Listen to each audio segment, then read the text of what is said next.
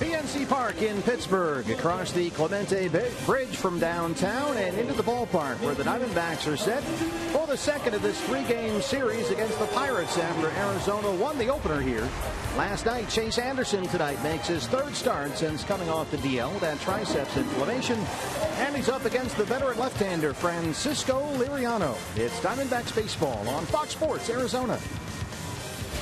And greetings from PNC Park. Welcome to the broadcast. Steve Berthew, Bob Brenly along the way. Diamondbacks tonight with a chance to clinch a series victory here.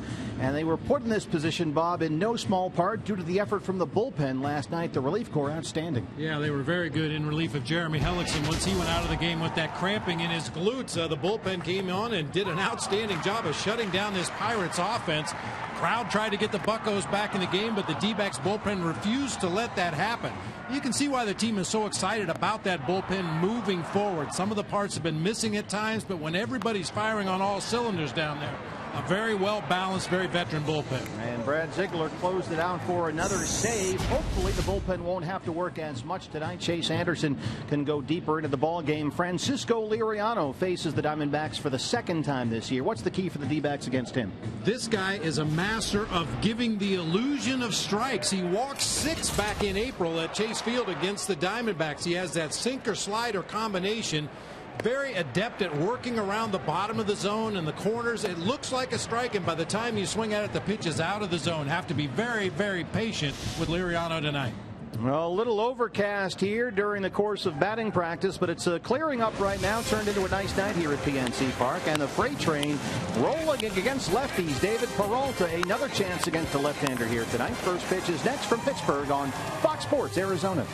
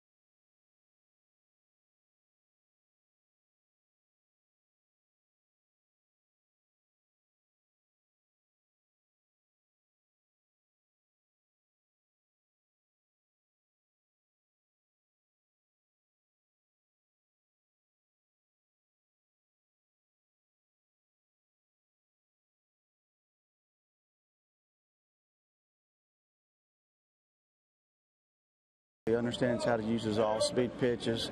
So, I mean, for us, I mean, the key word is discipline. You know, being aggressive in our zone. I know I say that a lot, but even more so when we have, a veteran style guy like this, we want to make sure that we're staying in our zone.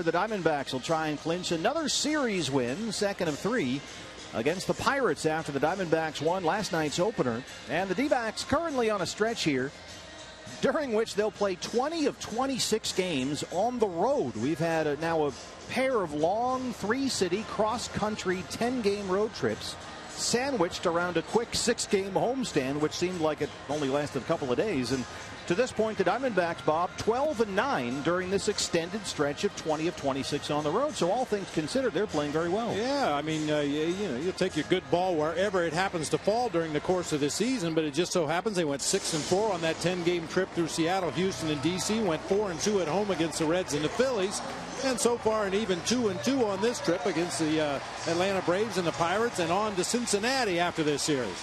And a chance tonight to clinch what would be a fourth series victory during this stretch of 20 of 26 away from Chase Field. The lineup against left-hander Francisco Liriano tonight. A lot of righties in there. A.J. Pollock leading off, hitting .373 this month with 7 extra base hits, an OPS of nearly 1,000. He'll be out in center field. Aaron Hill at third base. Paul Goldschmidt at first base. Wellington Castillo moving up into the 4th spot tonight with Yasmani Tomas in right.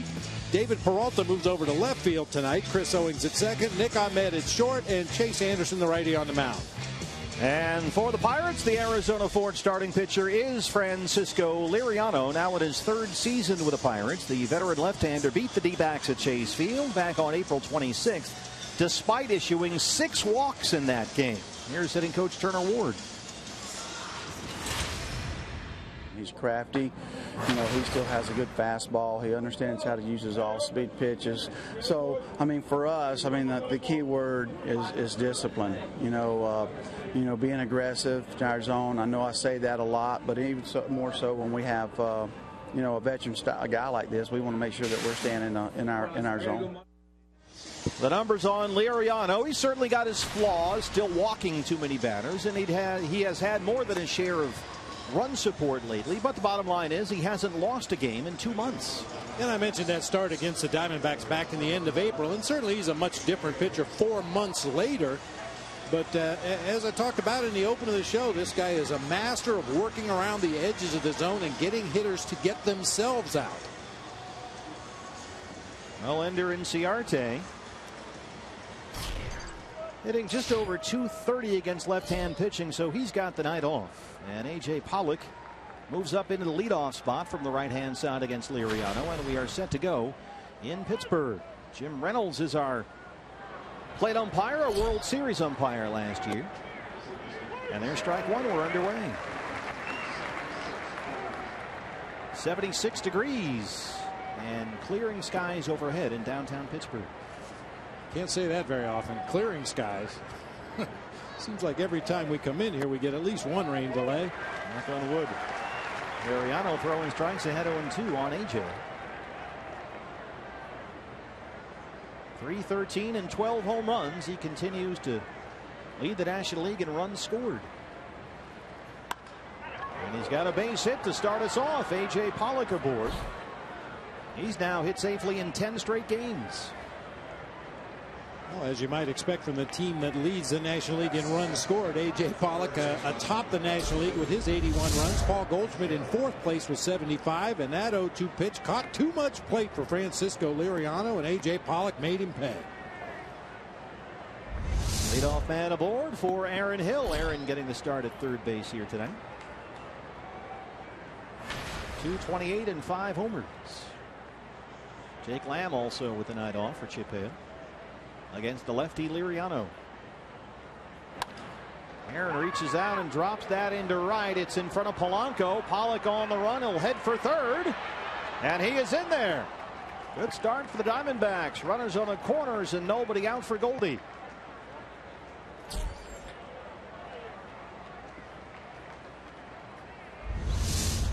Clean line drive up the middle, then a little floater down that right field line. A little bit of a risky go that time by A.J. Pollock, turning the corner at second and advancing on to third. Polanco already had the ball in his glove out there about the time A.J. hit second base. But Polanco's throw way offline to third base. Diamondbacks have him on the corners for Goldie. Liriano in immediate trouble and facing the major league's leading hitter at .334. Still tied with Nolan Arenado for the National League RBI lead.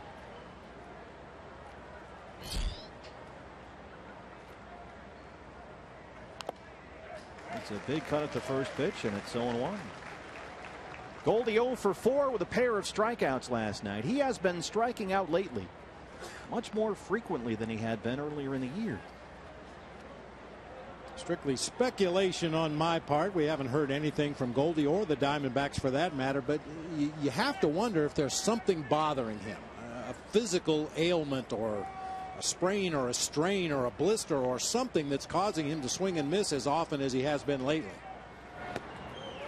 Here's the take, and it's 1-1. Goldie hitting under 240 in August, and he has struck out now 22 times in his last 55 at bats. And what's even more uncharacteristic of Goldie, those strikeouts are coming at the expense of his walks. He has walked just 6 times in August, and now trails Joey Votto for the major league lead. Pays off that one. He's ahead 2 balls and a strike.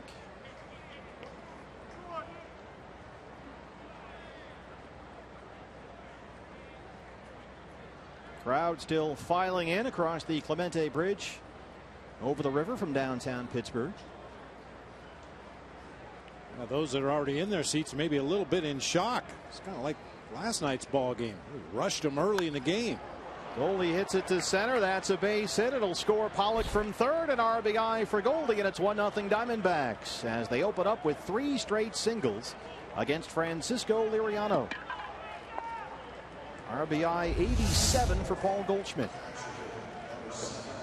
And Liriano once again right over the heart of the plate, down a little bit. Goldie just golfs it into center field for the first run of the game. Keep the line moving. Wellington Castillo in the cleanup spot tonight. Last night the Diamondbacks pushed across 2 in the first against Garrett Cole, another run in the second, and I don't think the crowd ever recovered from the start of the ball game last night. Yeah, I think you're right, Bob. It was awfully quiet here for most of the night. Pirates were behind from the get-go, never did catch up. And as we talked about in the open, the bullpen snuffed out a few late threats. Good job by Anderson Reed and Daniel Hudson to get out of trouble. Take a quick look at our Valley Honda keys to the game. We've talked about it at length already. Be patient against Liriano. Make sure you're getting pitches that you can handle. And they've already done that to a certain extent. Take the crowd out of the game.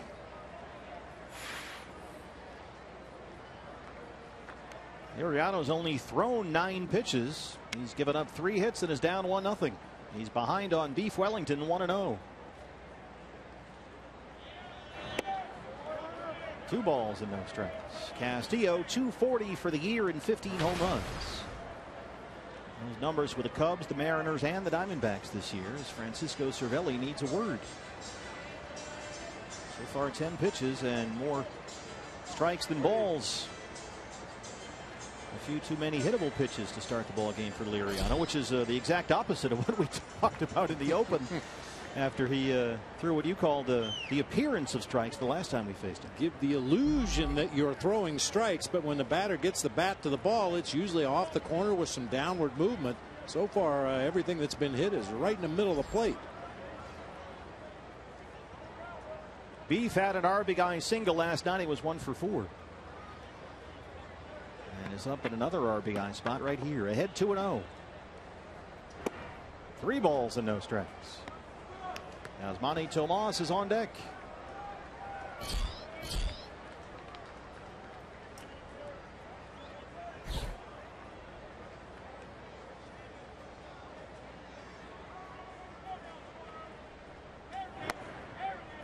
That's in there for a strike. 3-1.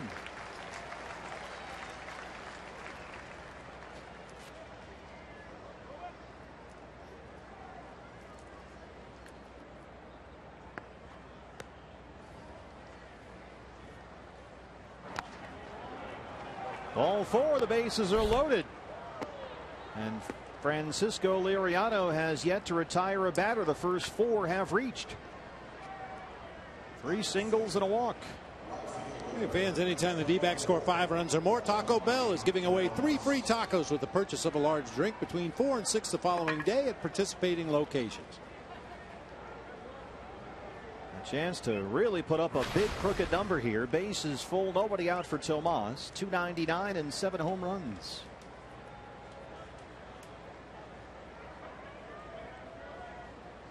Aaron Hill is at third, Goldie at second, Francisco Liriano in trouble with Wellington Castillo at first. Not the swing you're looking for there after he just walked a guy. 0-1.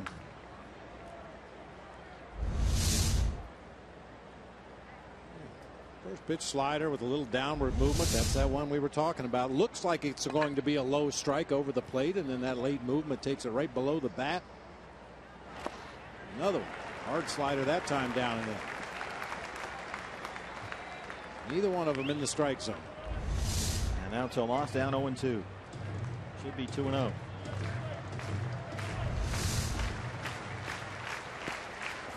Big opportunity right here.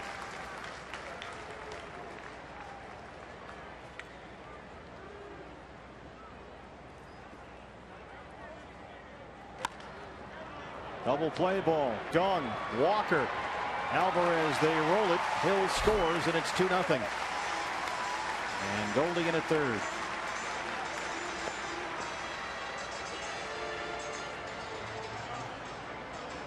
Well, it does push across a run.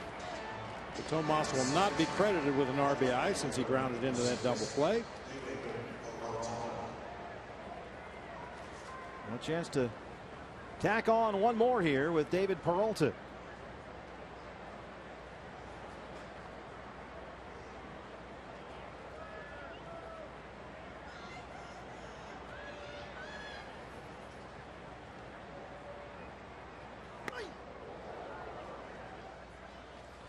It's kind of interesting that early in the season, Ender Inciarte was the guy who got the starts against left-handed pitching because of his improvement against the lefties. David Peralta stays in the lineup tonight against a tough lefty.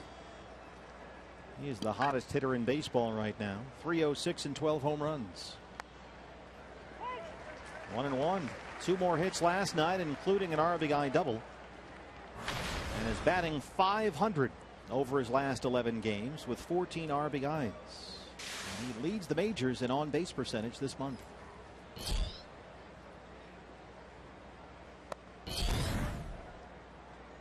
Well, last night the Diamondbacks offensively really made Garrett Cole work in that first inning. Threw over 30 pitches in the first last night. Got 2 runs in the first. Tonight they have 2 runs already. As you can see, Liriano's only thrown 19 pitches. Goldie at third. And the idea that he was once a liability versus left-hand pitching, David Peralta, now almost seems laughable. 197 versus lefties last year. Look at the difference here, almost 290. And stinging the ball too, not just blooping him in and rolling him through. He's been squaring the ball up with regularity.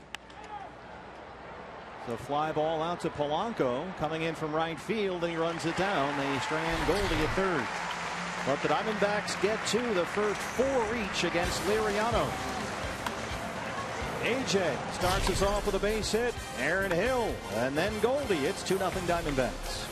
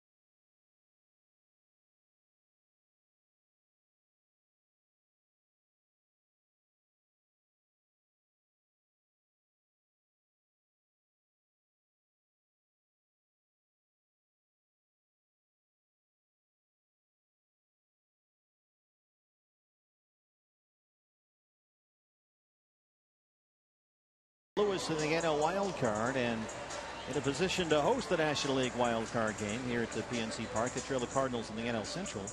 Your Arizona Ford starting pitcher for the Diamondbacks is Chase Anderson, his third start after that brief stop on the DL. Keys to the game right here. He's got to locate down. And one thing that he's done and got away with early in the year was mislocation. When you see the catcher's glove move a lot when he's trying to catch it, he's missing location. So as long as he is able to locate the ball to Wellington, Wellington has a great grasp of how to pitch this team. He should be fine. His stuff is plenty good to get him out. Of course, Wellington Castillo spent a lot of time in the National League Central with the Cubs. Gregory Polanco leads it off. Yeah, a lot of the same batters that Wellington sat behind when he was an everyday catcher for the Cubs are still here in Pittsburgh, so he should have a real good grasp of how to pitch to those guys.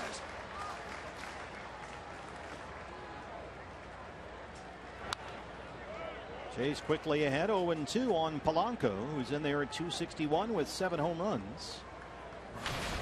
And getting better and better as a 23-year-old. That OPS up more than 70 points over his rookie season last year. Reaches out and pokes it into center, a base hit.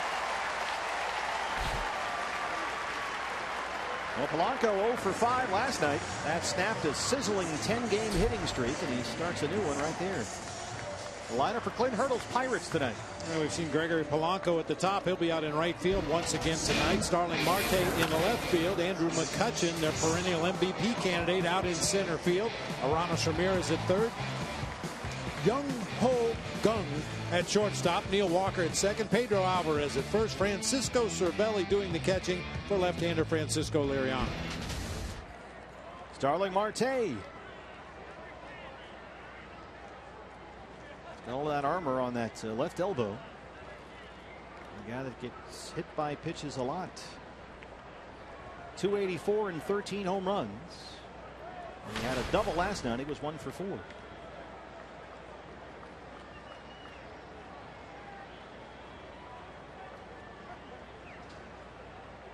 Polanco, 20 stolen bases on the year. He's been caught 9 times. And Marte rips it into left, a base hit.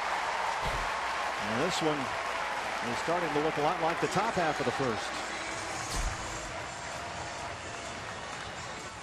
I don't usually like to second guess pitch selection, but the 0-2 slow curve to Polanco, in my estimation, the wrong pitch. And a first pitch fastball to Starling Marte, in my estimation, is a bad pitch. This guy is so ready to swing when he leaves that on deck circle. If you are going to throw a fastball, don't throw it for a strike. He's liable to swing at it anyway. A chance for Andrew McCutchen. 292, 18 home runs. And a 905 OPS that puts him top 10 in the major leagues.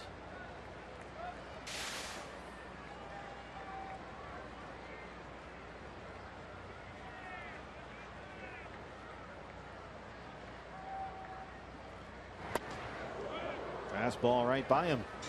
If you were with us last night, I mentioned the fact that Chase Anderson should be paying close attention to Jeremy Hellickson because their stuff is similar. Fastball, curveball, changeup combination. And Jeremy Hellickson, the first time through the Pirates order, was basically fastball, changeup. Second and third time through, he started to incorporate that curveball, especially for first pitch strikes.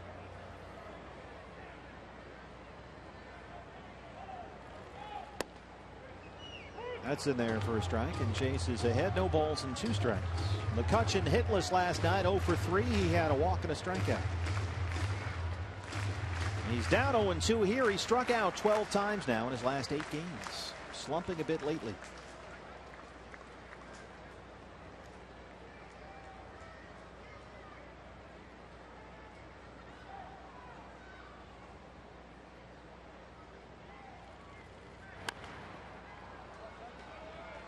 Over the head of Rick Sofield at third. It stays 0-2.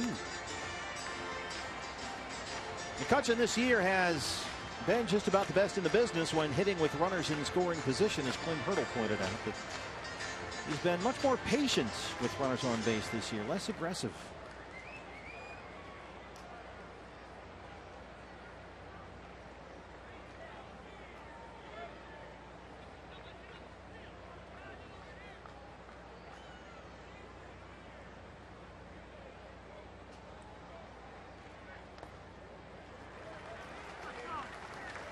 He's been taking his walks in these situations and staying away from pitches that aren't strikes, not getting himself out looking for an RBI opportunity that might not be there.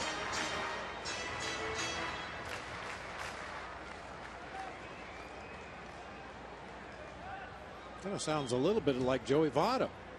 Although Votto takes a lot of criticism for not going outside the strike zone with runners in scoring position.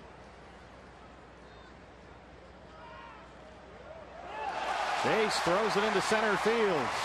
Polanco into third, Marte to second. And now a single can tie the ball game.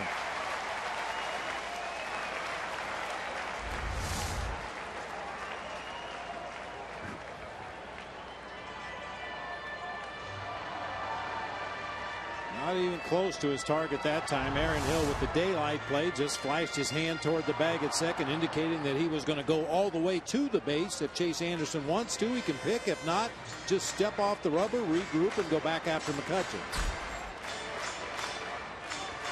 We'll talk about pace and rhythm all the time out there. Chase, no chance to get comfortable tonight. In immediate trouble. Just like Liriano, who gave up 2 in the top of this inning. First error all season long for Chase Anderson.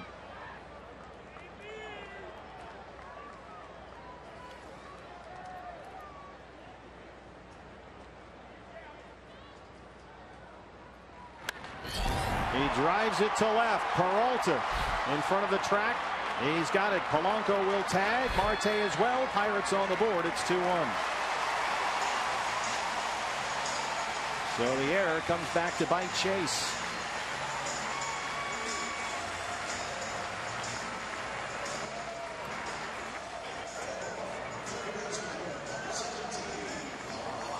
And hopefully it doesn't come back to bite him the second time, because both runners advanced on that throw into center field deep enough here into left that both runners are able to tag up and advance. Marte now at third base with 1 out in the inning. For the third baseman, Aramis Ramirez.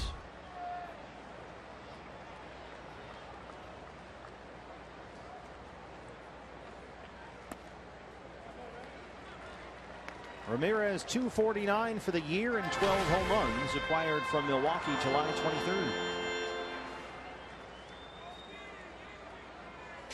1 for 4 last night, a double and a pair of strikeouts.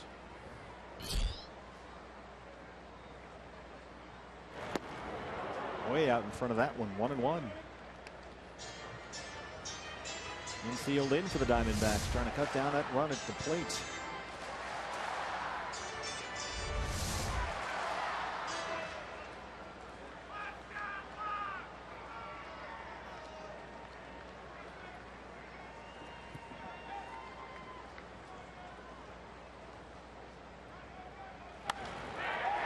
Fly ball right field. Backs up Tomas. Marte will come in and tie the ball game. It's 2-2.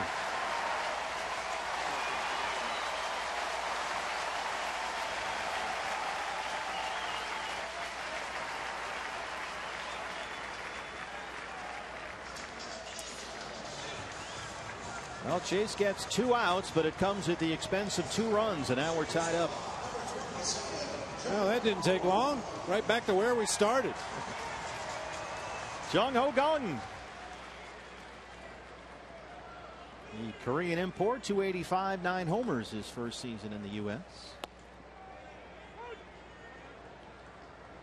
He was hitless last night, 0 for 3. That RBI for Aramis Ramirez pulls him within 2 of 1,400 for his career. 18 years in the big leagues. He's put up some pretty impressive numbers, and will have when it's all said and done. Here's a strike, 1-2.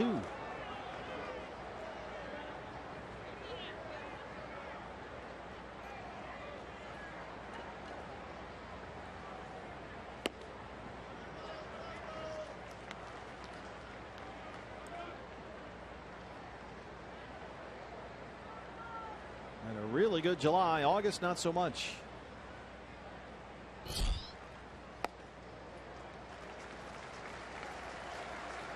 Full count, 3-2.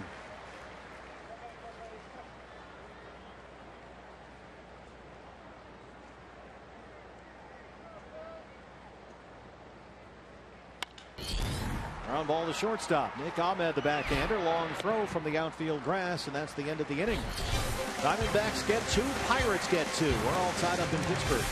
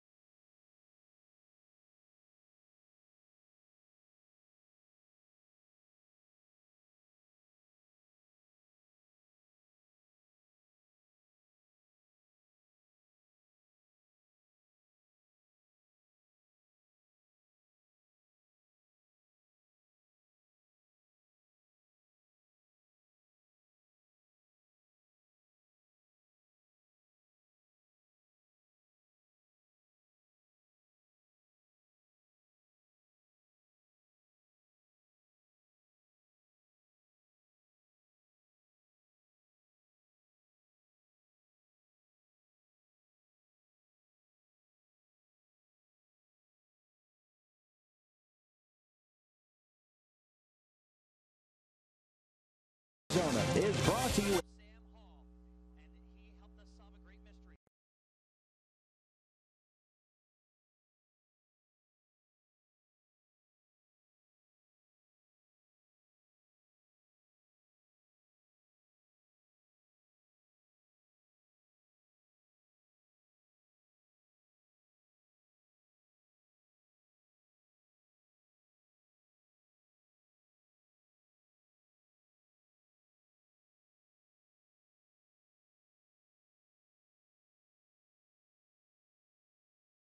Is brought to you in part by Cox Gigablast. How will you live the gig life? By Lone Butte Casino. You're in for more winning moments at Lone Butte Casino. And by Jack in the Box. For a limited time, try the new Portobello Mushroom Buttery Jack with melted garlic herb butter. Pittsburgh, PA. Pirates fans still streaming in here. They've missed some action already. 2-2 as we start the second. Chase Anderson and Francisco Liriano. Chris Owings will lead it off for the Diamondbacks. Owings, Ahmed, Anderson, 7-8-9 in the Arizona second. Chris at .232 and 3 home runs on the year. Walked, doubled, and scored a run last night. He was 1 for 3.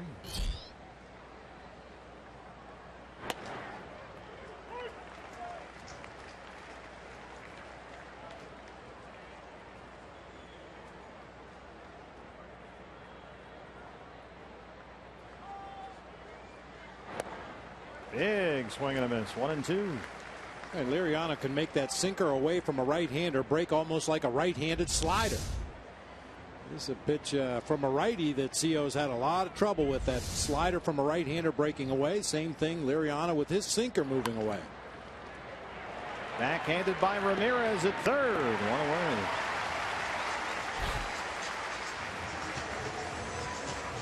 You know, we've been talking about Liriano and how you have to be patient, make him throw the ball over the heart of the plate. The highest swing and miss percentage on pitches out of the strike zone this year. Francisco Liriano atop the list. We've seen Tyson Ross do that repeatedly against the Diamondbacks with that big sweeping slider that ends up off the plate away. Gets a lot of swings and misses on that pitch. Liriano gets swings and misses on everything he throws. Yeah, all those guys on that list. Hamels, Kershaw, great breaking balls. Nick Ahmed, the shortstop.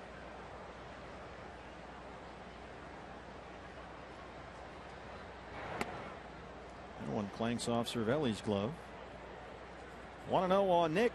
221 and 7 homers.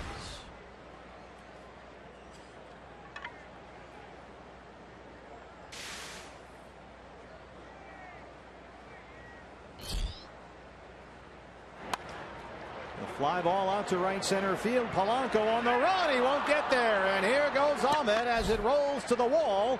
And Nick is going to get a triple here. Nick Ahmed is third triple.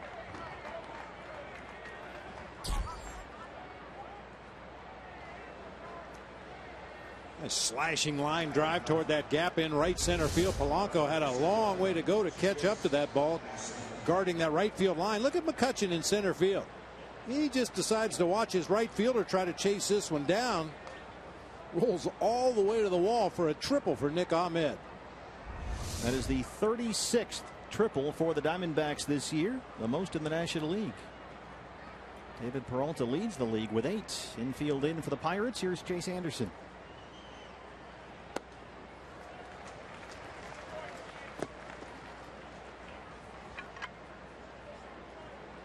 Chance to get the lead right back.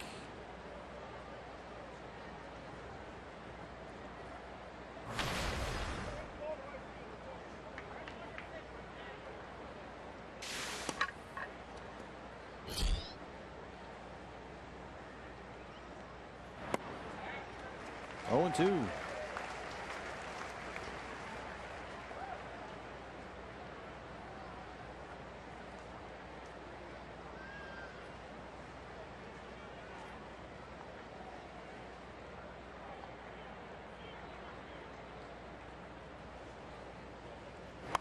Squares to bunt on 0-2. Gets down to beauty. It dies in the grass there. How about that? Nick Ahmed is home, and it's 3-2 D-backs. A base hit RBI for Chase.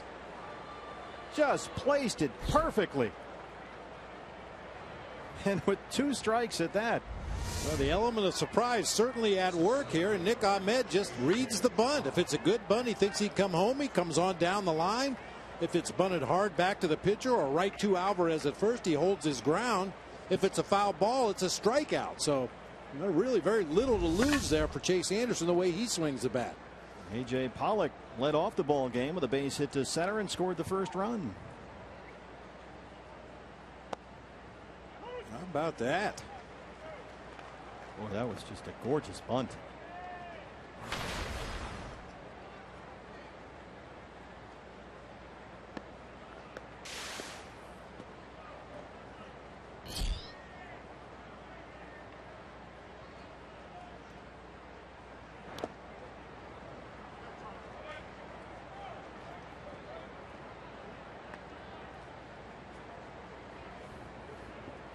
Once again, I think a little bit of shock has set into these fans. They're not used to seeing their hometown team get pushed around in any way, shape, or form. Especially in this ballpark. Especially against the National League West. Oh, we're changing that. The Pirates were 14-2 against the National League West before the Diamondbacks' victory last night. And we mentioned the Giants roll in here for 4 games after this series, so chance for the West to prove their best.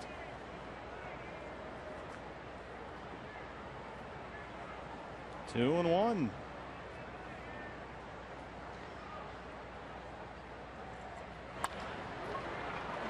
Walker at second. Going it short, and they turn it.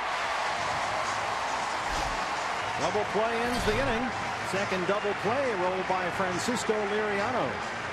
But the Diamondbacks get the lead right back.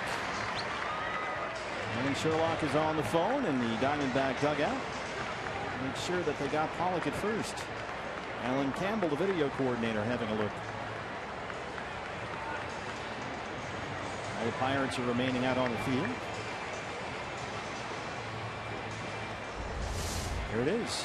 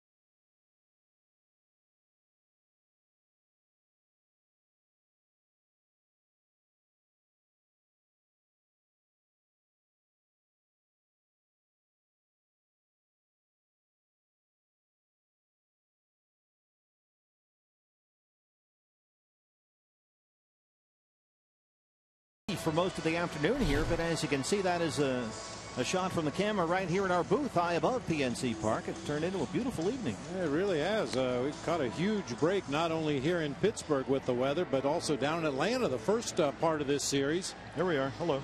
You know, mid-August it can be real hot and sticky in this part of the country, but caught a break in Atlanta and so far catching a break here in Pittsburgh. And Chase Anderson caught a break with that RBI bunt single. Just plays perfectly on the grass of the infield first base side to make it 3-2 Diamondbacks. The score, Nick Ahmed, after Ahmed tripled. And here's Neil Walker. The Pirates second baseman leads off the Pittsburgh second, and the Diamondbacks put the shift on. They overload the right hand side.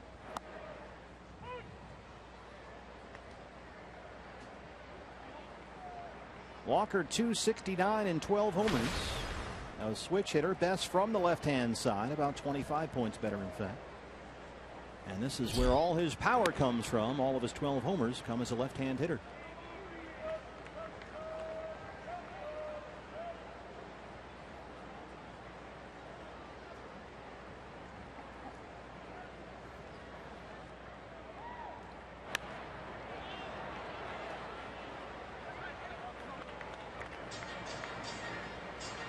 Neil Walker 1 for 4 last night. He had a single and a strikeout. The Pirate Parrot. I have him as somewhat underrated. He's pretty good. He's not bad. Not like Homer the Brave. I made a strategic error last night. I went to the restroom, and as I was running down the hall, a couple hundred yards down to the men's room, it is a long way. I heard him announce, we're going to shoot some hot dogs into the stands. That's usually when the Parrot tries to shoot one up here into the press box, and I was unavailable, so I would be sure and stay tonight. We're only here 3 times. I mean, you got to take advantage. Shift is on, and he hits right into it. Aaron Hill, the third baseman from the second base spot, throws out Walker. A 5-3 put out right there. And they'll, with Alvarez coming up, stay right there. And Alvarez is heating up. Big night last night. Couple of hits, including his 19th home run. He's at 252 on the year. And Alvarez has hit 4 home runs in his last 7 games. I will say this about Pedro Alvarez home run in that ball game last night. That's the highest home run I've seen this year. Came straight down into that front row in right field, just over the out-of-town scoreboard. It was up about as high as the light towers here.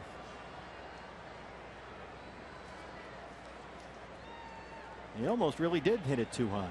That would have been the first one ever, maybe. Up the middle and into center, a base hit.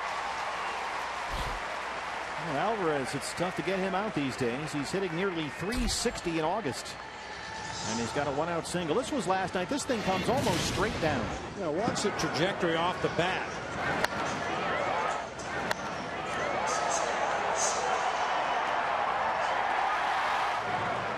I mean, that's one of those ones, if he squares it up and hits it a little bit more on a line, it might go out in the middle of the river. Right? He hit it a ton. Just all the energy was expended straight up in the air. Got just enough to get it out of here. A 1-out base runner for the catcher, Francisco Cervelli.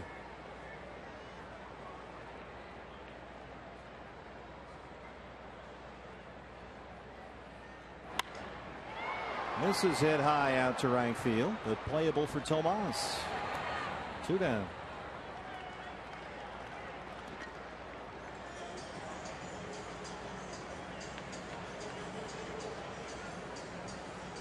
Brings up the pitcher, Francisco Liriano.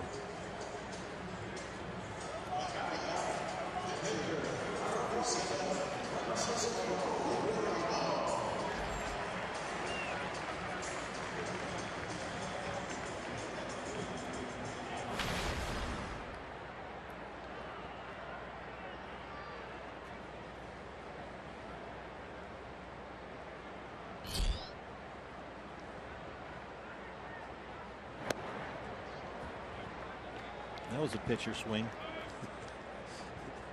Just missed it.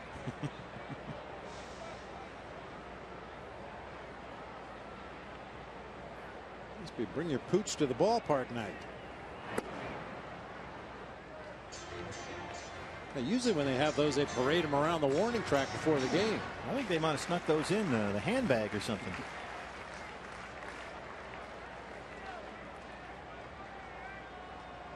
One and one.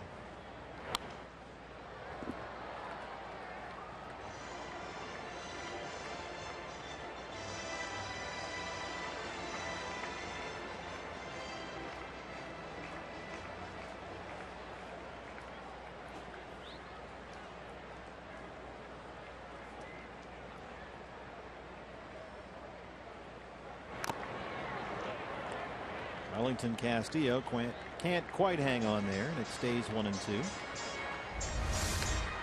Look like they caught him right on the bottom of the mask that time.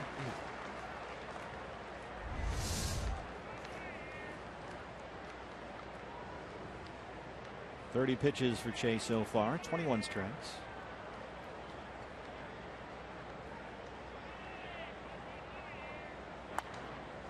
This one has popped up and in the seats.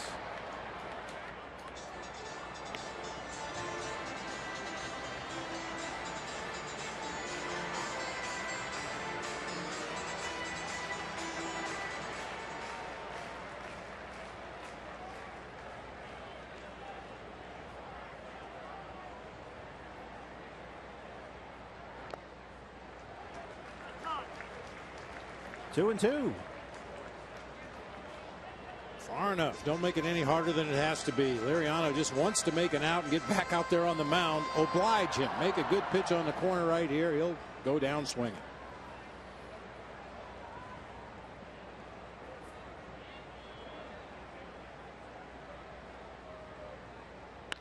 Got it up, and he knocks it into the gap in right center, and we'll see how fast Alvarez can run. He's being waved home. He will score, and Liriano has tied the ball game. He tried to do it, Bob, but he left it up, and Liriano didn't miss it. Even pitchers hit elevated pitches hard. You can see Wellington out low on that outside corner. You can see how far his glove had to move to get into a position to receive that ball, and Liriano just ripped it into that gap in right center. Alvarez scored with ease.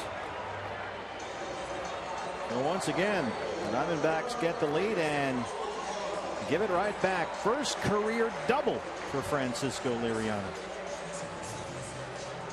And it gives Gregory Polanco a chance to give the Pirates a lead here with 2 outs. Polanco singled and scored his first time up.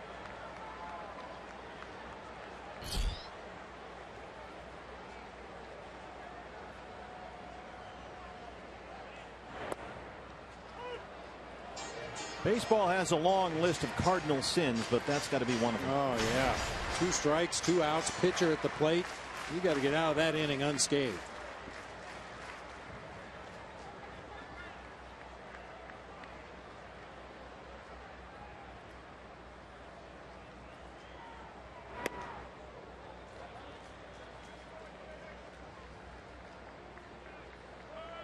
He had Polanco in an 0-2 hole his first at bat back in that first inning and hung a curveball to Polanco. Got the first base hit of the game. Later came around to score.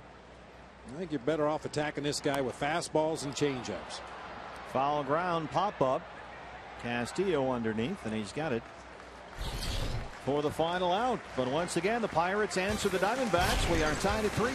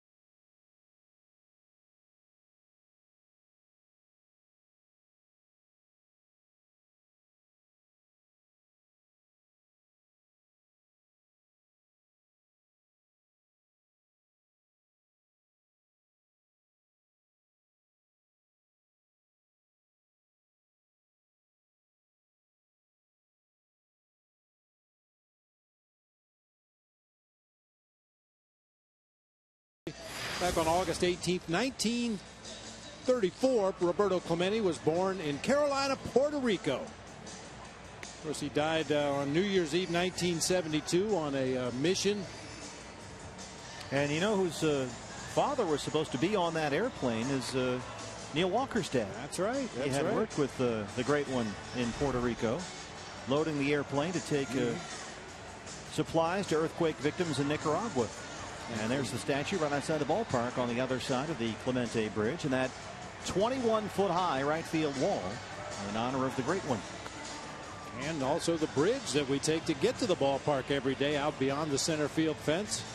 The Roberto Clemente Bridge. 12-time Gold Glover, 15-time All-Star, 4 times he led the National League in hitting. I found this very interesting. Over the course of his entire career, Roberto Clemente made a total of $758,000. There are guys that get that once every 2 weeks now. He's a little underpaid. And I was also surprised to find out he was a Rule 5 draft pick. How about that? You told me that. I couldn't believe it. Yeah, he was originally property of the Los Angeles Dodgers, and the Pirates picked him in the Rule 5 draft off the Montreal, at the time, minor league roster, and he will forever be known as a Bucko. He was a Montreal Royal there for a while. And they really do a tremendous job of honoring his memory, his legacy here. There are 21 T-shirts and jerseys everywhere in downtown Pittsburgh. It is in one sense like he's still playing here and always will be. It's very nice. Aaron Hill leads off the third. 3-3 ball game. Diamondbacks have twice had the lead and twice given it right back. Aaron singled and scored his first time up.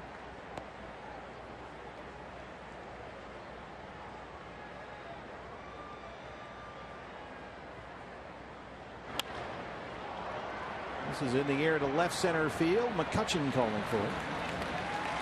And that's the first out here in the third inning.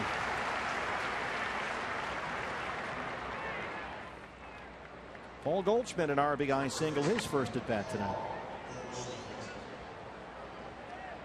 21. Roberto Clemente. Each team with 2 in the first and 1 in the second.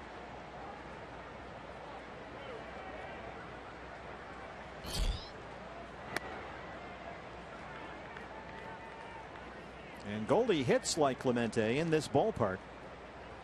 A lifetime .386 hitter at PNC Park.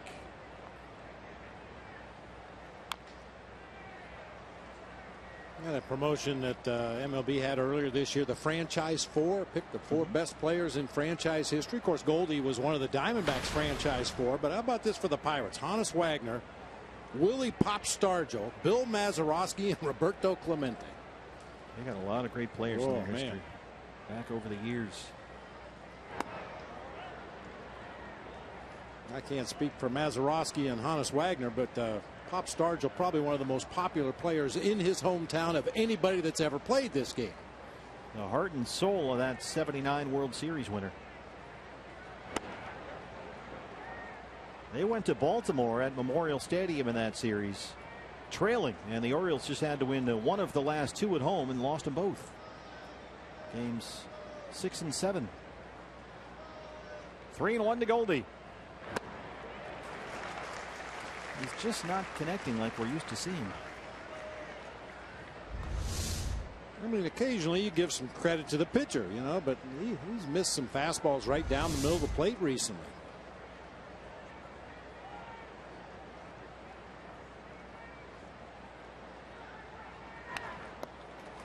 He did get a piece of that one as Liriano left it up. It stays 3-2. Goldie has homered only twice in his last 45 games. It's been 18 games since he last homered. That was July 27th at Seattle.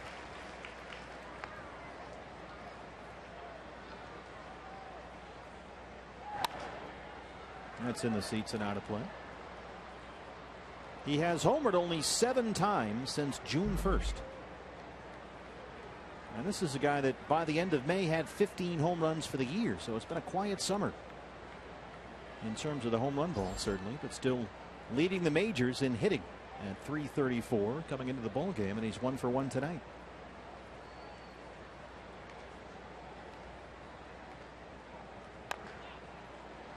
dribbler to the mound. Liriano pounces on it. Low throw, but Alvarez does a nice job over there. And that's the second out.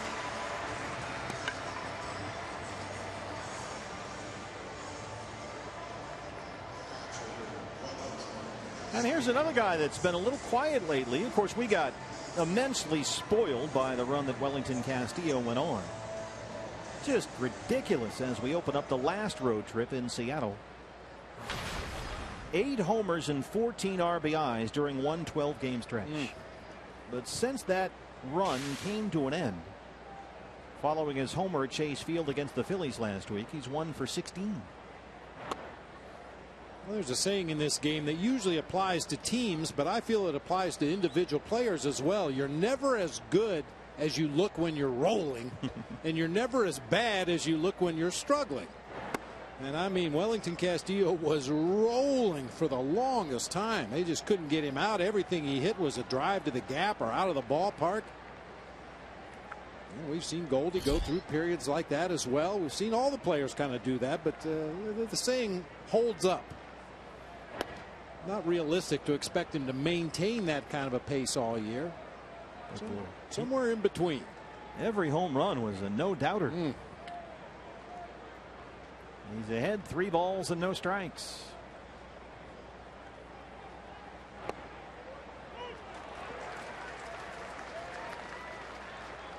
You'll see a home run swing right here if Liriano throws that ball anywhere around the strike zone. Good hitters count at 3-1. They have the shift on against Castillo. They overload the left-hand side.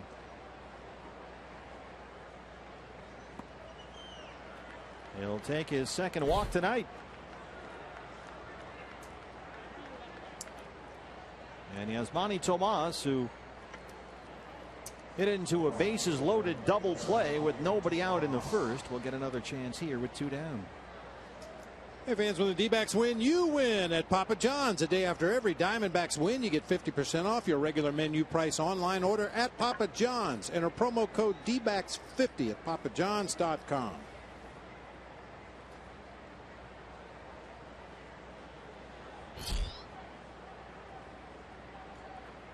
Tomas in there tonight against the left-hander Liriano, starting in right field. Ender and Ciarte not in the starting lineup.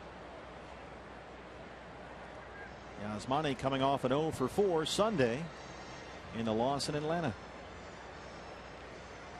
We talked a lot about Goldie this season and his batting average in the first 3 innings of ball games. .386 leading the National League. Yasmani Tomas second in the National League in first 3 innings batting average.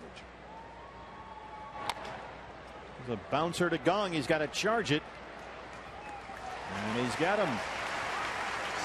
Liriano strands the 2-out walk. We are in Pittsburgh, tied at 3.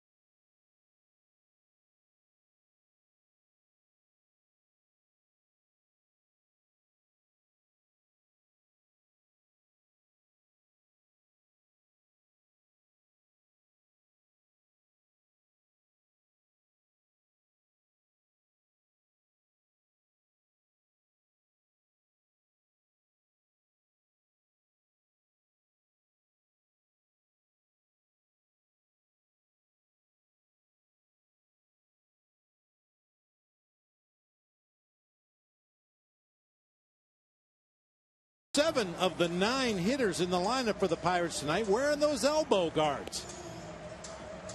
Gregory Polanco, the leadoff hitter, very stylish elbow guard. Marte has his name on his to make sure nobody takes it away from him.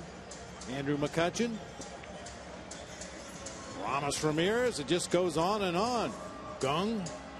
The only 2 guys not wearing them, Neil Walker and Pedro Alvarez. The catcher Cervelli wears one. Even the pitcher Francisco Liriano. And there's a reason for that. Pirates have been hit by pitch 69 times this season, mostly because their pitchers have hit 60 opponents this year. And that comes from Clint Hurdle, right? He's big on pitching in. So Marte leads it off. He singled and scored back in the first. You know, there was a time you had to get permission from Major League Baseball. You had to have a written note from the team doctor that there was a reason you needed to wear the protective guard on your elbow, usually a pre-existing injury. Bunts that one foul. And then Barry Bonds showed up with the, you know, it's like he was going jousting or something. Yeah.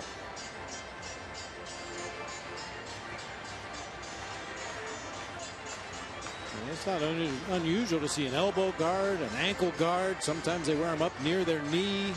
Those poor first base coaches. It looks like a yard sale by the end of the inning down there. They should get to have little carts over there. Well, it's changed the game. I mean, as a hitter, if you're not wearing all that protective gear, it makes you think twice about diving in, trying to cover that outside corner of the plate.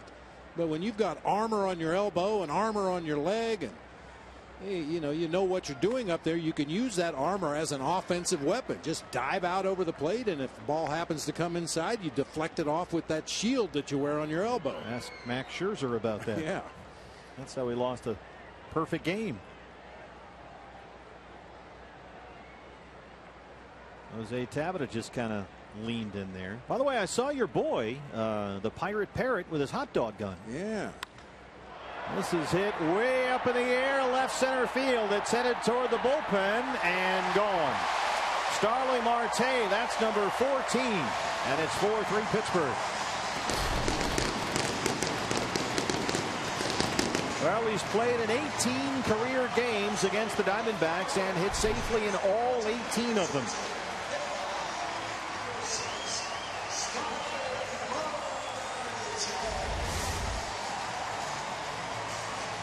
Fastball down and in. Another guy that initially was in an 0-2 hole ends up hitting a home run deep to left center field. You see that 410 mark out there. That ball sails up on in to the Diamondbacks bullpen.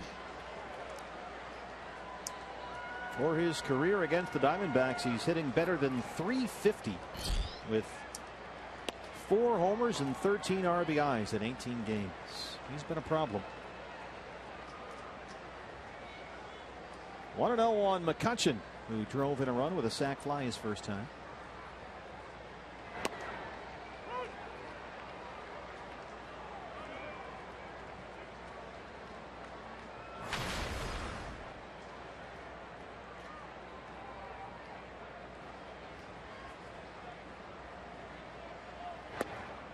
'14th home run given up this year by Chase Anderson.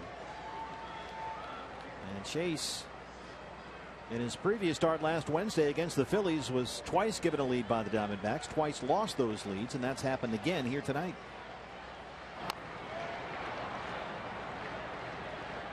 That one against Philadelphia at Chase Field turned out to be a back-and-forth ball game. And it was very similar to tonight. Diamondbacks got Chase a pair of first-inning runs in that game. He allowed the Phillies to then score a run in each of the next 3 innings before the Diamondbacks regained the lead in the 5th, but there was no shutdown inning. First 2 Phillies reached in the 6th, and that was it for Chase. So this one has followed the same pattern. McCutchen, a wild swing at that one. He is really striking out a lot lately. 1 down.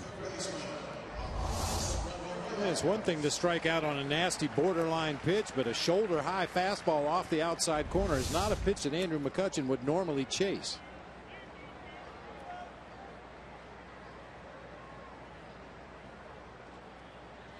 Thirteenth time he's punched out in his last 9 games. Ramirez, a sac fly RBI, his first time up.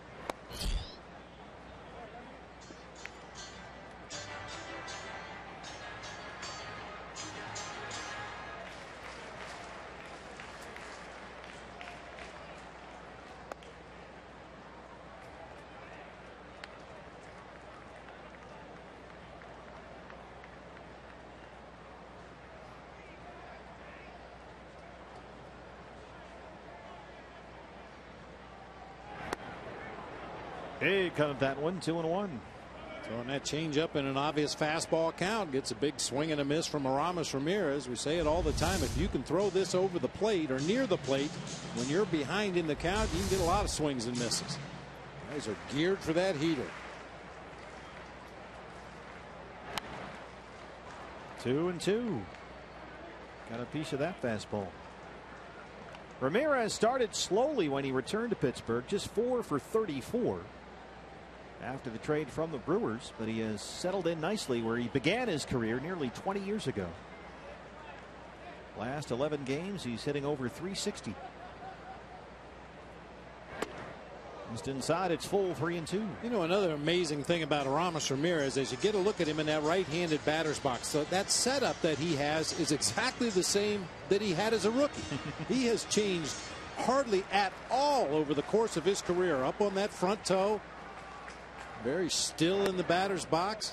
And the results have been just as consistent. A 1-out walk. First walk issued by Chase tonight.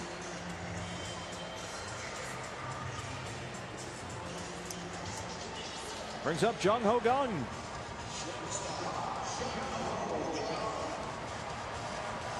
Kang grounded out his first time up. Looking for his first hit in the series. He's hitting about .325 since the All-Star break with 5 homers.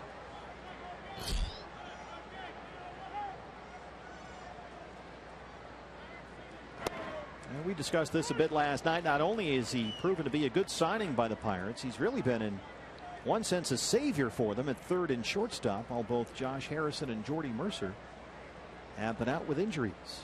He plays both spots and hits from both spots. 1-1. The consensus here apparently is that Kang looks more comfortable at third, and he's probably got enough power to profile at a corner infield spot.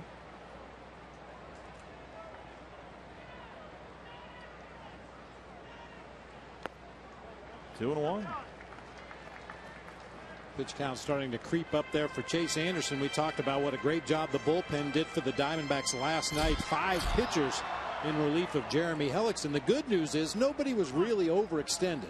Daniel Hudson, possibly a guy that Chip would like to stay away from today, but nobody threw more than an inning. Nobody threw an inordinate amount of pitches, so everybody should be good to go, with the possible exception of Daniel Hudson. Yeah, Huddy last night threw 19 pitches, and they were some high leverage pitches at that, as he got into a little bit of trouble, but got a big strikeout of Alvarez to strand 2 in the 8th. Huddy has worked 3 times in the last 4 games. That's a lot for him. And Delgado was terrific after he came off the DL yesterday. 3-1. It's a fly ball, very short center. Drifting over toward right is A.J. Pollock. 2 down.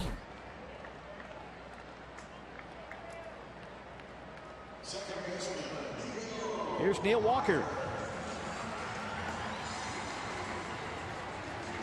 Mentioned Neil Walker, one of 2 Pirates that doesn't wear an elbow guard when he hits. That's because he's a football guy. He's a really good high school football player, which around here is not a small deal. He was recruited by several of the major programs. He elected Clemson because they were going to give him the opportunity to play football and baseball. Of course, when he was drafted by the Pirates, that put an end to everything. That is a foul ball. Well, he comes from an athletic family. We mentioned his dad, Tom Walker, who was a pitcher for 6 years in the big leagues, most of the time with the Montreal Expos. And he was supposed to be on that plane with Roberto Clemente. They loaded up the supplies on New Year's Eve, and Roberto apparently told Tom, you know what, you've helped me all day. Go home and spend New Year's Eve with your family and your son. And so he stayed behind. This is way up in the air toward the right field corner. Drifting near the seats and out of play. It's getting to be about that time of night. Real tough sky right now for fly balls. Usually this is the point of the ball game where an infielder will turn around and look to the outfielders, and they'll point up in the air and circle their finger, which means give me some help on pop-ups. If you see him, point to him. Yeah, it's a nice night here. Light sky overhead.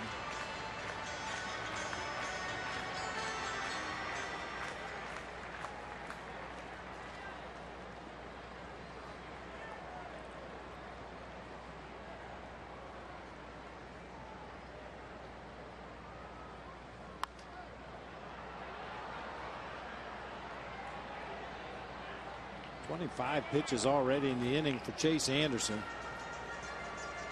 60 in the game, only 38 strikes.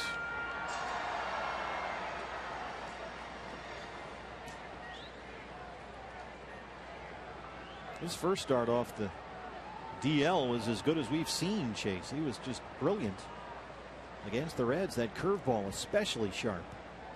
But has struggled in his last 2 starts following that comeback. And he gets Walker to strike out. Second strikeout. They strand Ramirez. Through 3. Diamondbacks trail the Pirates.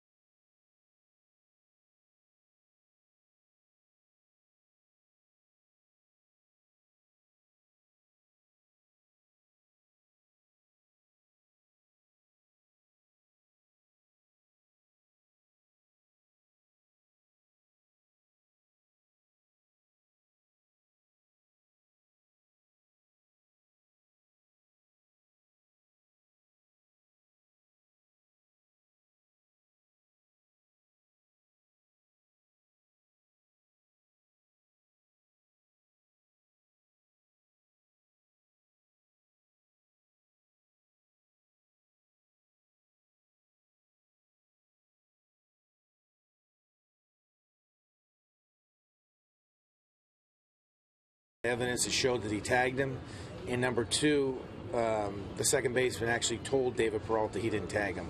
So there was very much of a frustration. I was very frustrated, and I was yelling and screaming, and the umpire at home plate kind of looked at me and said, "Hey," and I said, "I'm not yelling at you. I'm just yelling for just to yell." So I was like a 6th grader out there yelling at nobody. Todd Walsh back here at PNC Park. Quickly, Bob, I thought you'd appreciate that comment more than anyone. But Chip Hale, he was talking about the play that was under review last night. David Peralta called out at second base. Our cameras caught him. That was about as animated as I've seen him in a while from the dugout, and now we know why. I'm hoping we're going to see the play at some point. Well, I used to yell at umpires just to yell at umpires. Still do. Just to stay in shape. Only now they can't hear you until afterwards. Did you see what Brenly said about you last night?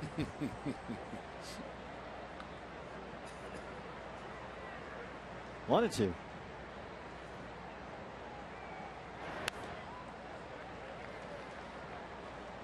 This is a play Chip was referring to last night. David Peralta on the move. Francisco Cervelli with a strong throw down to Neil Walker. He just swipes the tag out there.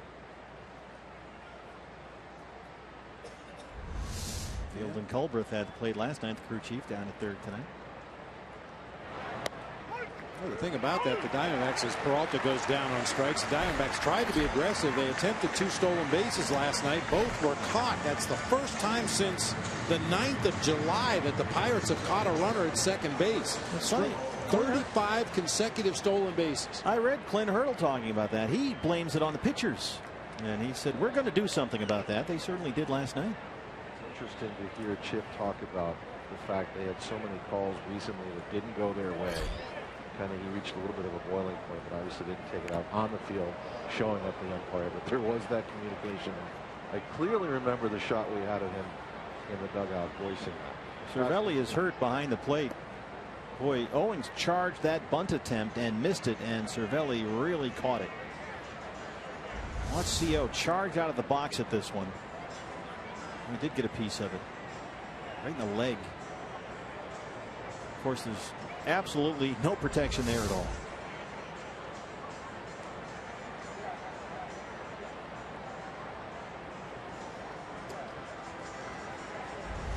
Looking at his left arm, might have hit him a couple of different places here.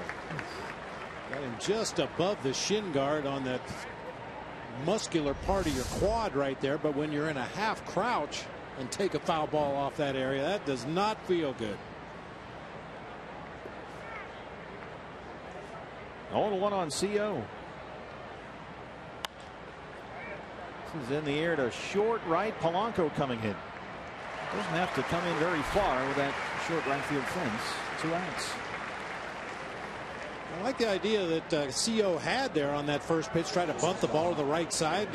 Pedro Alvarez, you want him to handle the ball in stressful situations. And with the left-handed pitcher on the mound, Liriano falls off to the third base side just a little bit. So tried to take a shot to that right side of the field.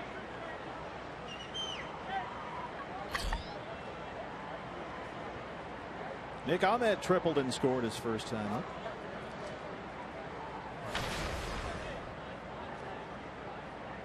Nick had that big hit Sunday in Atlanta to break up the no-no. Had a base hit last night. 1 for 1 tonight. Looks at a strike.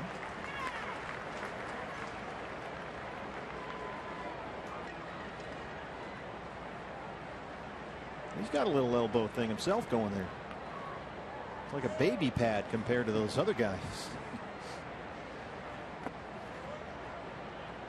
It doesn't have his name on it, so one of his teammates could very easily put it on by mistake. Probably doesn't feel as cool as the Pirates.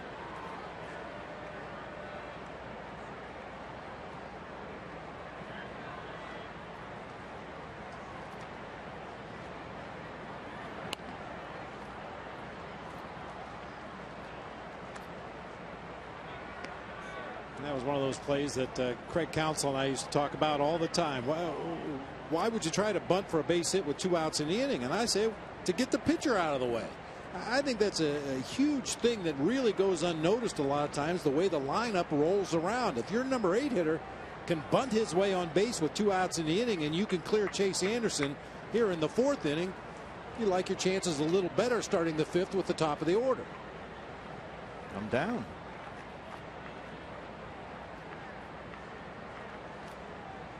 One and 2. Ramirez will give it a look, but it's out of play. Same thing playing hit and run. If you happen to have a guy on base, why do you hit and run with the 8 hitter? I used to tell Counts the same thing, just to get the pitcher out of the way. I don't want Schill or RJ or Brian Anderson or any of those guys swinging a bat. I'd rather have Tony Womack and Jay Bell and Mark Grace and those guys swinging the bats. Just get them out of the way. 2 balls and 2 strikes.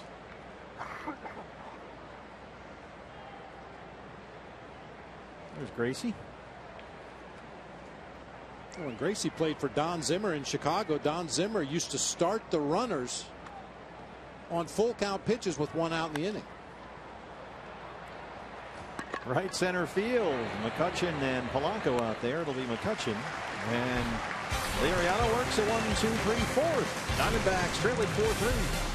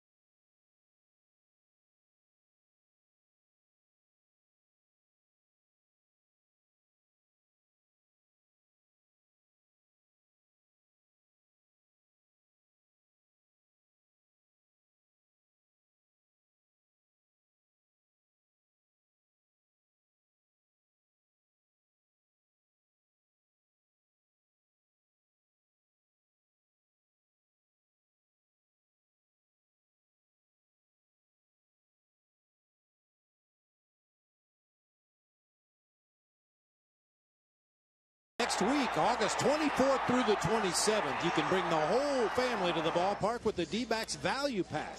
For just $19, you'll get a ticket to the game, a Subway sandwich, a Pepsi, and a coupon for a free cookie. The Value Pack is available for any game this season. Visit dbacks.com/value.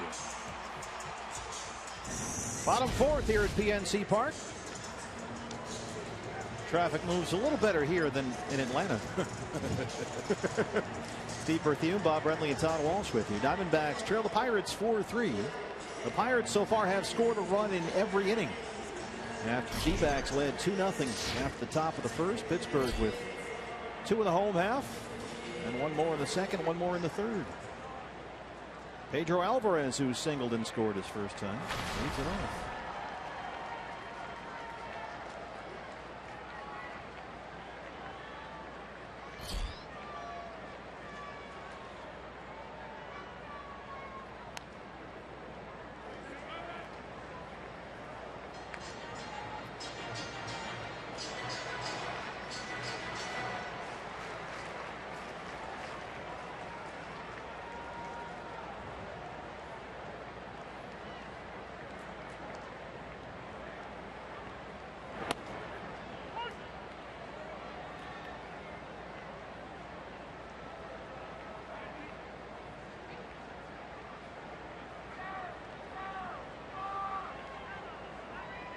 Oh, 0-2.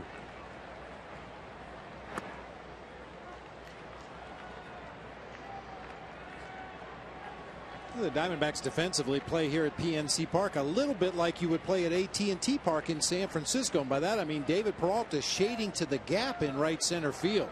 I mean, it's only 320 down that right field line, and especially with Pedro Alvarez at the plate, if he hits one down in that corner, it's probably a sure double. You'll give him a double. If he hits one in the gap in right center, it could possibly be a triple, even for Pedro Alvarez, so you try to take that one extra base away.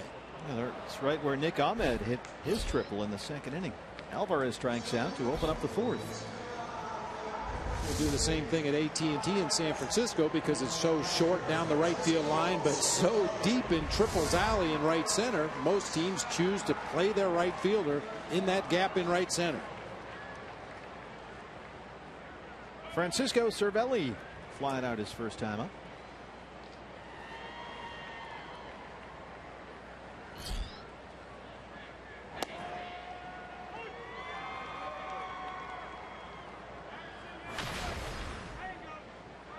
Cervelli 7 years with the Yankees, mostly as a backup. Only had about 700 at bats in 7 years in New York. And has done a terrific job replacing Russell Martin in Pittsburgh.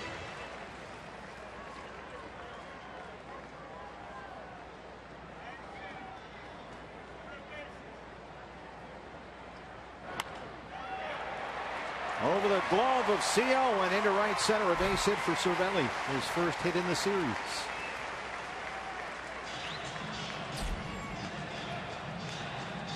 Hey fans, now's the time. Tweet us your strongest fan photo. Use the hashtag AZDataStrongFan, and you just might see yourself in an upcoming TV broadcast brought to you by T-Mobile. Francisco Liriano, who had an RBI double and is at bat in the second inning, steps in. It was a 2-out, 2-strike RBI double by the pitcher. Now he'll go down to third base and chat with Rick Sofield.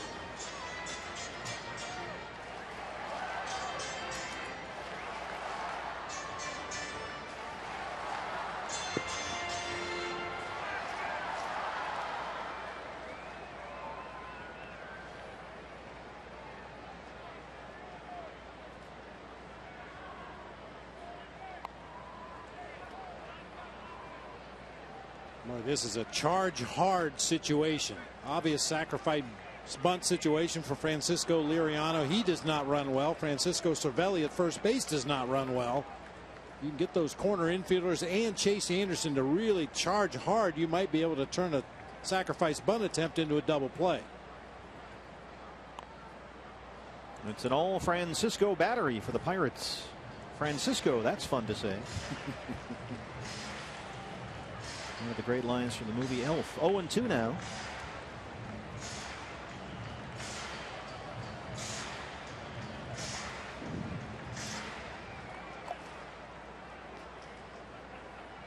Nick Leva coaching at first.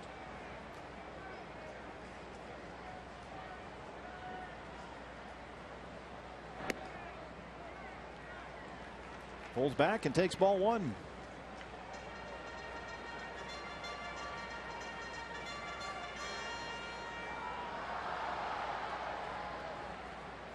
Rick Sofield at third. Aaron Hill still well in on the grass at third.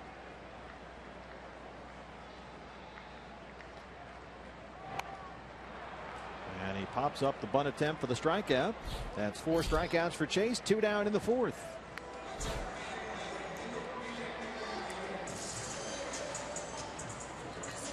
Brings up Gregory Polanco. Polanco has singled and scored a run and popped out 1 for 2. Following his 0 for 5 last night. Chase Anderson, like a lot of pitchers at the big leagues, they wear that protective covering on the inside of the foot that makes contact with the rubber. After he delivers the ball, you can see that little skid mark where he drags his right foot. And you can imagine, you know, throwing 100, 110 pitches in a ball game, throwing your side sessions between starts. You can rip a hole in your shoe in a heartbeat. So they've come up with different ways to not only protect that area of the shoe, but pad that big toe on the right foot in this case for Chase Anderson. Sometimes it's kind of a jelly-like substance you put on there and then it hardens into a shell. Back in the day, it used to actually be screwed into the sole of your shoe, and you ran your shoelaces through a couple of eyelets on the top to hold it into place. Now we've got all kinds of space age materials we can do that. I used one of those when I was a kid. You'd always be playing baseball in the street, and every time you turn when you hit as a right-hand hitter, that toe, pretty soon your big toe is sticking out your sneaker, and mom's going, "What happened to those new shoes I bought you?" Defective, Mom. That was back in the day when you'd go out and, you know, play baseball with a tennis ball or something in the street for 6-8 hours a day. Those Converse high tops would be shot after one weekend. Chuck Taylors, they take a beating. Yep. Yeah, there's actually a substance called shoe goo that most of the players use, and as I mentioned, it's kind of a clear, soft, plastic, jelly-looking substance, and then it hardens to protect that area. Polanco way out in front of that one, 2-2.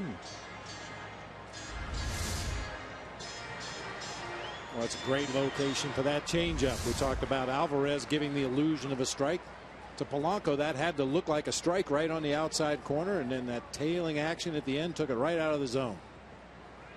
There goes Cervelli.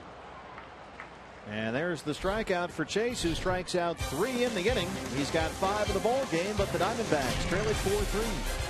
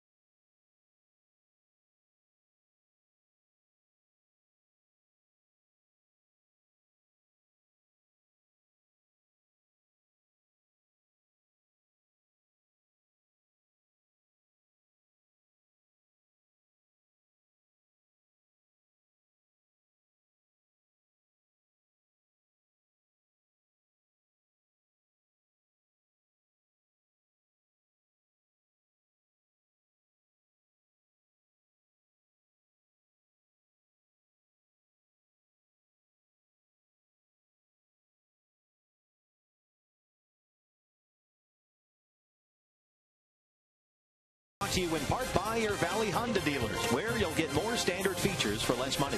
CenturyLink, your link to what's next. And by Mix One, great taste, no face, available at local retailers. Pittsburgh, Pennsylvania, PNC Park. Diamondbacks trail the Pirates 4-3 as we are set for the 5th inning. Hey fans, you can watch every out-of-market game live or on demand in true HD on over 400 mobile and connected devices with MLB.TV Premium. You'll get real-time highlights, live look-ins, the pitch tracking widget, and a whole lot more every night, every device, the whole thing.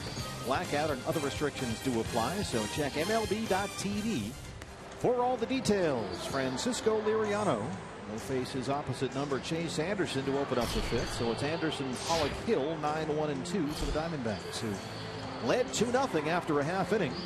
Led 3-2 after 1.5 innings, but now trail it 4-3.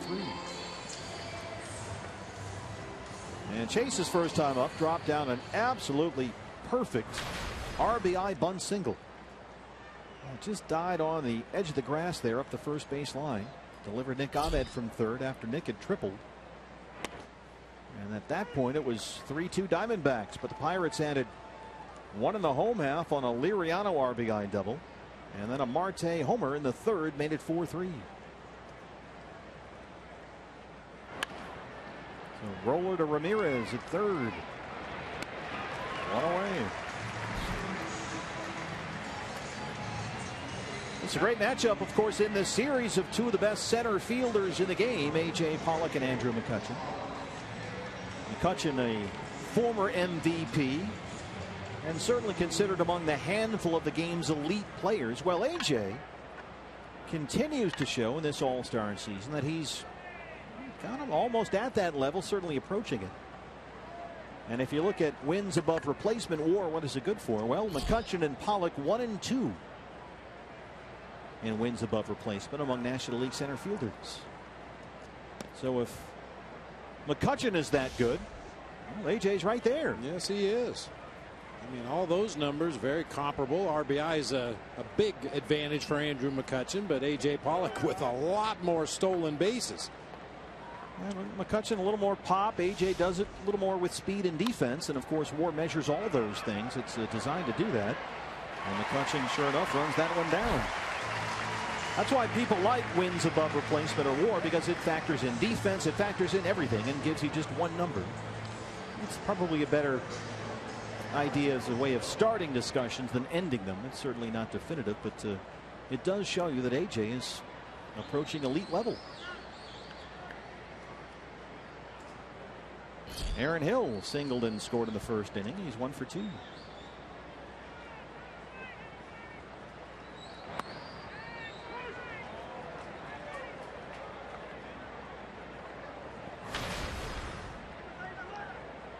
Aaron getting the start at third base for the Diamondbacks. Jake Lamb the night off against the lefty Liriano. Is down and in there. It's 1-1. Aaron has found more frequent at bats lately. In fact, he's hitting about 280 over his last 14 games.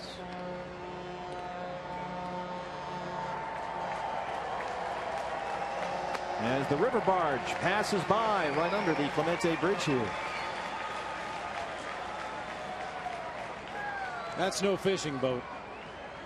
You could drop a line off that thing, couldn't you? Sure.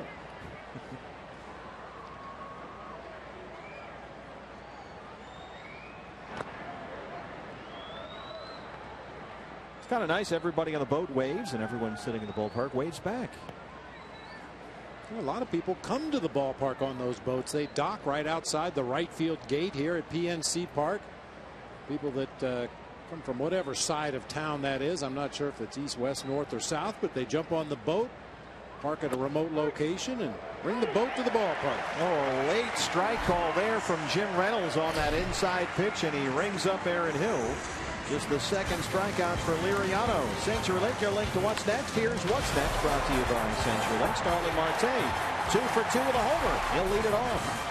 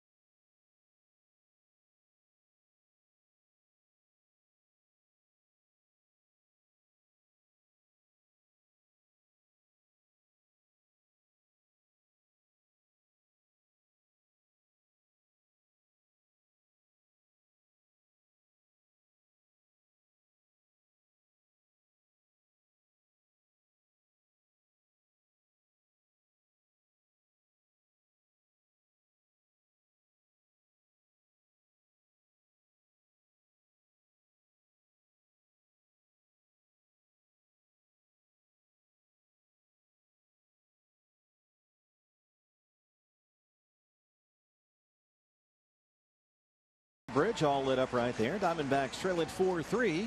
Starling Marte, who's 2 for 2, leads it off against Chase Anderson. A single, a homer. He has scored twice.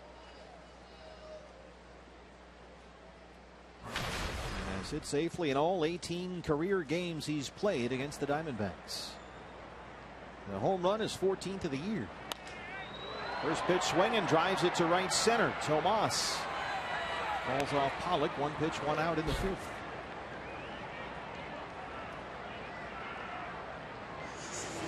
Chase Anderson could use a quick pitch inning right here. He's really had to work hard through the first 4 innings of this ball game, up to nearly 80 pitches in the game.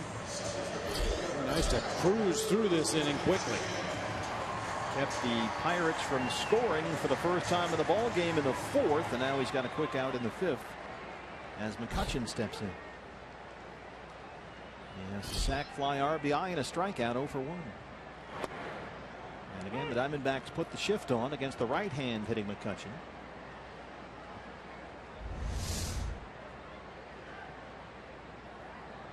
Good location there.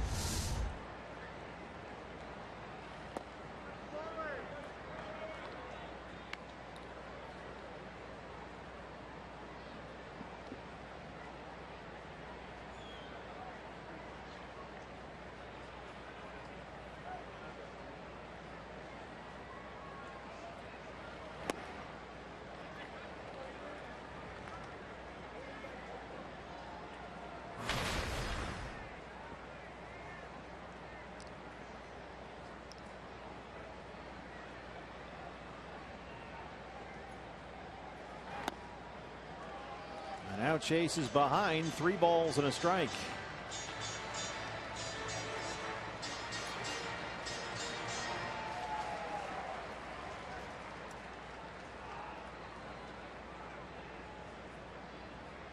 McCutchen still does not have a hit in the series.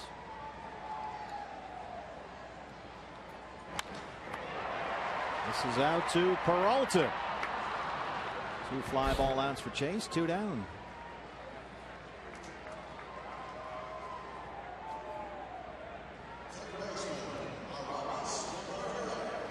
These are the situations you love to have Aramis Ramirez to the plate. Nobody on base. This guy throughout his career, good, bad, or indifferent, with runners on base, he's a completely different hitter at the plate. He's more patient. He looks for specific pitches. Got that RBI sac fly back in the 1st inning. Got a ball up and out over the plate with a runner at 3rd base and just lofted it out there to right field. 2 more RBIs and he'll have 1,400 for the career. Yanks that one for a base hit. Jumped on it. 2-out single for Ramirez. His 2nd hit in the series.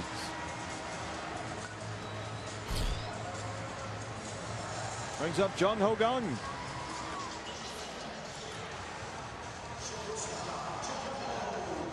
Gung 0 for 3 last night, 0 for 2 tonight.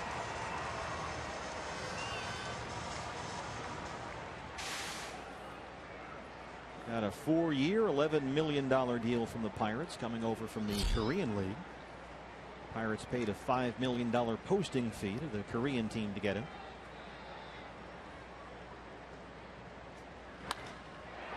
Goes the other way, jumps on the first pitch in front of Tomas. Back-to-back 2-out singles for Walker now. This was the stage of the ball game last night where Jeremy Hellickson started to throw a lot of first pitch breaking balls, stealing strike 1 and then going to work on these Pirates hitters. Last 2 base hits have come on first pitch fastballs that the Pirates were ready to ambush against Chase Anderson.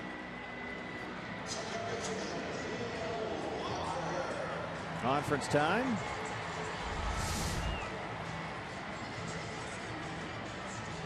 Neil Walker 0 for 2. He has grounded out and struck out. 1 for 6 with a single in the series so far.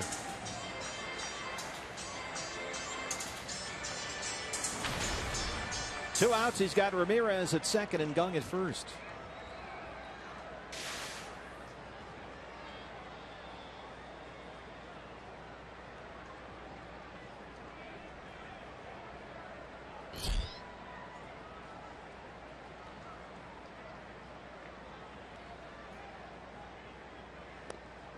Ball one. Yeah, there's no doubt the manager and pitching coach pay close attention to pitch counts, but probably nobody more so than those guys in the bullpen. They pay close attention. If Chase Anderson has a lengthy inning or really has to work hard to get out of a jam, they start getting up and moving around a little bit. And as this inning got underway, they were just starting to move around. Now after back-to-back base hits, everybody's getting loose. They throw down to first. It hit Gung, who was on the bag, but it looked like it got him right in the elbow. Goldie was nowhere near first. No more like the right wrist. Castillo threw down there. Look where Goldie is. Missed sign there. I mean, occasionally it's just a daylight play, but that looked like it was a design pickoff attempt, and either Goldie didn't get the sign or Wellington didn't give the sign. Well, that's no pun intended, but that's a huge break that it hit Gung. Otherwise, that ball might sail down into the right field corner and cost us a run. They already had one disaster when Chase Anderson attempted a pickoff at second base in the first inning and threw it into center field. And now he's behind on Walker, 2-0.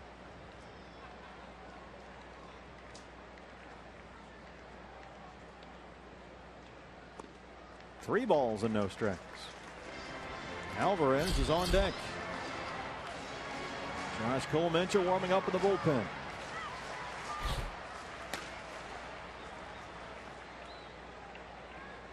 Looks like after all those guys pitched last night, Chip may try and get some length out of his bullpen with Colemencher. The 3-0 to Walker. That's in there, first strike.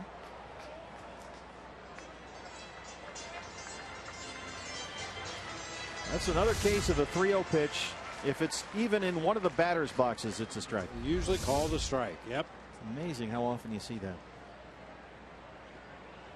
90 pitches for Chase, only 56 strikes.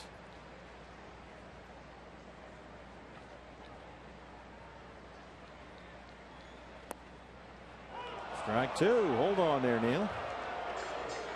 That one was dicey. Well, even Neil Walker will accept that 3-0 automatic strike call, but that one a little below the zone that time, running the count to full with 2 outs, so both runners will be in motion here as this pitch is delivered. Ramirez at second and Gung at first. 2 outs, 3 balls, 2 strikes.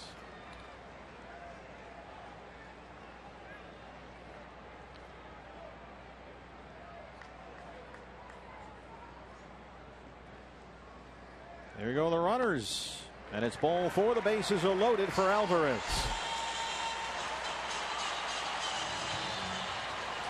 And this is trouble because Alvarez has 18 RBIs in his last 24 games. And he'll hit with the bases full and 2 outs. Here comes Mike Harkey.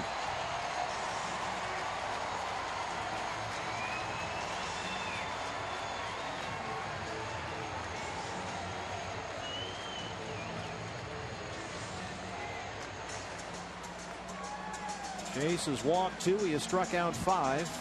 And he's in a bases loaded mess here.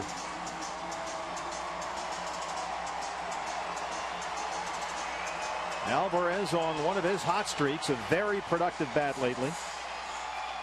He singled and scored in the second. He struck out his last time up 1 for 2. He's got 4 homers in his last 7 games. He homered last night, his 19th of the year.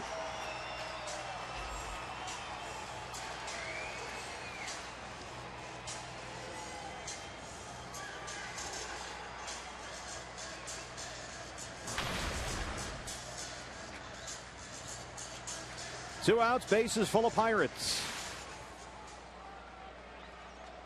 Ramirez is at third, Gung at second, Walker at first.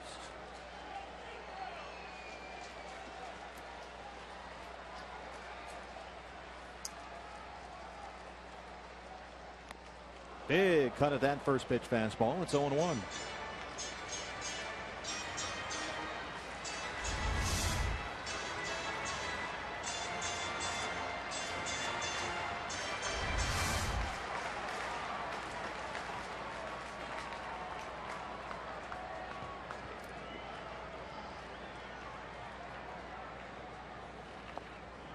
Diamondbacks were in a similar situation last night. Daniel Hudson in the 8th inning had 2 on and 2 outs against Alvarez and struck him out to win the 8th. This year, .455 with the bases full. Yeah, the difference is Daniel Hudson was able to reach into his back pocket and hump it up there at 98 miles per hour. Chase Anderson does not have that luxury. He's got to be more careful and finesse his way through this at bat. He's ahead 1-2.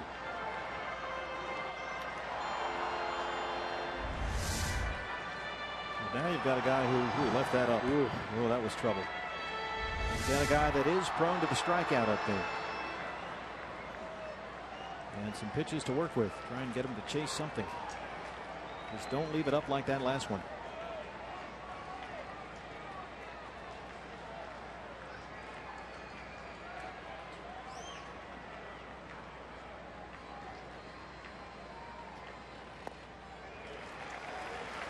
He lays off. It's 2-2. Colementor is ready in the bullpen.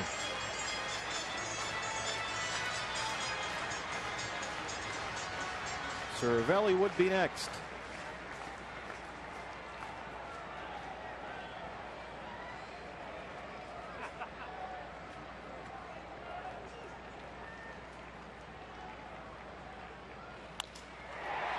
Base hit. Ramirez scores. They will wave gun. And the Pirates take a 6-3 lead.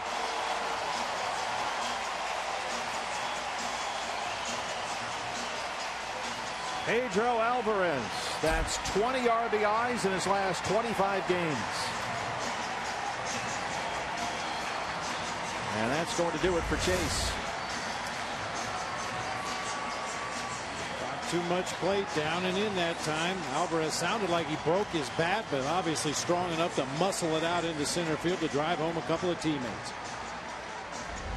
Diamondbacks trail it 6-3. Back from Pittsburgh in a moment.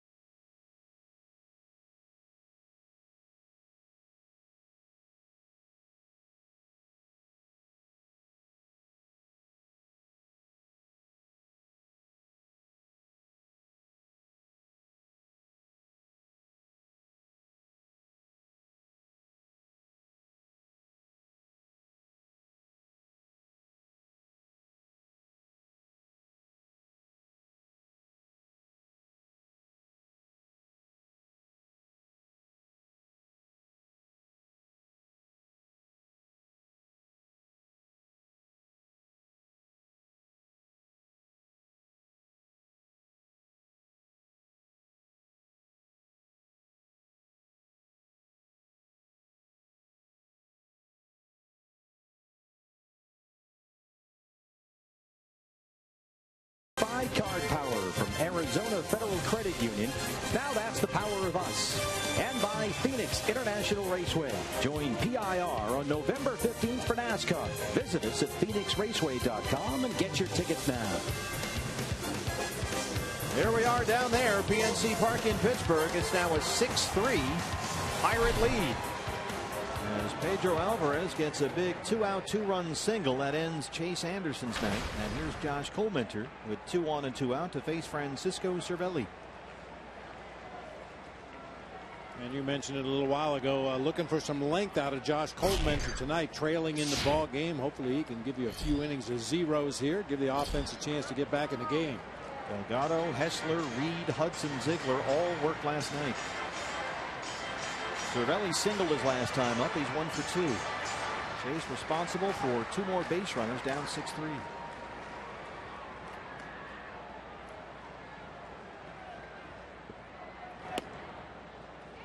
One and one.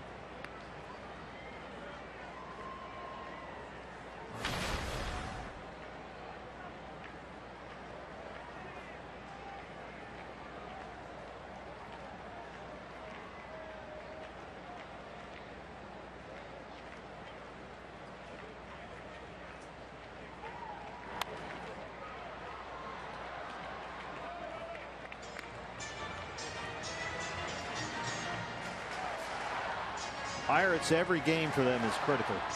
They need every win they can get. 6 games behind St. Louis in the NL Central. Right now they are in position to host the National League wild card game here at PNC at the end of the year. Trying to catch the Cardinals and hold off the Giants, the Cubs, and the Diamondbacks in the wild card race.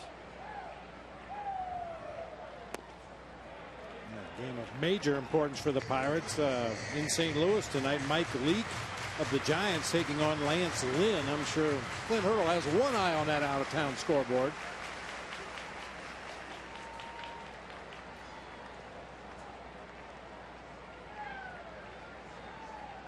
Two and two.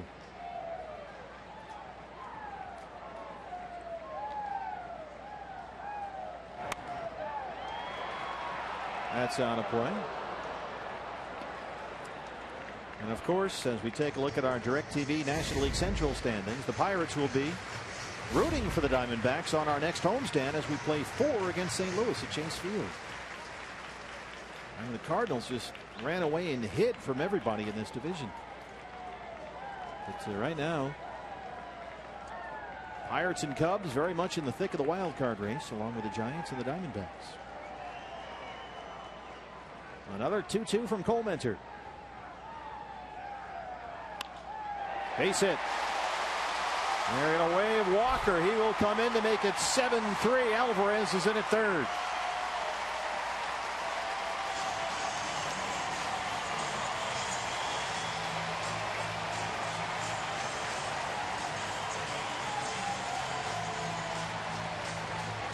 One of our keys to the game tonight was take the crowd out of the ball game. Unfortunately, they are really into this ball game now as their offense has picked it up and started to bang the ball around PNC. It was quiet as a library in here last night and in the top of the first inning today, but this is more what they're used to seeing from their Pirates offense. Well, Liriano has been part of that offense. An RBI double back in the second. He's 1 for 2. D-backs have now been out hit 10-5 and trail it 7-3. 4 hits in the inning for the Pirates. They've scored 3 times.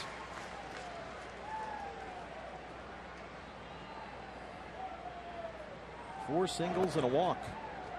5 straight have reached. And all this started with 2 outs in the inning.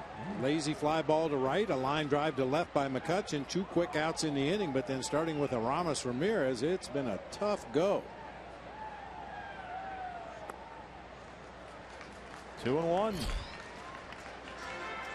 there's a reason the Pirates are so hard to beat in this ballpark. They have won 15 of their last 19 here at PNC Park and are 39-19 at home this year.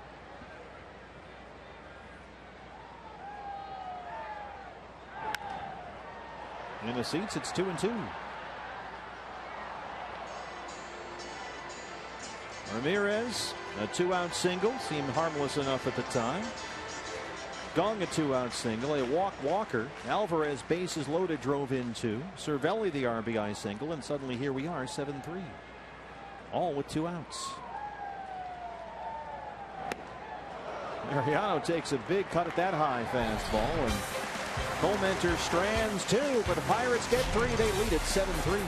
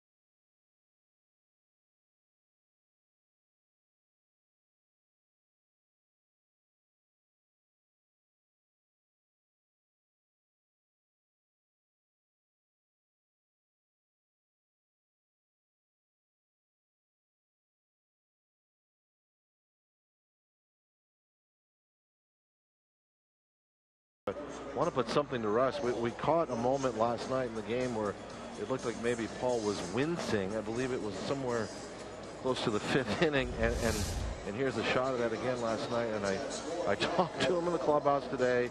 He was keenly aware that we brought that up, and so did a few reporters in the post-game interview session with Chip Hale. He doesn't even remember it. Says, I have no idea. Nothing's wrong. Everything's fine.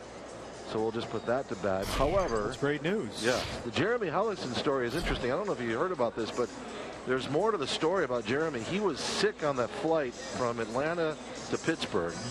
So the dehydration was certainly an issue. Then he injured that glute muscle trying to field the ball in front of him last night on a bunt attempt. So I think the combination of the two, he had an IV after the game, but according to Jeremy, after a workout today, and Chip Hale, we asked both of them, will he be ready to roll for his next start? And they said that's not an issue. But a long night, long couple of days for Jeremy Hellickson. So just an idea what he was trying to endure last night here at PNC Park. Yeah, and you know, he pitched really well, Todd. One run, 3 hits, 5 1/3. He only walked 1, struck out 4. Did give up the 1 home run ball, but that Alvarez hit a mile up in the air. But Jeremy, again, especially after that last start at Chase Field against the Phillies, that's 2 bombs in a row for Jeremy. Really good. Yeah, really has looked good. Location on his fastball. He still nibbles from time to time, but the curveball changeup combination has been fantastic lately. Well, Francisco Liriano has been solid himself. 7 straight retired, now with a 7-3 lead and ahead of Goldie 0-1 to open up the 6th. And certainly good news on Goldie. A lot of fans have been asking on the Twitter about, you know, it looks like Goldie's wincing. It looks like he looks at his hands after he hits a foul ball. Is anything wrong? Everybody's all nervous about Paul, and for good reason. But the word from Todd is that he's just fine. So that's great news.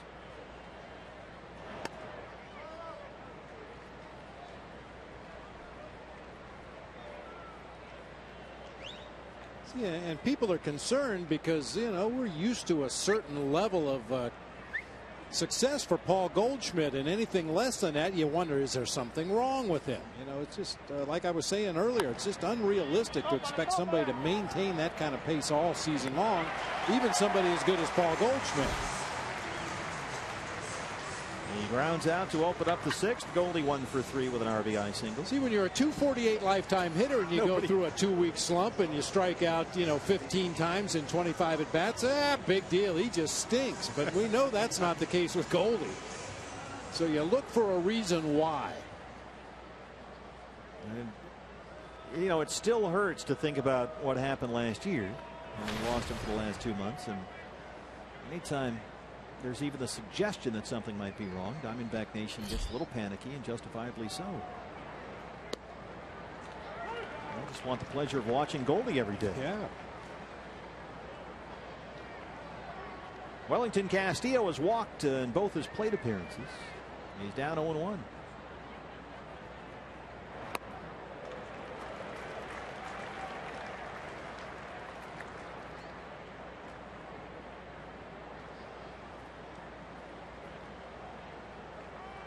Discussion with Jim Reynolds back there.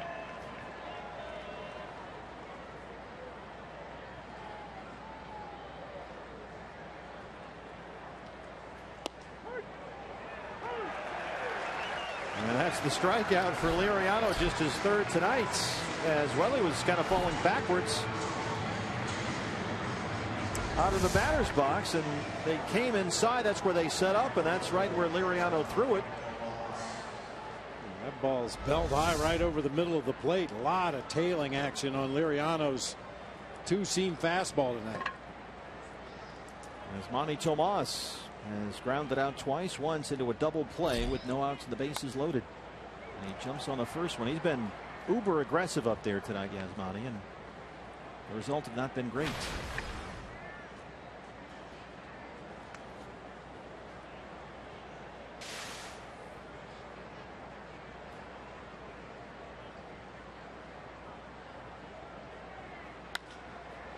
Hits this one up in the air, deep right center field. Polanco's at the track, and he's got room right in front of the 375 mark. And Francisco Liriano has now retired 10 straight Diamondbacks. He leads at 7-3.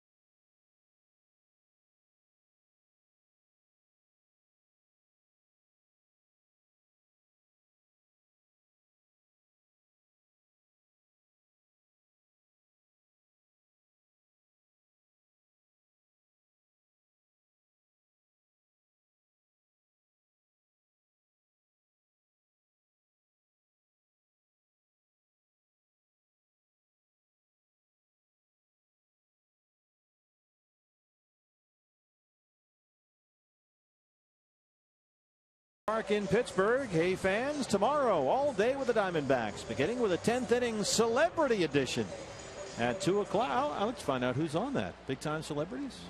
Could be something. Followed by Randy Johnson, road to Cooperstown at 2:30 p.m. Randy's retirement ceremony at 3, his jersey retirement.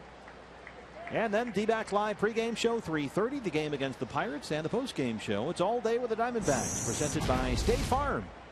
Right here only on Fox Sports Arizona. Gregory Polanco, first pitch swinging, fly ball to Tomas. One pitch, one out, home half of the 6th. Brings up Starling Marte.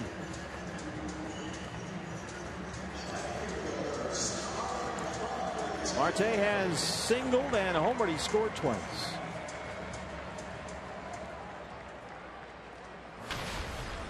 Starling Marte apparently got into Miguel Montero's playlist for his coming up music. No, I was just thinking that. That was terrible.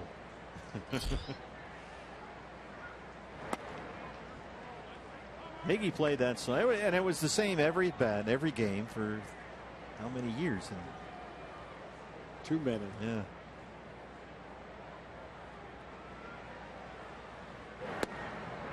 I have to say the music selections aren't great at PNC Park during batting practice. It's a lot of rap. I like the rap, some of it, but it's untenable. I didn't think I'd ever say that a stadium had worse pregame music than the Dodgers, but I think the Pirates may have passed it. Well, the Dodgers just let Nancy B play her organ, for an hour and a half or so. It was good, but nope. They found a way to screw that up.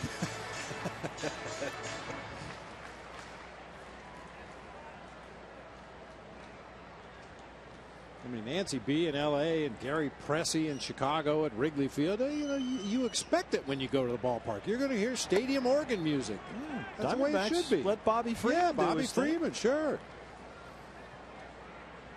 I don't need all these, low rent rap guys with this. I mean, it's terrible.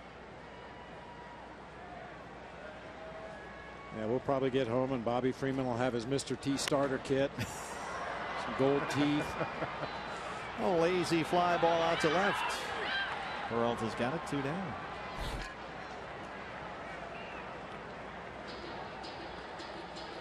There's McCutchen.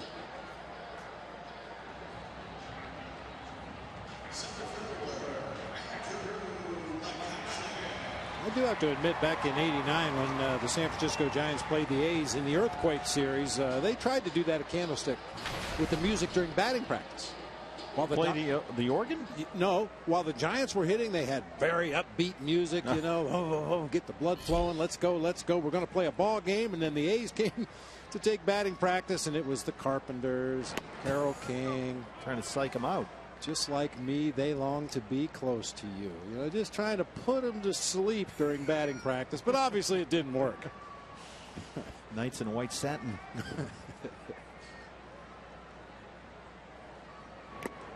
Big cut there by McCutchen, 1-1. Some psychological warfare. Whatever it takes. Yeah. Well, we're here all afternoon, and we can see they win. Yeah, Uncle.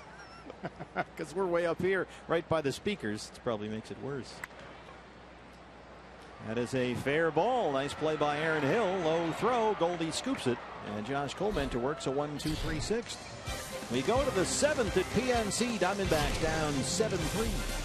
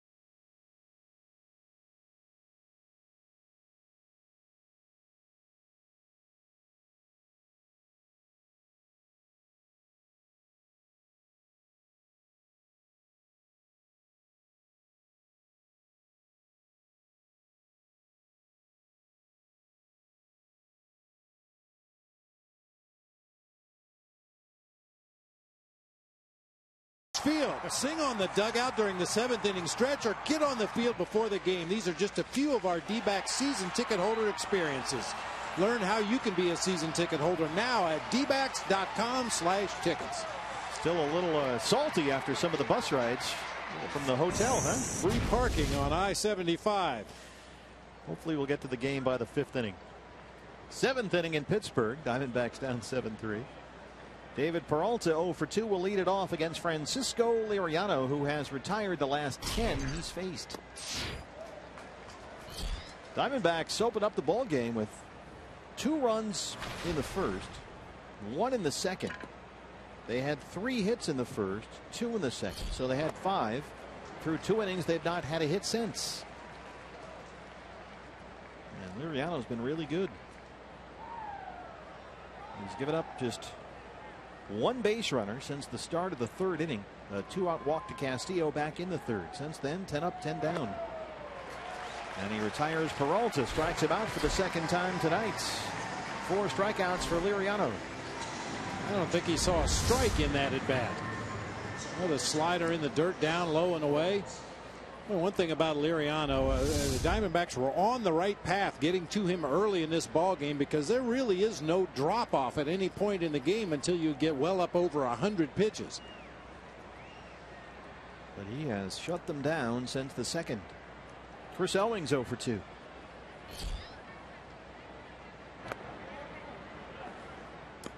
And it's not like the last game where he walked 6 and you're just going, how's he doing it? He's been pretty good. And when he's on, he can put up some big strikeout totals. He's only got 4 tonight. Tapper over the mound, right to Walker.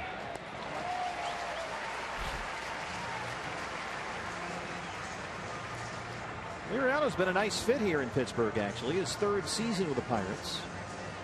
And he's been a pretty important piece of all these teams that have made playoff runs in recent years. 77 starts since he's been here, 2.5 seasons. And he's won 31 games. He's pitched to a 3.20 ERA. He won the wild card game for the Pirates 2 years ago, beat the Reds, and pitched well in his division series start against the Cardinals. Nick Ahmed tripled and scored in the 2nd. He's 1 for 2.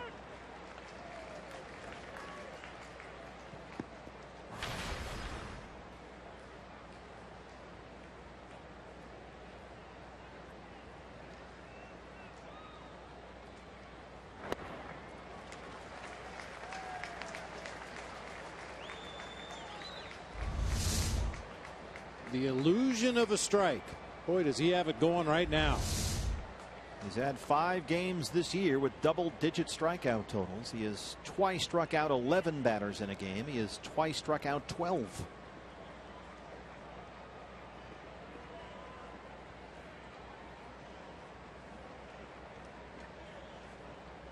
Ray Searage, the pitching coach, Glenn Hurdle, the manager, have to be liking what they're seeing from their lefty.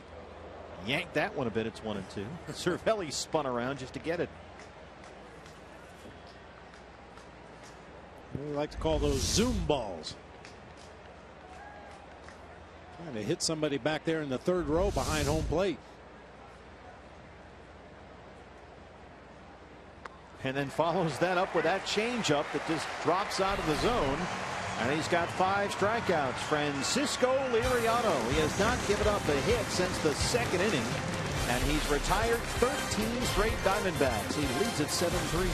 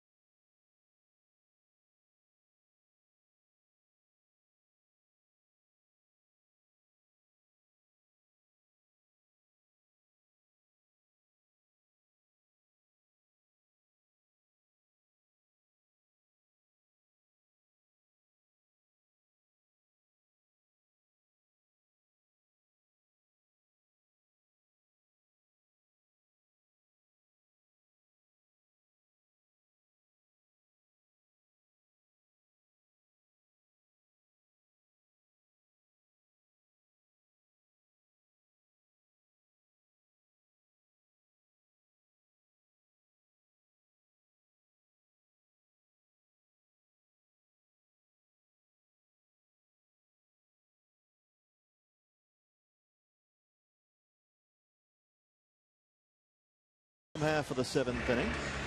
Series finale tomorrow. Take a look at our Chevron upcoming pitching matchup. Diamondback Live pregame show at 3:30 in the afternoon here on Fox Sports Arizona. Lefty Robbie Ray against former Mariners great, the lefty Jay Happ. Acquired by the Pirates this year. 4-7, a 4.64 ERA. Aramis Ramirez leads off the Pirates 7th. Josh Colmenter on in relief of Chase Anderson, who had a rough night here.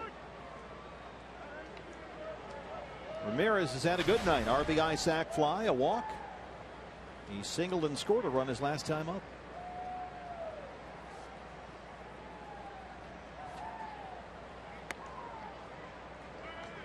So Ramirez has now got 12 RBIs in his last 12 games, including tonight.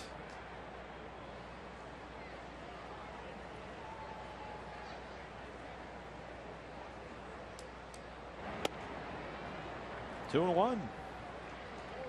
I think initially when the trade was made to bring Aramis Ramirez back here to Pittsburgh, a lot of people thought, oh, that's nice, you know, sentimental thing, go back to Pittsburgh where he started his career. But man, he hit the ground running. He's been a big force for him. And he takes this deep to center, and AJ's got it at the wall out there. Allowed out number one. Well, he's been a terrific pickup by this front office. They've needed him over there with Harrison out. Young has had to play a lot of shortstop because Mercer is out as well. Yeah, with Josh Harrison out on a rehab assignment now, coming back from that thumb injury. He was 1 for 16 before play tonight. Jordy Mercer, the shortstop, who's also out on a rehab assignment at Indianapolis, 3 for 13. So those guys might take a little while to get back into full baseball shape. Jung Ho Kang. Singleton scored his last time up, his first hit in the series. 0 for 3 last night. Gives this a ride toward the left field corner. And gone. Jung Ho Kang, that's number 10, and it's 8-3 Pittsburgh. He's got 6 home runs since the All-Star break.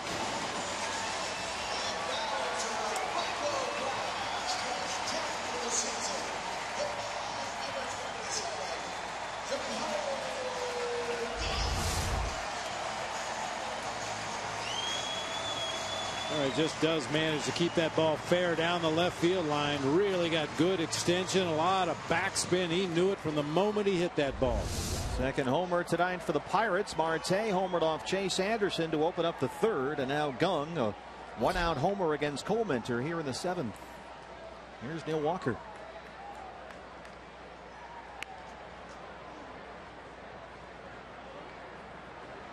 The Korean Troy Tulowitzki.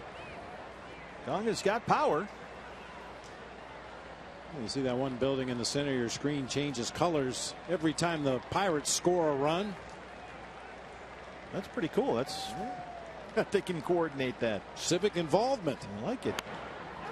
A little roller to Goldie who backhands it. Colmenter covers, 2 down. I say Kang hit 40 homers last year in the KBO, the top Korean league.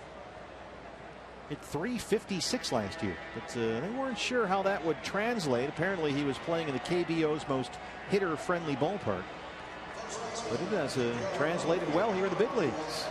I think the 40 home runs for Kang, if I'm not mistaken, was a huge increase. I mean, he'd always been a home run hitter in the 20s for a Korean season, but jumped it up to 40 last year and got the attention of the Pirates, and they're glad to have him. The first hitter ever to make it to the major leagues from the KBO, the Korean baseball organization.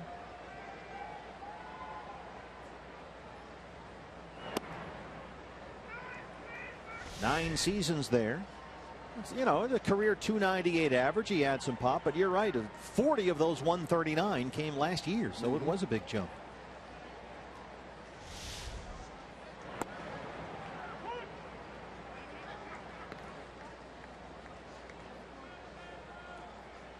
Alvarez continues to hit. Red hot right now. 2 singles, 2 RBIs. He has scored a run tonight.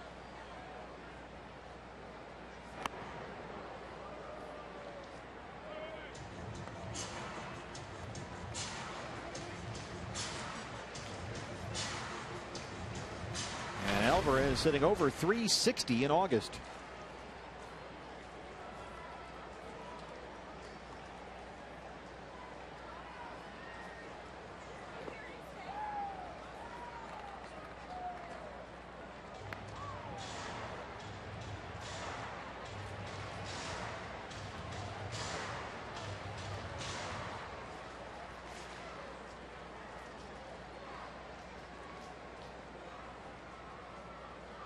2-2.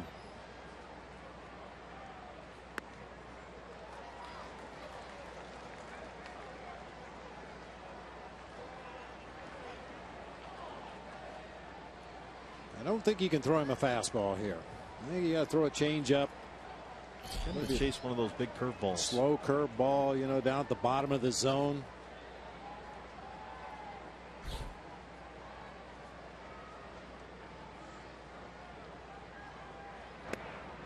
He did throw him a fastball at 88, his best fastball of the night.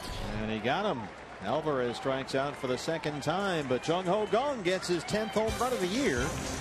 And through 7, the Diamondbacks are trailing in Pittsburgh. Pirates lead at 8-3.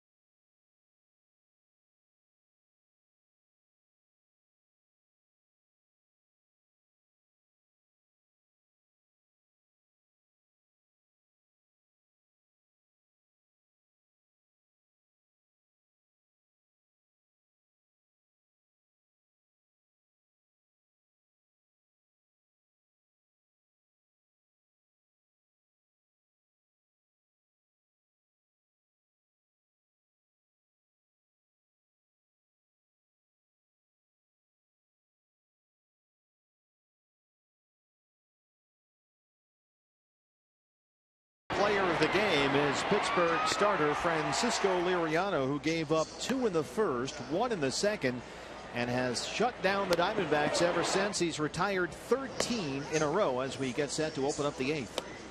Yeah, like a lot of good pitchers in baseball, they did get to him early, but has settled in. That's why you want to maximize your offense early before he does have a chance to get into a rhythm out there.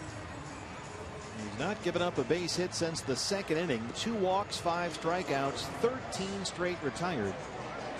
As Jared Saltalamacchia will hit for Colementer to lead off the Diamondback 8th. Sean Rodriguez replaces Pedro Alvarez. This is the usual drill here for Clint Turtle, and the Pirates have a late lead. Alvarez comes out the field where he's been a defensive liability. So Salty will hit for Colementer. 195 and 4 home runs. Had a pinch hit single last night. Had a pinch single Sunday in Atlanta. And Salty with 9 hits and 6 RBIs in 13 games this month, including 2 homers.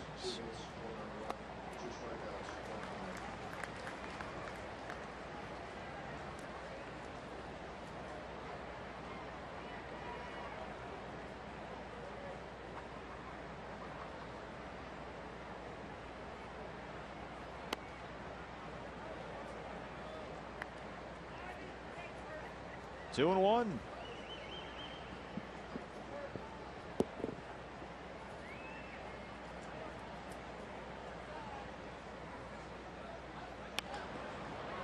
We might have another one right here. Here comes Marte. He won't get there. Jared Saltalamacchia. That's pinch hit singles in 3 consecutive ball games.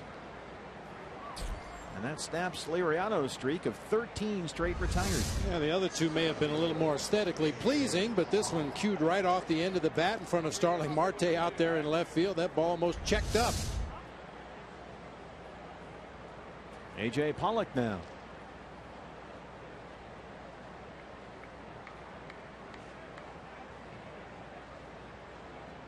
Liriano right on the cusp of 100 pitches. His high for the year is 112.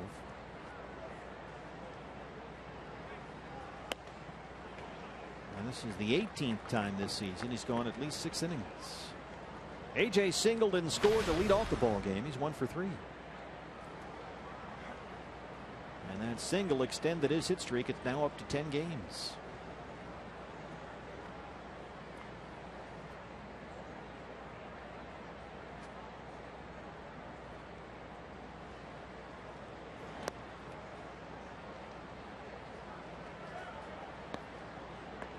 Bullpens are busy. We saw Keith Hessler last night. He threw only 10 pitches, worked a third of an inning. Yeah, you see the bullpen side by side. The right-hander Jared Hughes for the Pirates cranking it up out there.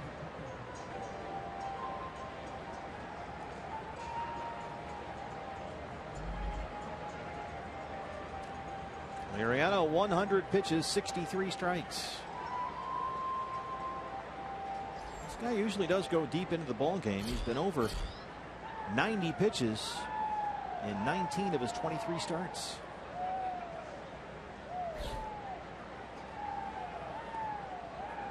Two 2-0 on AJ. 3 balls and no strikes.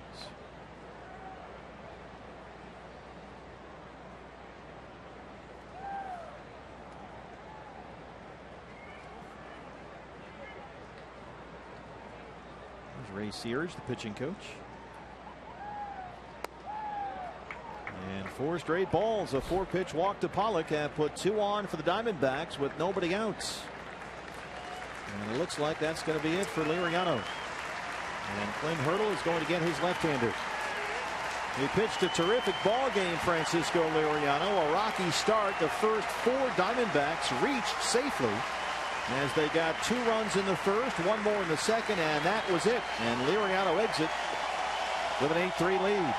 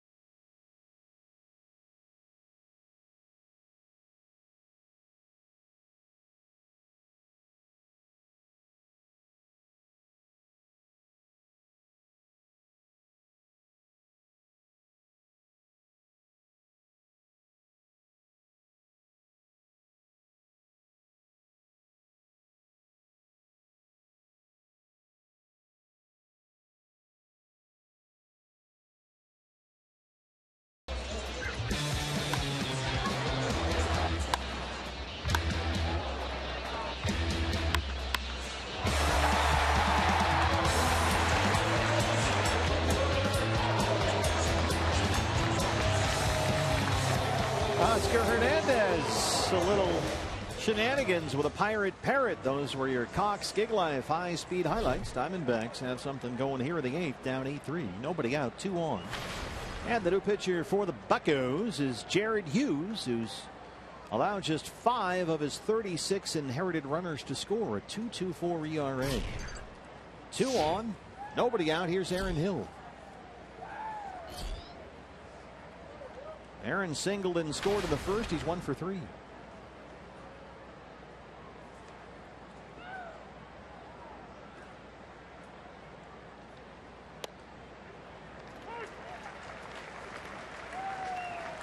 Jared Hughes, a sinker slider pitcher at this point. ABL, anybody but Liriano. He had settled into a really nice groove. I'd rather see anybody out of that bullpen than the guy they had to face after that second inning. Base hit for Aaron Hill. He knocks it into center. Andy Green will stop Saltalamacchia at third, and the Diamondbacks have the bases loaded with no outs for Goldie. First three have reached in the eighth.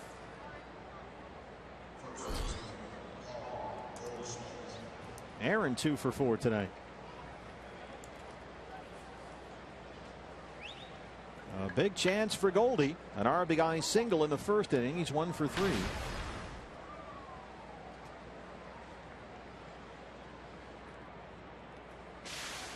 Jared Saltalamacchia, the runner at third. A.J. Pollock at second. And Aaron Hill at first. Ball one. Goldie leading the National League in RBIs, and he's got a potential game-changing at bat right here.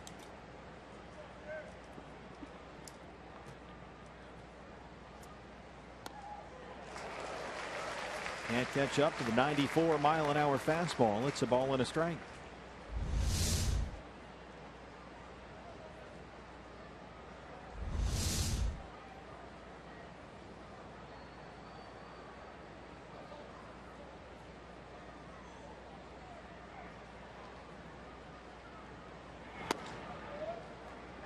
Two and one.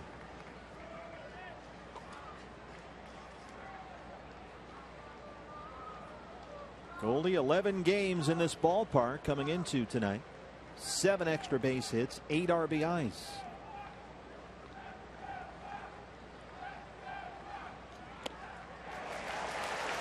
Hits him again on the fastball. He's even 2-2.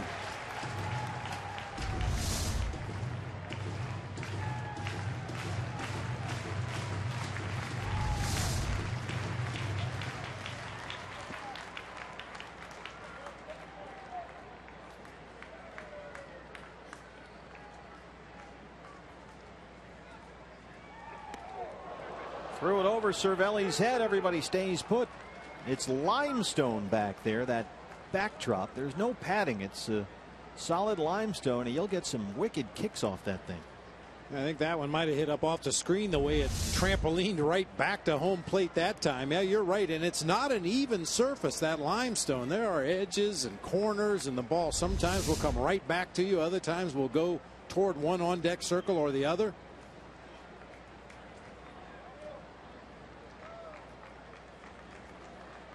So it's full, 3 balls and 2 strikes. Bases loaded, nobody out. Here it is.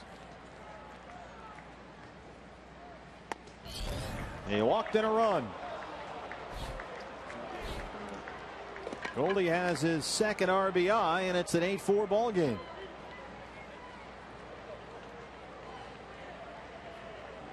And now the Diamondbacks get the tying run to the plate with still nobody out. Here comes Clint Hurdle.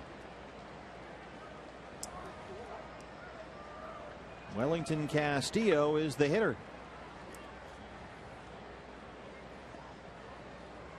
And that will be it for Jared Hughes. Diamondbacks have a threat going. 8-4 ball game. Bases full. Back after this.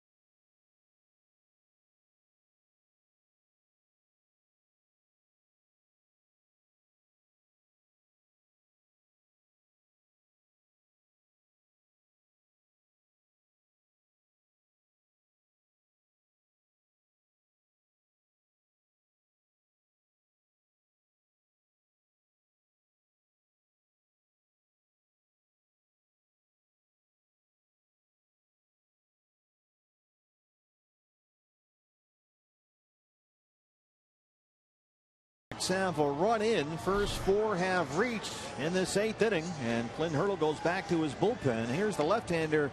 Ladies and gentlemen, give it up for Mr. Tony Watson. Outstanding year this year, his 55th appearance. Yeah, it seems kind of odd to take out a right-handed sinker ball pitcher in a double play situation and go to his lefty Tony Watson to face a couple of right-handed hitters. But for Watson, it doesn't seem to make much difference which side of the plate that hitter stands on. Wellington Castillo has walked twice and struck out. First pitch swing, and he shoots it toward the gap in right center field, and Polanco runs it down. A.J. Pollock will tag. Aaron Hill goes second to third. It's an RBI for Beef in an 8-5 ball game.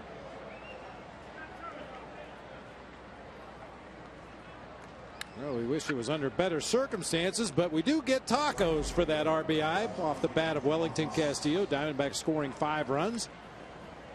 Purchase of a soft drink tomorrow between 4 and 6 at participating locations. You can get yourself 3 free crunchy beef Wellington tacos.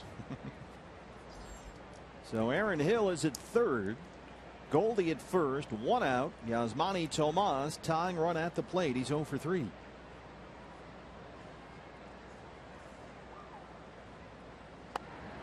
And he's been swinging like that all night long.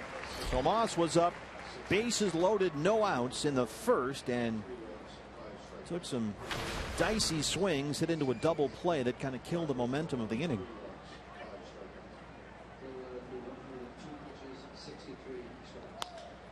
Gets this one into center, and it drops in for a base hit. Aaron Hill will score. Goldie to second. It's an 8-6 ball game. Diamondbacks with 3 in the 8th.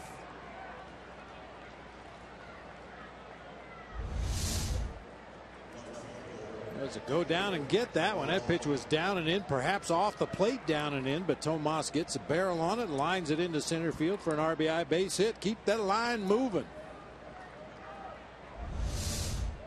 3 singles, 2 walks, and a sac fly in this inning. Still only 1 out. And here's the guy you want up.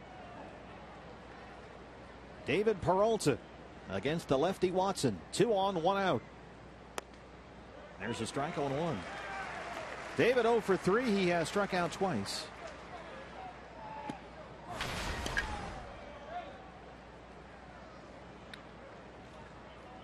With 3 at bats against the lefty Liriano, so he's seen left-hand pitching all night.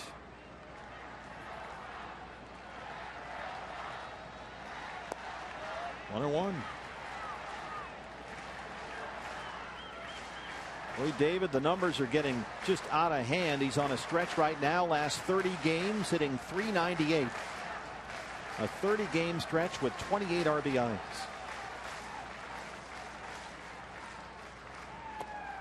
Lays off that one, 2 and 1.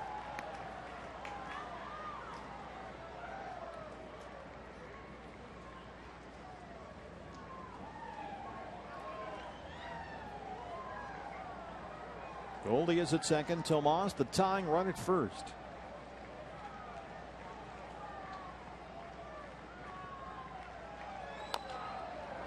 That one got him.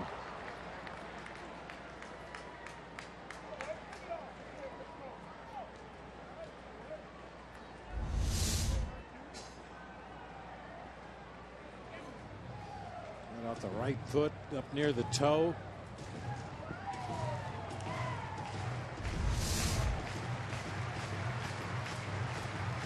And a little courtesy cleaning there by home plate umpire Jim Reynolds. Came out and made sure that plate was sparkling clean, giving Peralta an opportunity to kind of regroup up there before getting back in the batter's box.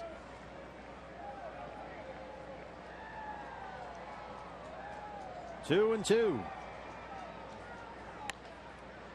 A slow roller. Gong it short. They get 1, and that's it.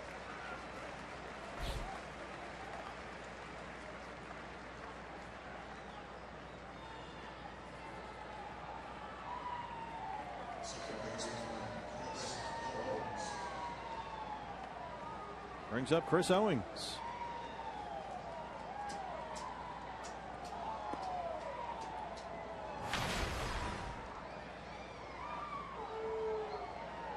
CO 0 for 3.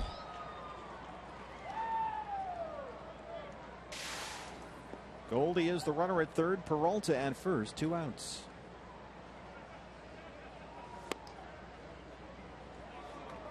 CO can find a gap here with that freight train at first.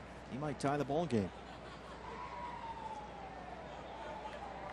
Get the train on those tracks.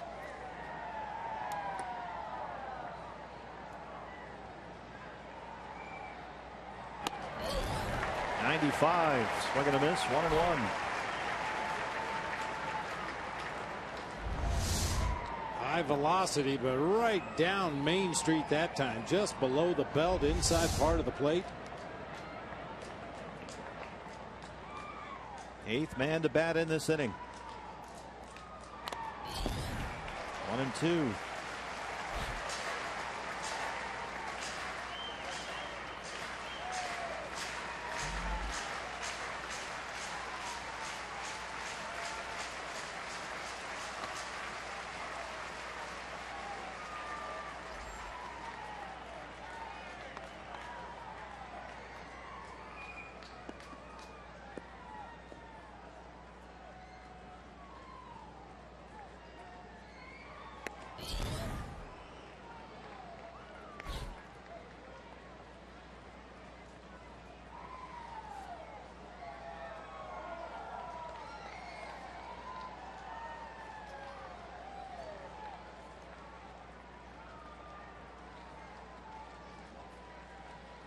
Two on, 2 out, 2 balls, 2 strikes. Here it is.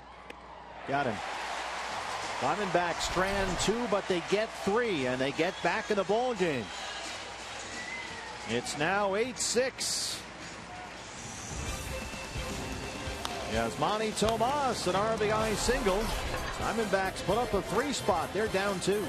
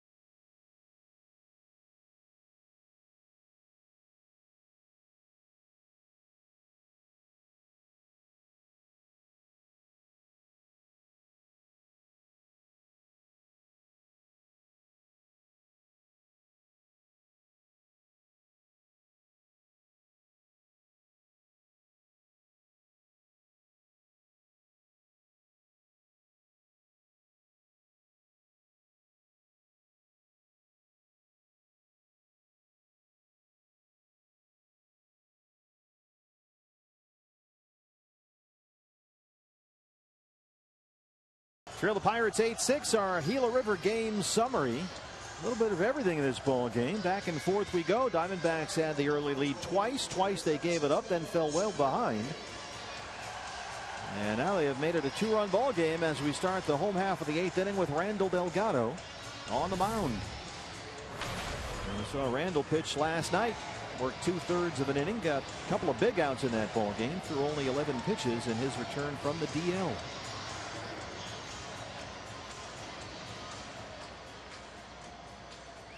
Francisco Cervelli will lead off the 8th.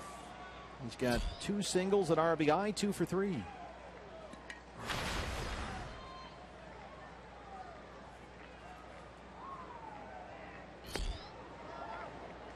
Clint Hurdle going to his bench. Travis Ishikawa is in the on-deck circle.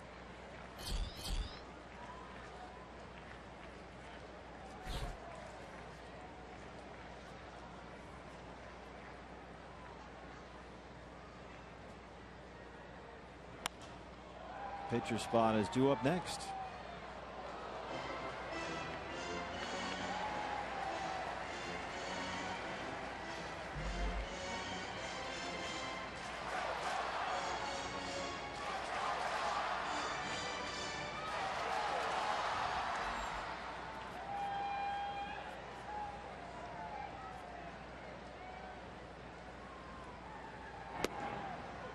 There's a strike, 1-2.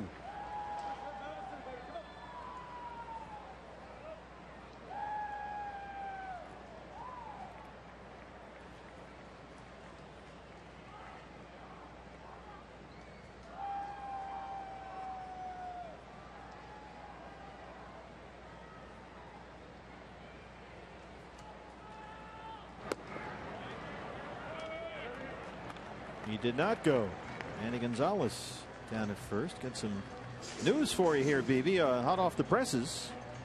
Dave Dombrowski, who parted ways after running the Tigers front office for so many years, has just been named new president of baseball operations for the Red Sox.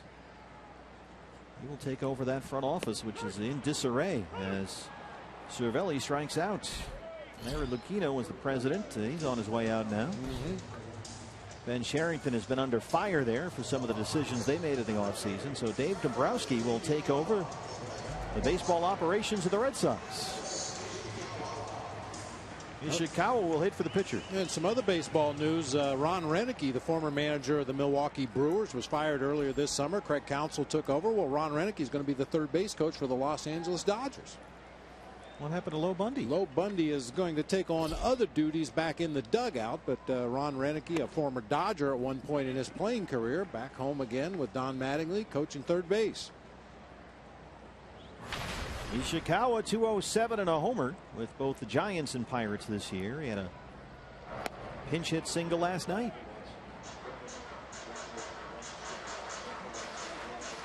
"31 games since he rejoined Pittsburgh last month, waived by San Francisco. His second tour with the Pirates, played 15 games here in Pittsburgh last year.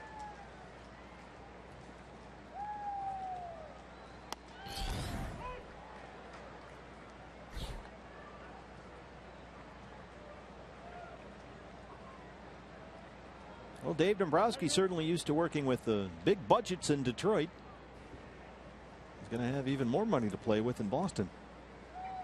Some of John Henry's money. First thing I think they need to do is get that bullpen catcher a raise. I think so.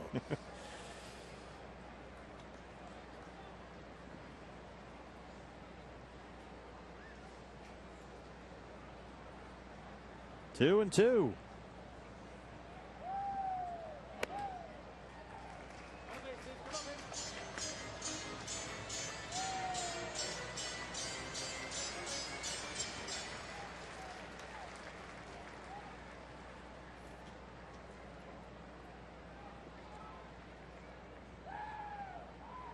Three-two pitch. This is headed toward the seats and out of play. Now is as good a time as any to go to our AZ Data Strong fan photo. And the winner, as selected tonight, is Sam. A lot of Diamondback fans there. There's a photo. Brought to you by T-Mobile. Another 3-2 pitch. He walked him.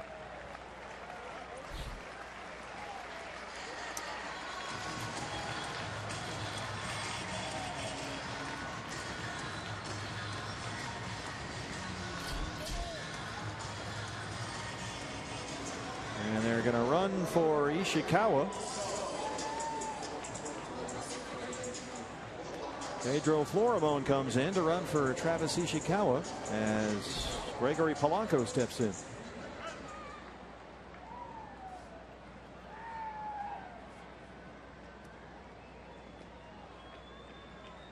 Polanco 1 for 4, is single, and he scored a run in the first.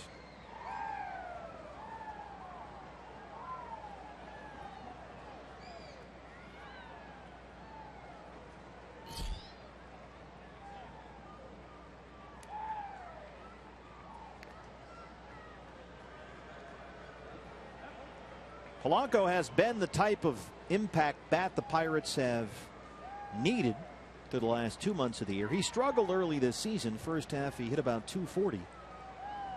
But since the All-Star break, nearly .320 with 4 home runs. He's really picked up the offensive pace since the middle of last month. Just had a 10-game hitting streak snapped last night.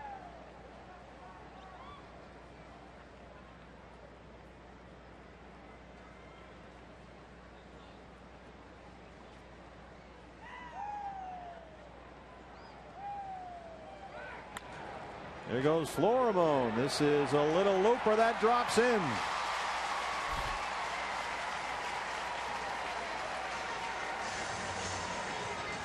Polanco will take it, his second hit tonight.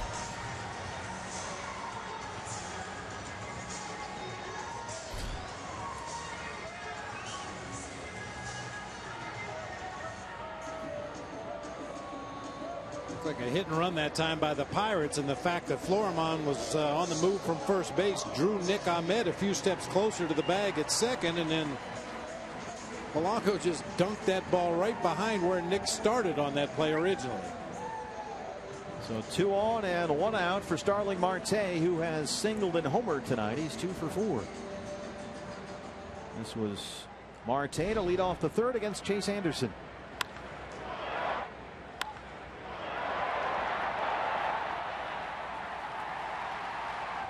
So you hit a home run in that area of the ballpark, you've earned it. That's out by that North Shore notch, the 410 mark, right by the Diamondback bullpen in left center field. Double play ball here. Ahmed, Owings, Goldie, they roll it. And Delgado is quickly out of trouble. We'll go to the 9th in Pittsburgh. Diamondbacks trail at 8-6.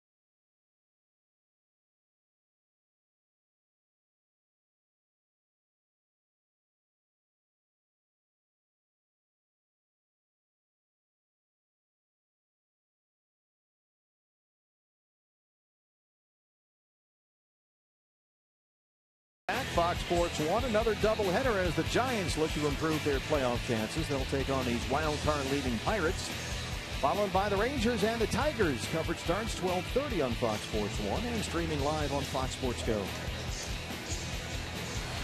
9th inning in Pittsburgh, 8-6.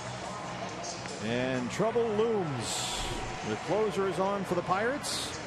Mark Melancon, a major league leading 37 saves, a new career high for Melancon, who has 70 saves since the start of last year. See a lot of cutters, a knuckle curve for Mark Melancon. He also throws a 4-seamer, a 2-seamer, an occasional changeup, but relies heavily on that cut fastball and a knuckle curve with movement straight down.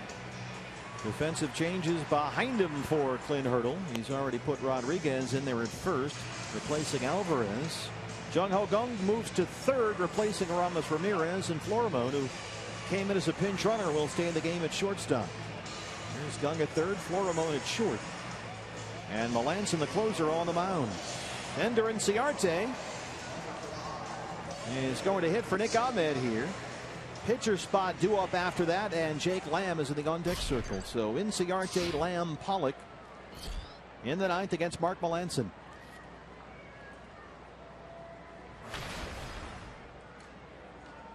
Ender 294 and 3 homers. He was 0 for 4 last night, struck out twice.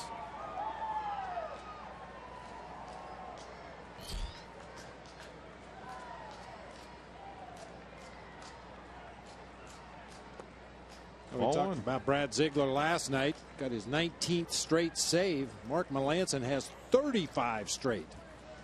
Yeah, this guy's nails. 35 straight, a Pirates record.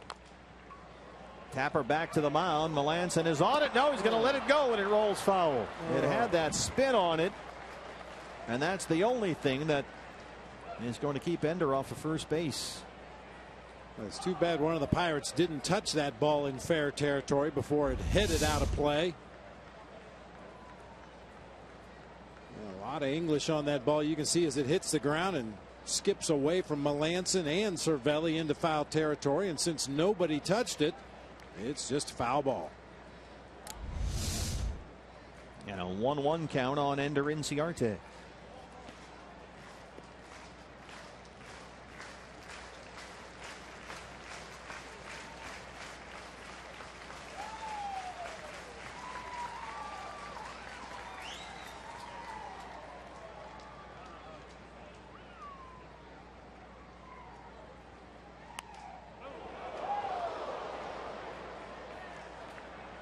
Take a look at our State Farm report of the game. Isan Diaz from Puerto Rico playing rookie ball with Missoula. 4 for 4 yesterday, a homer and 2 doubles, and he's been red hot lately. That's a good day. 4 for 4 with a homer and a couple of doubles. Busy on the bases. Isan Diaz. 1-2 on Ender. Going at third, and it goes right through him and rolls into left. Inciarte all the way up, running through the bag. Will stay put at first. The error on Gong at third. And the Diamondbacks will get the tying run at the plate with no outs. Yeah, it's unfortunate that Ender was busting it down the line the way he was. That ball gets underneath Gong into left field.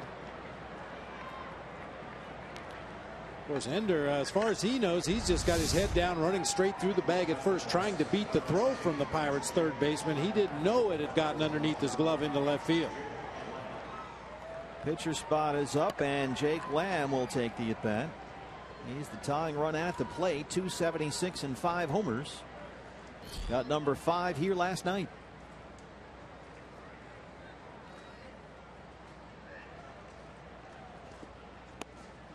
There's a strike, 0-1. Each team with an error in the ball game. Hopefully that error will turn out to hurt the Pirates as much as Chase Anderson's throwing error back in that first inning hurt the Diamondbacks.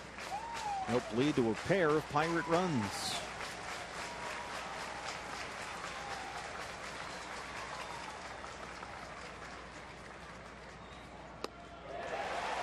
Swing and a miss. He's down 0-2. This was Jake last night.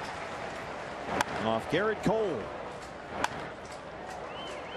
Well, you're right, Bob. When he just kind of chops and shortens that swing, it really goes for him. He generates the same kind of bat speed, but gets to the ball much quicker, it seems like, and gets much better carry with that short, abbreviated follow through. And he strikes out against Melancon. 1 down in the ninth.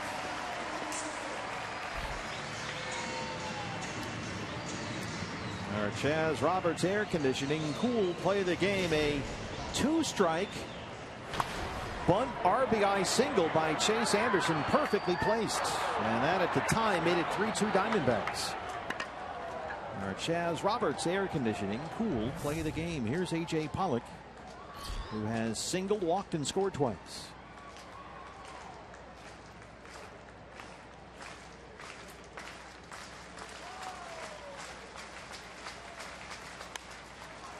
This is popped up out in front of home plate.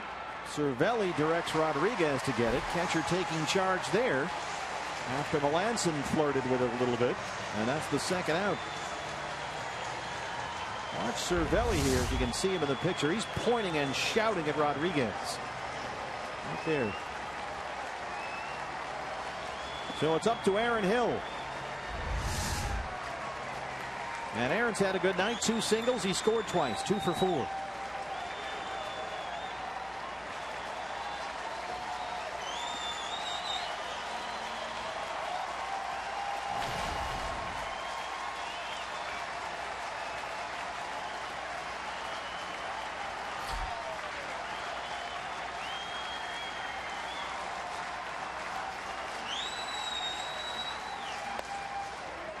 Strike 1.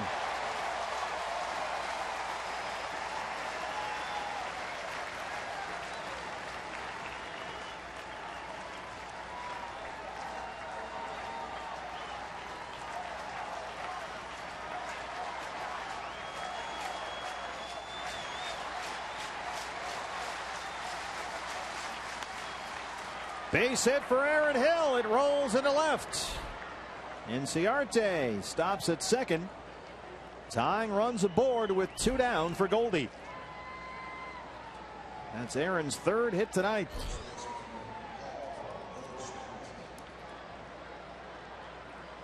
Goldie has singled and walked. He's got 2 RBIs, 1 for 3.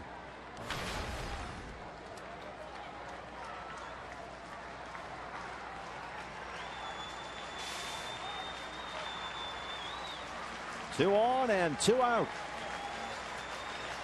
Mark Melancon. 35 consecutive saves, a new Pirates record. And he's worked himself into a jam here.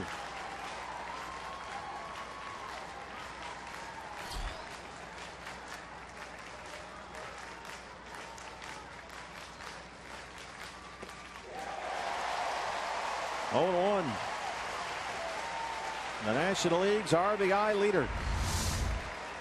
91-mile-an-hour cutter up there around the letters. Goldie has homered against Mark Melancon in his career.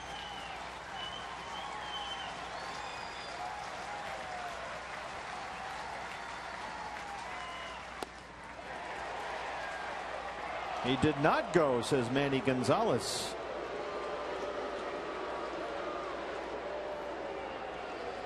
Took a pretty good hack at that one. Let's see.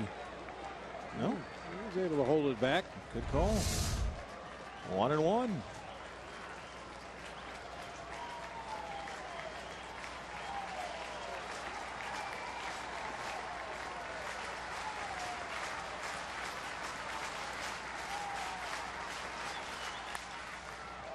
It goes right through Rodriguez. Inciarte will score. It rolls up the right field line. Andy Green is waving Aaron Hill home. Here's the throw, and he is in there.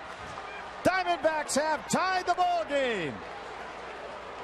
And Goldie stands at third. It went right through Sean Rodriguez, who is in there as a defensive replacement for Pedro Alvarez, and rolled way up the right field line. All the way far enough for Aaron Hill to come all the way home from first. How about that? Wow. 2 critical Pittsburgh infield errors in this inning. And it's 8-8.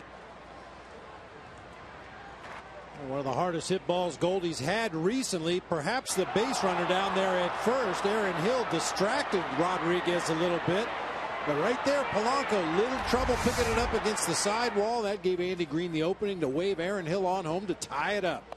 And now the go-ahead run is 90 feet away for Wellington Castillo. Still 2 outs. Well, he has walked twice tonight. He has struck out. He's got an RBI sacrifice fly.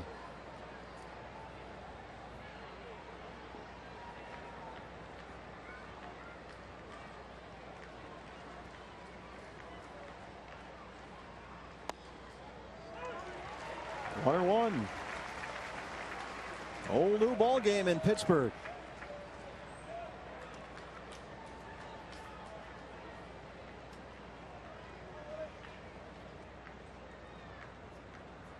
Diamondbacks at one point at the end of 7 innings trailed at 8-3. 3 in the 8th and now 2 in the 9th.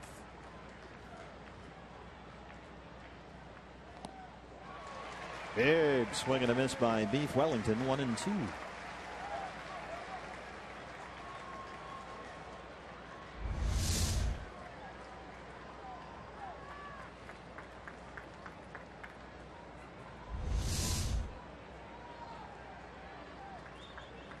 Boy, Melanson got two fairly easy ground balls to his corner infielders. They both went for errors.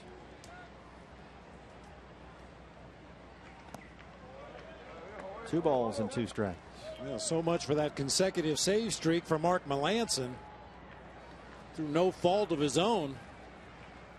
An error on the third baseman Gung. An error on the first baseman Rodriguez. Hard to call that a blown save, but the last time he had a blown save, April 21st. 2-2.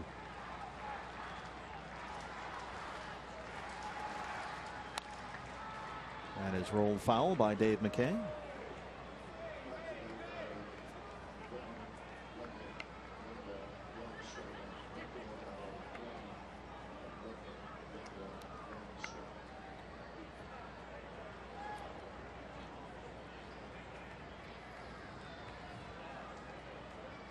Goldie and Andy Green laughing it up down there at third. He's the go-ahead run. 2-2.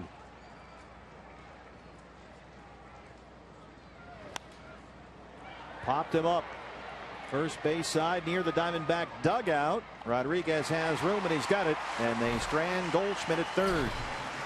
But two critical Pirate errors. One by Gung at third. The other a big one by Rodriguez at first. Leads to two Diamondback runs. They get 3 in the 8th, 2 in the 9th. Down 8-3. They've come back to tie the ball game.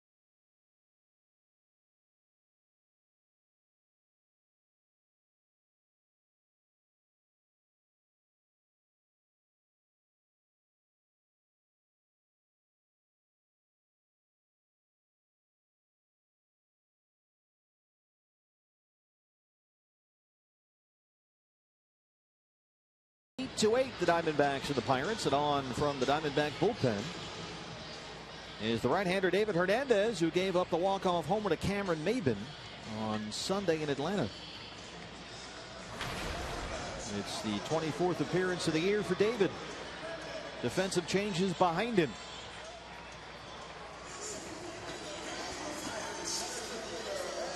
Jake Lamb is at third.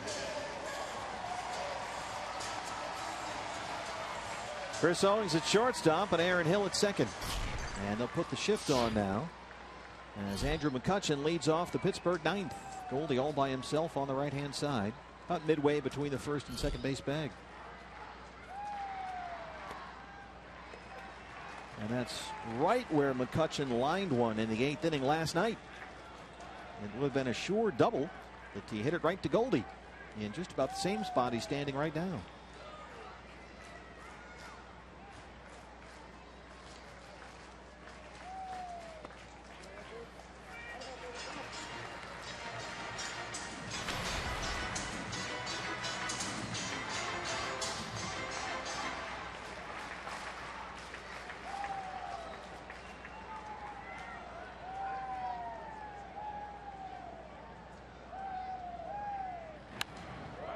2-1.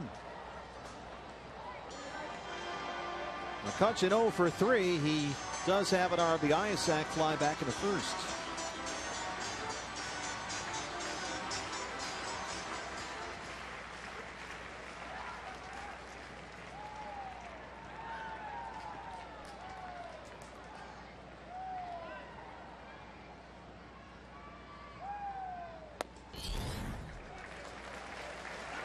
This is at 96. It's 3 balls and a strike.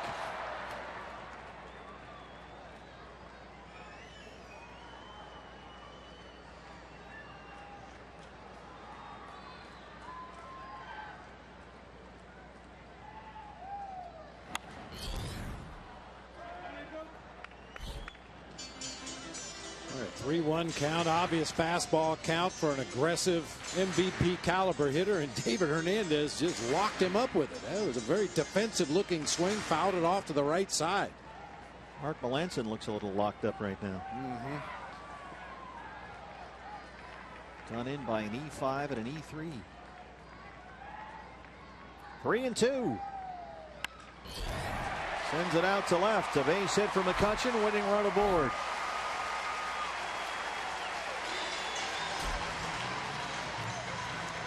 And that's McCutchen's first base hit in the series. After being tardy on the fastball before at 96, he geared it up a little bit that time, caught up to the 95-mile-an-hour fastball, lined it into left field. Well, here's the pitcher's spot for the Pirates after all the changes from Clint Hurdle, and it's a former Giant and Marlin, Big Mike Morse, will hit for Melanson, 220 and 4 homers. Morse had a pinch hit single last night. He is 4 for 16 since he arrived here at the trade deadline. All 4 hit singles.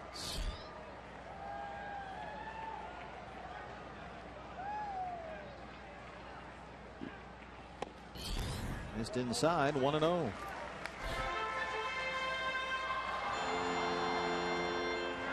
Moore signed a 2-year, $16 million deal with the Marlins.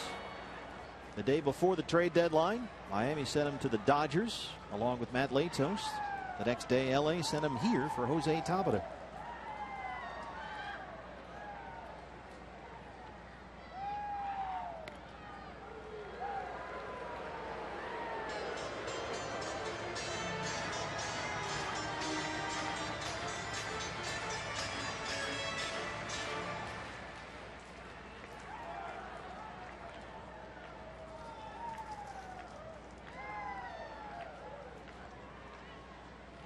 Big cut at the 1-0.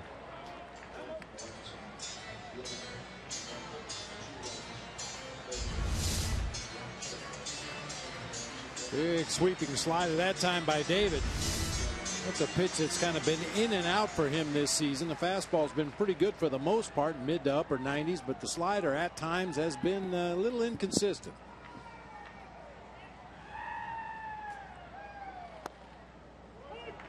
Fastball's in there for a strike, and Hernandez is ahead 1-2.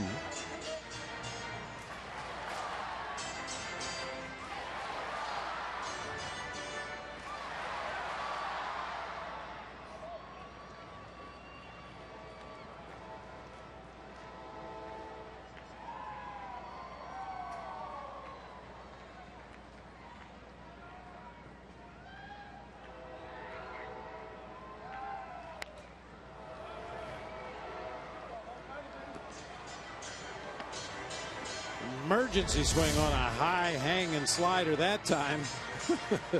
Yikes.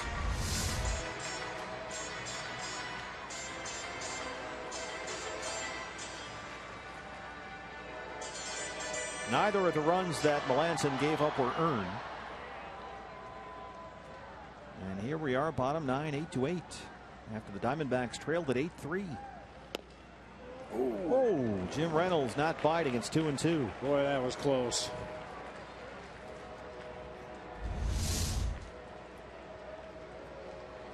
Just off the outside corner, but it swept close to that strike zone. We saw Morse swing at the slider that was farther away earlier in the at bat.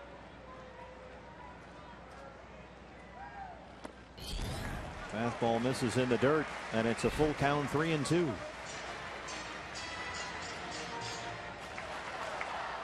Jung Ho Kang on deck. He homered his last time up.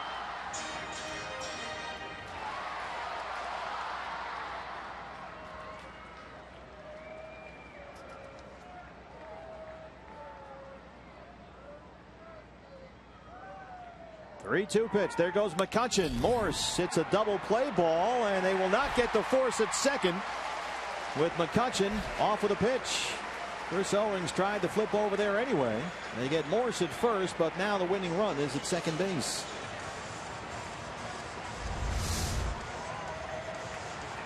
Morse does not run well at all. It's a little bit of a risky attempt there by Chris Owings. If Andrew McCutchen had gone into second base a little bit harder and tried to disrupt that throw to first, Diamondbacks might not have gotten an out at all. But as it is, McCutchen slid into the bag, popped up, and gave Aaron Hill enough room to throw on to first to complete the 6-4 3 put out at first base. Mike Harkey will make a mound visit now, and the infield will come in. One out, and McCutchen at second for Jung Ho Kang, who was 2 for 4, a single and a homer. The home run, his 10th of the year, came in his last at bat. Knocked one into the left field corner against Josh Clemente. His 6th home run since the All-Star break. Here it is with one out in the 7th. Puts that front leg just like the Karate Kid. And knocks it out of here.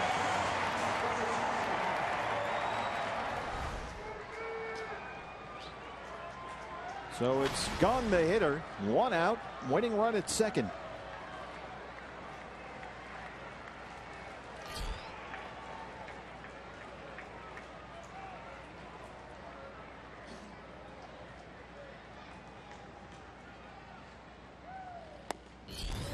Ball one.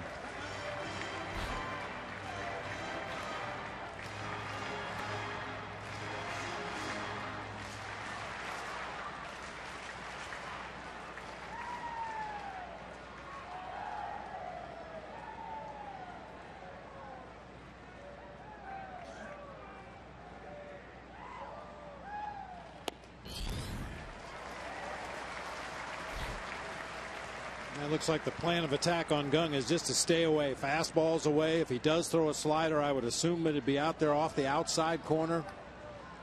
You got Walker on deck. Rodriguez after him.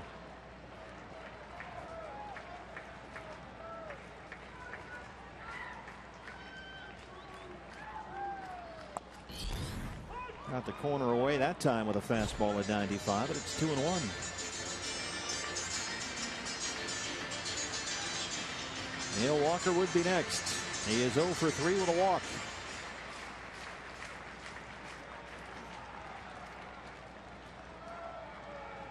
Two-one pitch.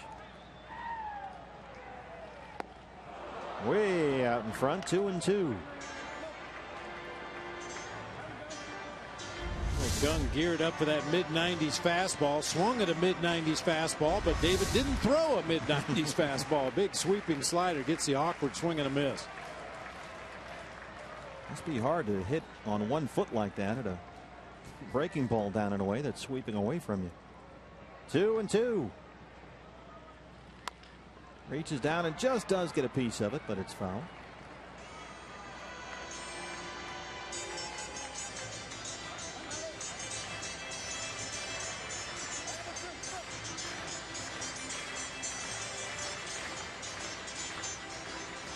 It has to be tempting for David and Wellington Castillo to think about busting Kang inside with a fastball right here. I think maybe early in the ball game you would do it, but yeah, with the potential winning run out there at second base, just stay away. He's been a pretty good pull hitter this year. They go away, and he knocks it right to the glove of Goldie, and they double off McCutchen. No, he's back in time. I don't know. CO is saying he got the tag on McCutchen, immediately pointed into that first base dugout. That was laced right toward the right field corner. Goldie doesn't snag this. The game is over. Takes away a sure walk-off base hit, and let's see, does CO make contact? Ryan Blakeney, the second base umpire, says McCutchen got back there in time.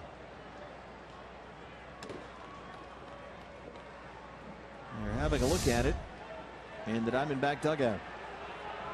Awaiting word from Alan Campbell with Glenn Sherlock on the phone. This may be a thing you want to challenge just for the heck of it. What if you got to lose at this point? And yes, the Diamondbacks will challenge the safe call at second base. And we'll take a look at the angles we have and show you what they'll look at in New York. So it's another replay review brought to you by Mix One. Blakeney, the second base umpire, and Crucci, Field, and Culbreth come in from third to talk to New York. Yeah, I don't think that Ryan Blakeney had the best possible look at that play out there at second base. He was on the inside of the diamond, and I think McCutchen kind of screened his view of whether or not Chris Owings applied a tag or not. Yeah, he's looking directly from where he's standing at the back of McCutchen, and there's no possible way he could see Chris Owings' glove. Impossible from the angle that Blakeney had there, which is another reason why you go to the replay review. You know, that was actually two good plays by Goldie. First of all, to catch that line drive that looked like it was headed for the right field corner, and then there's nobody at second, but he just kind of leads the ball out there. One of you two guys catch this close to the bag at second and see if we can't double off McCutchen. And they'll obviously have to take a good long look at this. McCutchen is the winning run at second base. You can see you have to find an angle. We have nothing from the left field side that shows the front of McCutchen. We can only see him from the back, so hopefully they have a better angle in New York. They have different angles than the ones we just have here. They have more cameras throughout the ballpark. But you need something that shows Chris Owings' glove either tagging or not tagging Andrew McCutchen. But you could see from that angle that the angle that Blakeney had, there was no way he could make the call. And just the way Chris Owings reacted, I mean, he immediately held the glove up to the first base dugout, which is usually the sign to the manager, hey, I had him right there. Yeah, everything is from this side of the field, which doesn't help. It's a tricky play because it happened so quickly.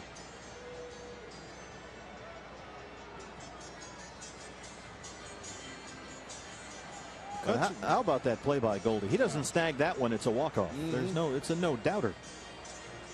Well, McCutchen a little casual going back into the bag there. You know, he reacted toward third base initially because he thought the ball was going to get down into the right field corner and ended up going back into the bag at second, standing up. He may have seen the same thing you saw, Bob, and that there was simply no one at the bag for Goldie to throw to, but that didn't stop him.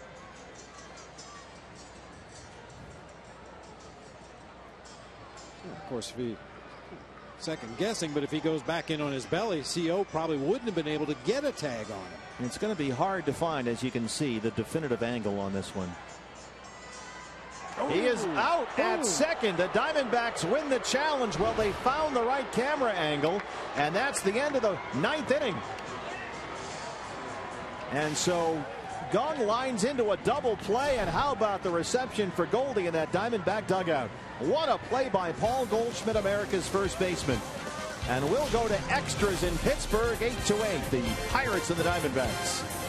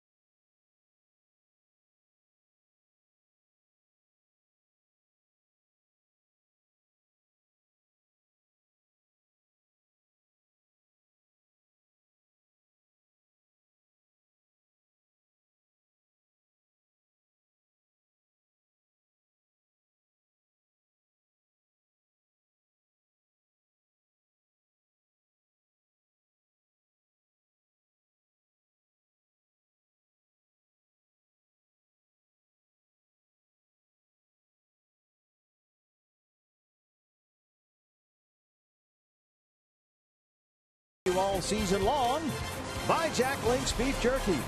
Jack Link's Beef Jerky. Feed your wild side. Feed it. 8-8 as we go to the 10th here at PNC Park. And the new pitcher for the Pirates, who may have the best name in all of baseball. This is Archimedes Caminero.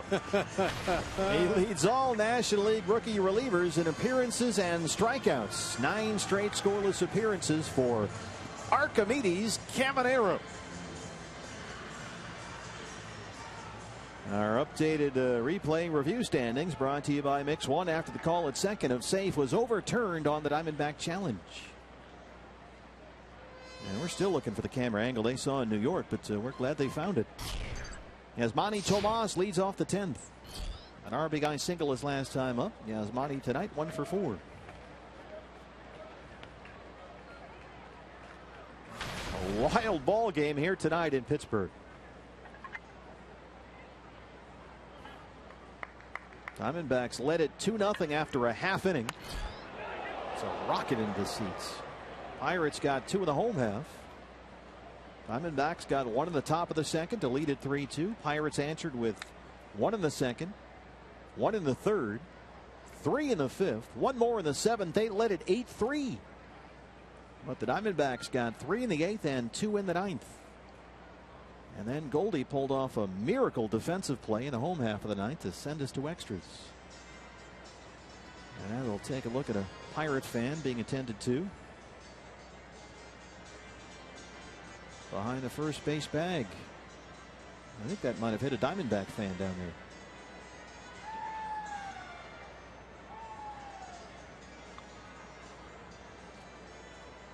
There's one Sedona red shirt down there among a lot of black and yellow.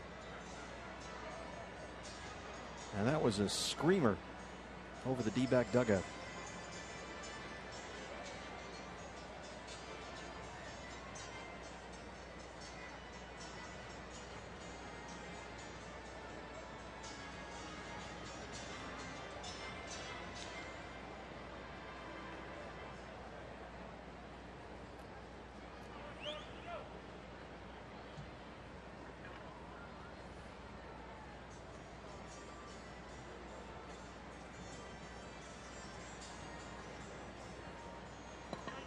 Ball was hit so hard up into the stands behind the Diamondbacks dugout. I think it may have hit a couple of people.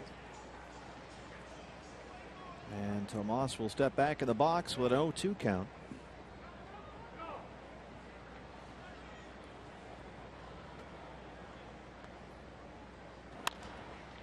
And it's a tapper in the hole. Gung lets it go. Florimone has it. Tomas the head first slide into first, and he's out.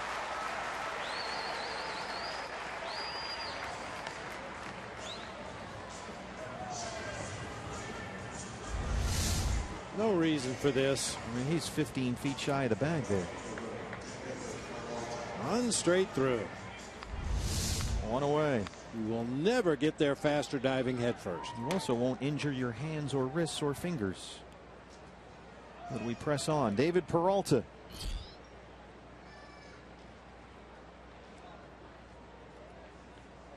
Peralta hitless tonight. He has struck out twice.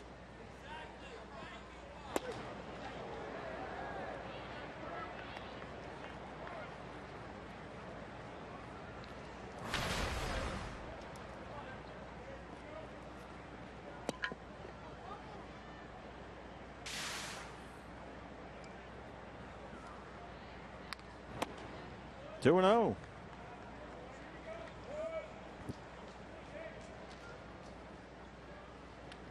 Archimedes Caminero had a very good part of this outstanding Pirate bullpen.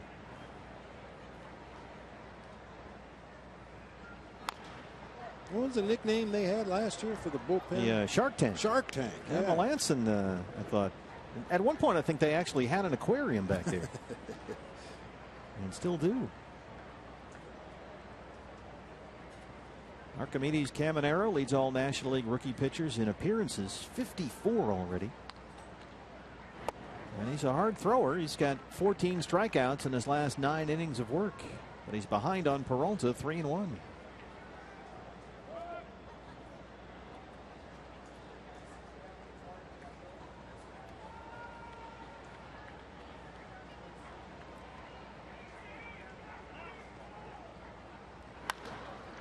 David rolls it to second. Backhand stop by Walker. Plants and throws. 2 down.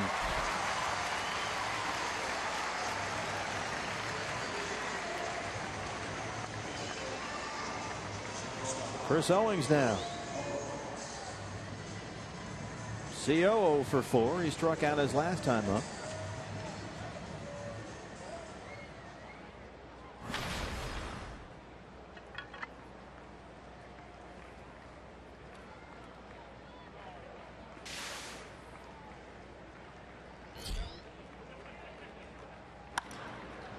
And he's got a base hit. Into left center field. Chris Owings takes a big turn at first. And now Oscar Hernandez will come up and take the at bat. And that will completely exhaust Chip Hale's 4-man bench. Inciarte and Lamb have both been used as a pinch hitter, as Jared Saltalamacchia, and now Oscar Hernandez, last man standing as far as position players. Pitcher spot is 8th in the Diamondback order after the double switch. Oscar 3 for 23, a double and an RBI.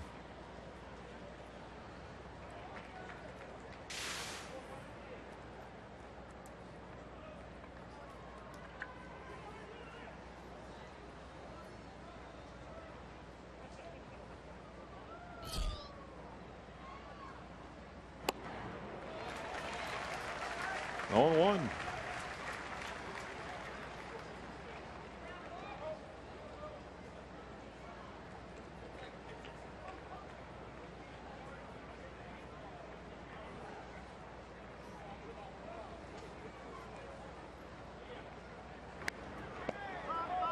That hit him.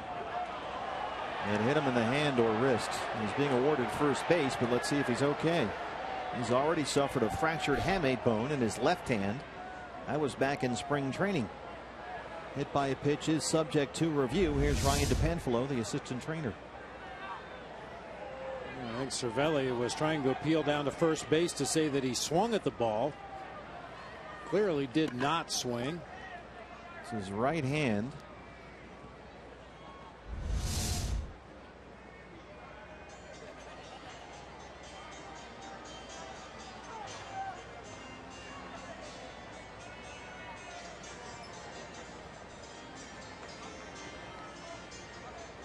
Looks like Ryan DePanfillo's questions have been answered. So the Diamondbacks have 2 on and 2 out for Jake Lamb.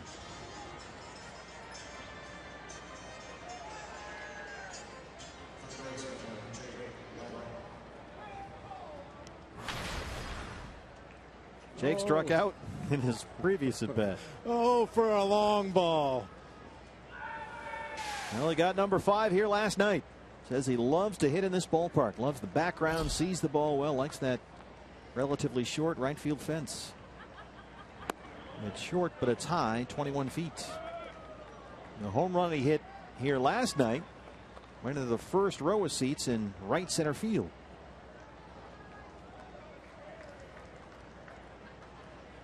Chris Owings is the runner at second. Oscar Hernandez at first.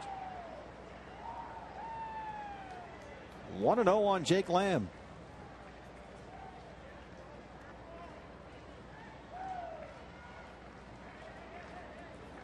Good speed on at second base. Let's get that ball into the outfield somehow. Brad Ziegler will start throwing in the Diamondback bullpen.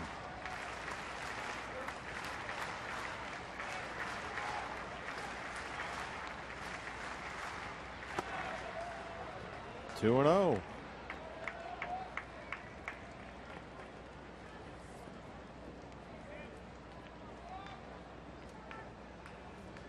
Archimedes Caminero, 9 straight scoreless appearances.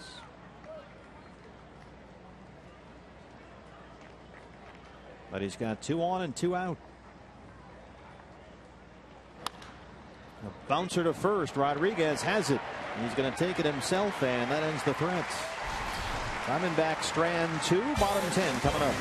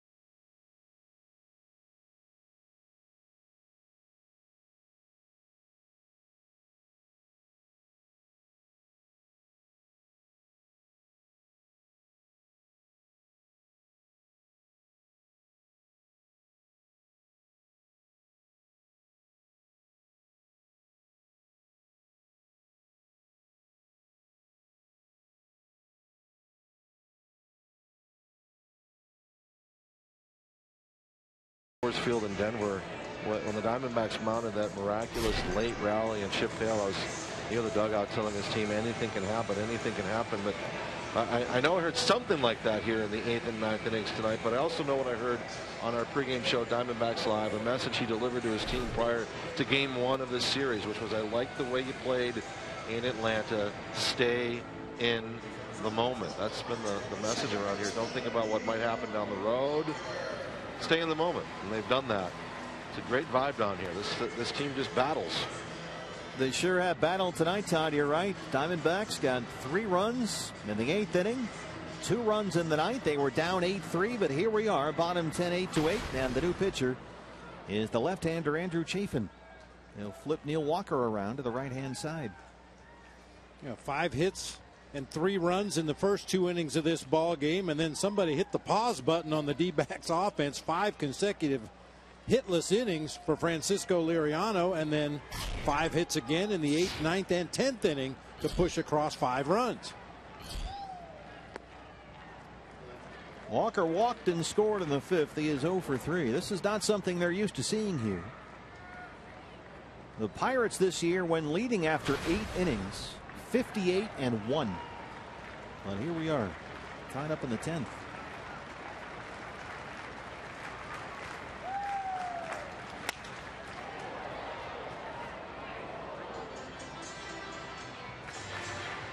Walker, a switch hitter, better from the other side. He's about 25 points down as a righty, and has not homered this year as a right-hand hitter.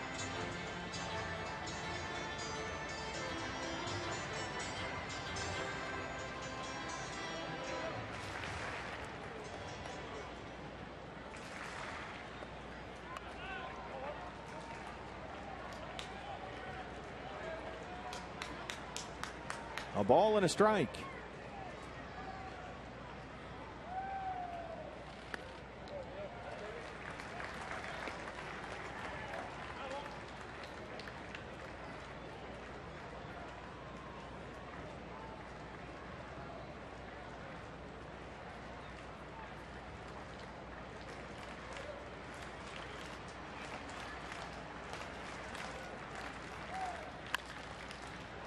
Chris Owings at shortstop.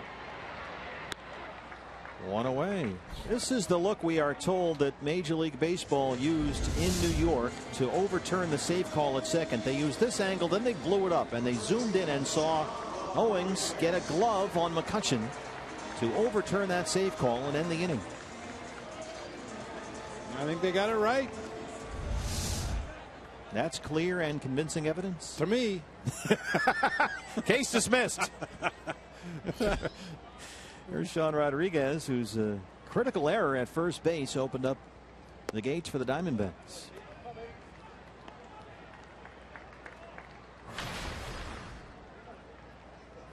Rodriguez, 221 and 3 homers. He hit into a double play in his only at bat last night.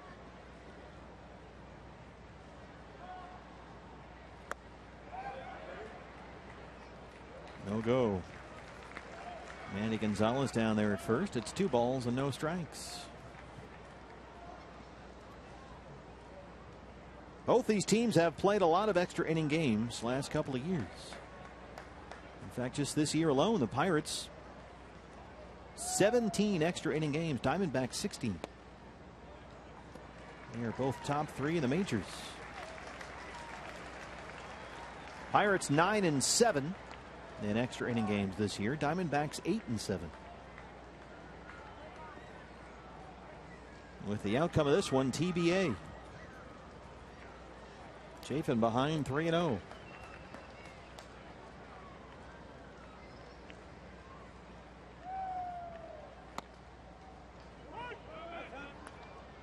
Three and 1. Rodriguez picked up by the Pirates from Tampa Bay for a player to be named last December. He's played a lot of first base this year, but it was his defense at first that may end up costing the Pirates the game as Lamb throws him out, 2 downs.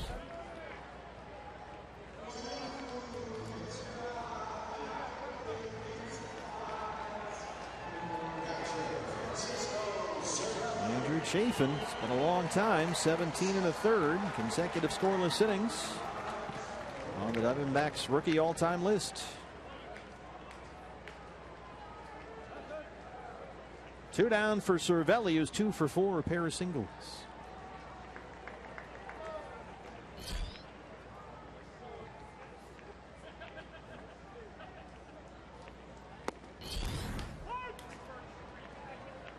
.96 mile-an-hour fastball in there, first strike. Cervelli's hitting about .310 since July the 1st. Is at .304 on the year. With 6 homers, already a career high.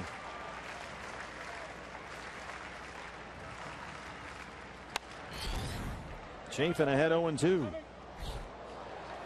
Hard fastballs here against Cervelli.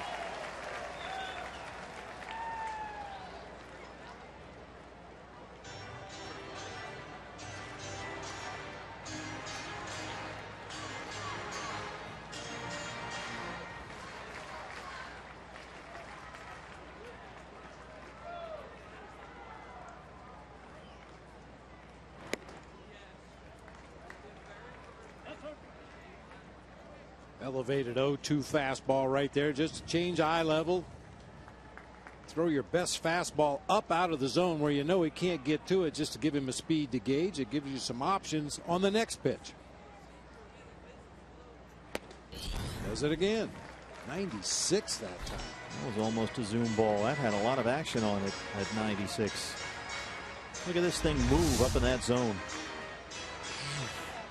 2-2.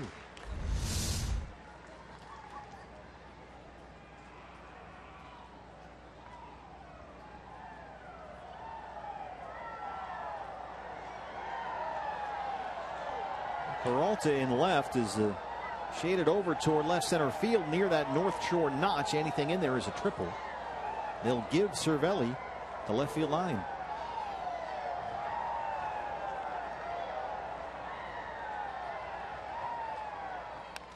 Just does get a piece. 95. All fastballs here from Chafin.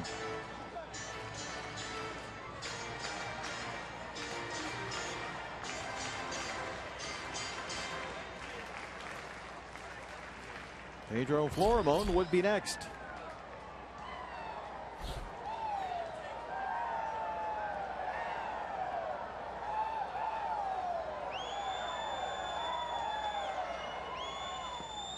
Got him. Castillo will complete the strikeout. And Andrew Chafin works a 1-2-3 10th. Well, the top of the order is coming up for the Diamondbacks in the 11th inning. Chafin 1-2-3, 2 ground balls and a strikeout. We're tied up in Pittsburgh.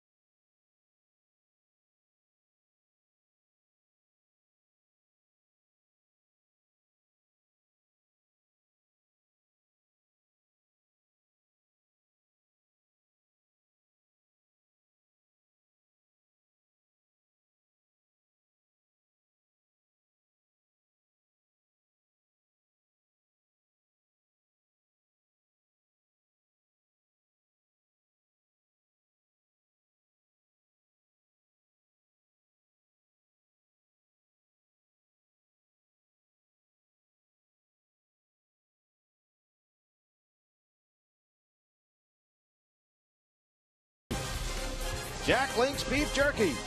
Feed your wild side. Feed it. And had a couple of requests from our Diamondback fans about the condition of the D-back fan that took that hard foul ball off the bat of Yasmani Tomas. There is the little guy. And he's got his D-backs gear on. He's getting all kinds of autographed balls from the Diamondback dugout. Great job here by the D-backs to make sure that young man gets a couple of souvenirs, because he took an absolute rocket. It looks like right off the collarbone there. Yeah, and you see he's got his glove. He was ready to make a play. Unfortunately, the ball ricocheted off something on its way up there and caught him in that left shoulder, left collarbone area. Hopefully he's okay. A.J. Pollock leads off the 11th against Archimedes Caminero. That might be the greatest name in baseball history, by the way. They're still giving that young guy some souvenirs. Nice job. Got a nice pack on there. 97 from Caminero, and it's 1-1. Yeah, that's pretty cool. Looks like they got the entire team, or at least the guys that are still in the dugout at this point, to sign a ball for the young man.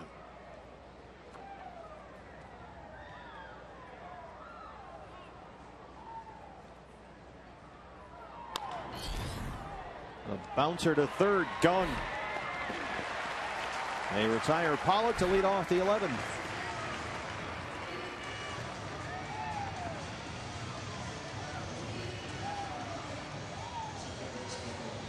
Here's Aaron Hill.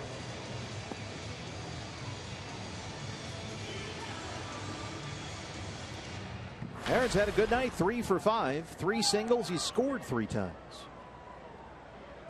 And scored that critical, what turned out to be game-tying run in the 9th inning on the Rodriguez error. At first base, scored all the way from first as the ball rolled up the right field line.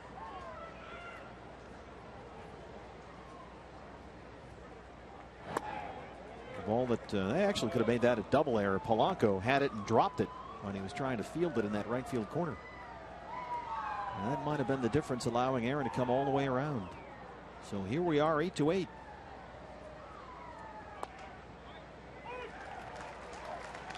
Caminero gets the strike call from Jim Reynolds there, and it's 2-1.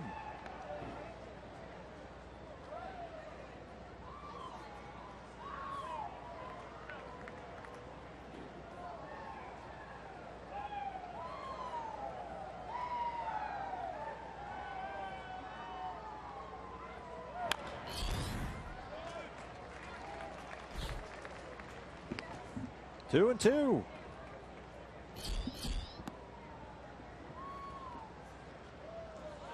Back with you tomorrow for the series finale here. Diamondback Live pregame show at 3:30 on Fox Sports Arizona. Couple of left-handers. Robbie Ray for the Diamondbacks. Jay Happ for the Pirates. Aaron Hill strikes out. 2 down. Here's Goldie. Goldie with the big blow back in that 9th inning. Facing Mark Melancon, he swung right through a high cutter and then checked his swing on a cutter off the plate away. Tried to go right back to that cutter outside again. Goldie hit it hard right through Sean Rodriguez at first base. Polanco, as Bert mentioned, had trouble with it down the right field corner. And as usual, Goldie hustling all the way, ended up at third base. Wound up stranded there as the go-ahead run, but the tying runs came across. Goldie had an RBI single in the first and a bases loaded walk in the 8th. Leading the National League in RBIs, leading the majors in hitting.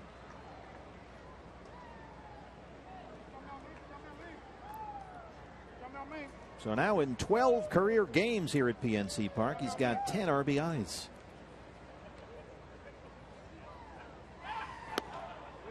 (3-0). Wellington Castillo is on deck. Beef is hitless tonight. He has walked twice.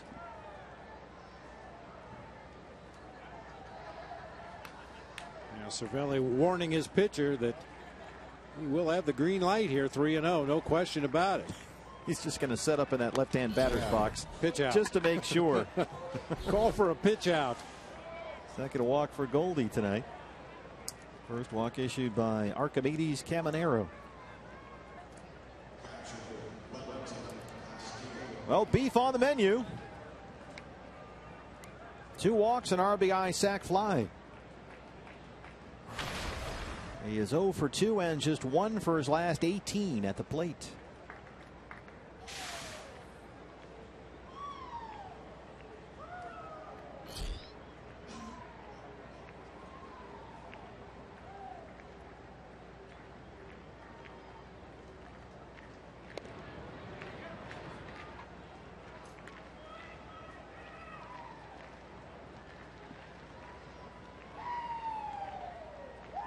Wellington hasn't seen much in the middle of the plate so far in this series. They've either come way inside with hard fastballs or way outside with breaking pitches and change-ups.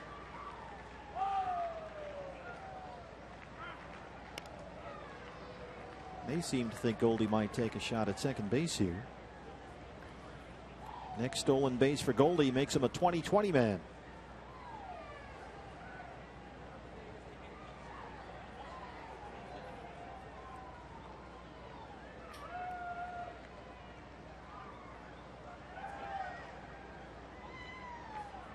He holds it first.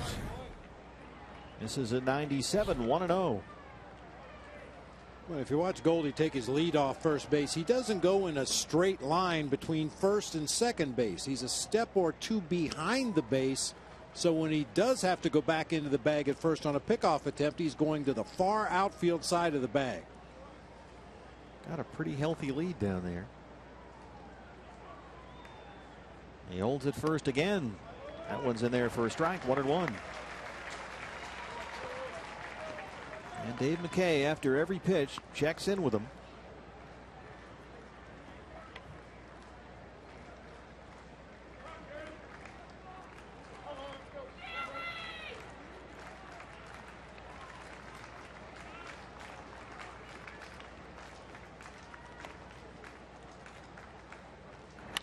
One pitch is on the ground to shortstop. Florimone has it. They flip to second for the force on Goldie, and that's the inning. Bottom 11 on the way, still tied up.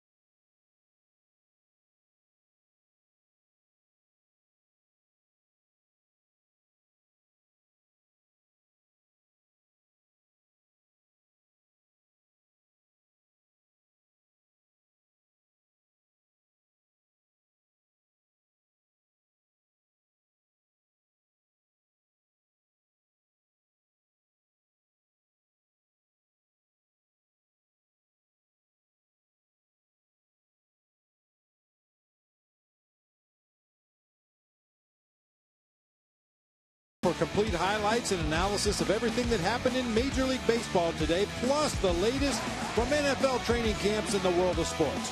Fox Sports Live is tonight on Fox Sports 1 and streaming live on Fox Sports Go.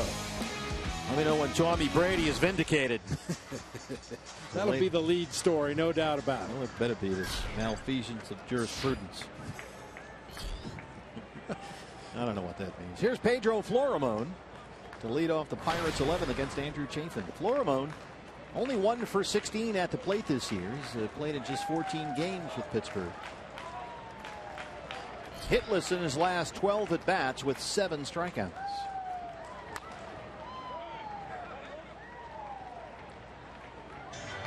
He has spent much of this year with their AAA team in Indianapolis, where their other shortstops, Josh Harrison and Jordy Mercer, are rehabbing injuries right now. Hit .254 there in about 60 games.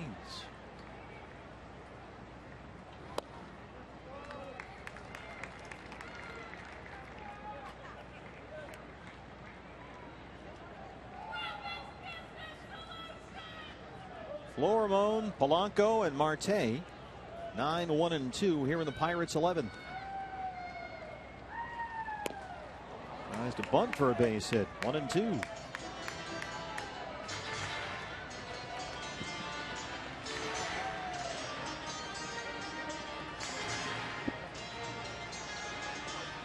Maybe picking this up at home. There's a tradition, I guess is the word, in little finger quotes, to shout out like a coyote here at PNC Park. That also takes place a lot in Cincinnati when they get these late games going. As Florimon strikes out, 1 down in the 11th. It's the old Ric Flair thing, and you can hear it. It's like a pack of coyotes. They just kind of loud owls. Send them back to AZ for a Coyotes game. They'd be right at home. So you'll hear that coming through your TV set. Gregory Polanco, the leadoff man. 2 for 5, a pair of singles. He scored a run.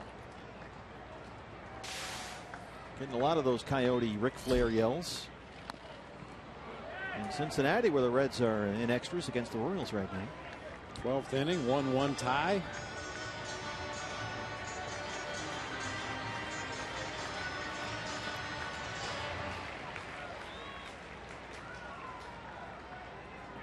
Giants with a 2-0 lead in the bottom of the 7th over the St. Louis Cardinals, a game we mentioned that the Pirates have a major interest in.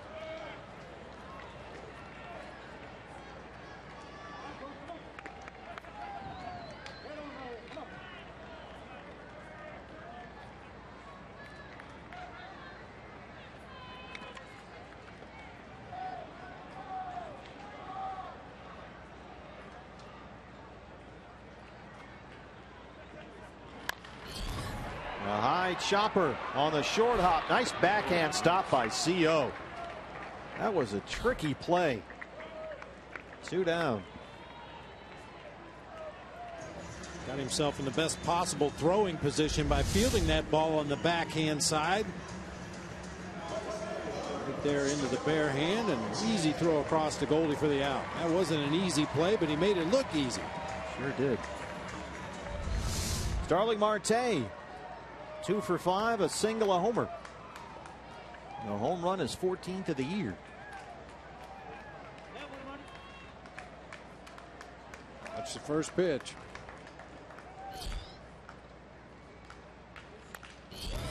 He is always looking to ambush.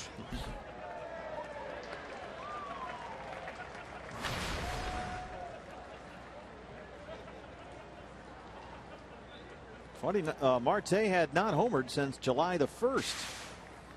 Before that home run to lead off the 3rd against Chase Anderson. Just his 2nd homer in 53 games.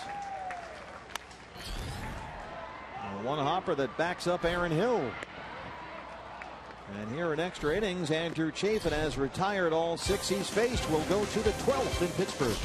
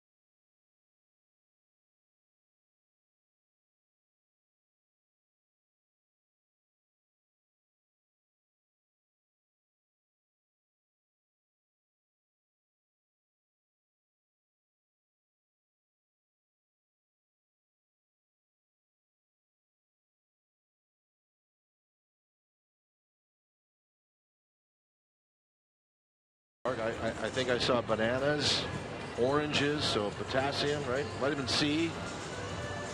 Nothing for the broadcasters yet, but. Here's Nate Shaw handing out. He's like a soccer mom with the orange slices. That's when I knew we were going deep into the night, when I saw the oranges come out. Well, it's all about the potassium. Yeah. With the bananas. Yasmani Tomas. And there it is again, that swing. A pitch down around his ankles to open up the at-bat. Yasmani had a big hit in the 8th inning. RBI single. He's 1 for 5.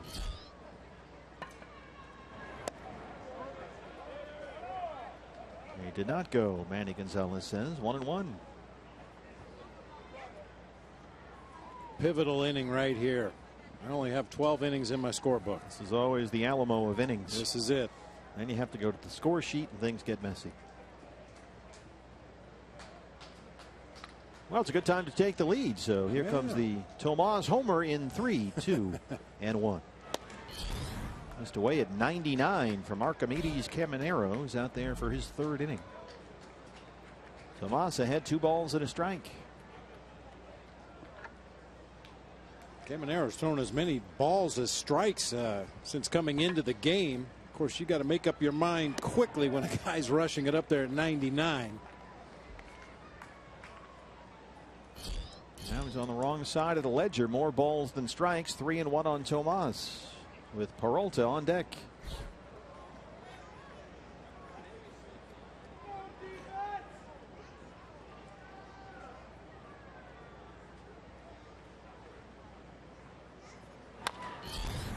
Reaches out and taps a ball 4 to Walker at second. 1 away. It's a very non-aggressive swing at a 3-1 pitch. If you can't put a better swing than that on it, you might as well take it for a called strike if it's in the zone and take your chances on the full count pitch. That's the kind of swing you see guys take when they have a 2-strike count and they have to protect the plate.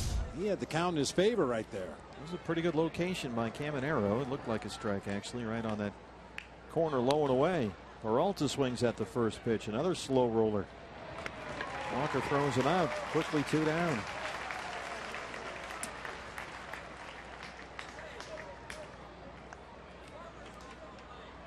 Chris Owings. We started the ball game with just under 25,000 fans here. 24,975, slightly less than that right now, with 2 outs in the top of the 12th. And approaching 11:15 local time here in Pittsburgh. Addison Reed and Brad Ziegler.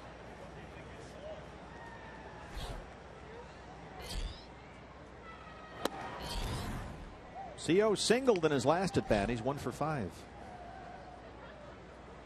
And a double and scored a run last night.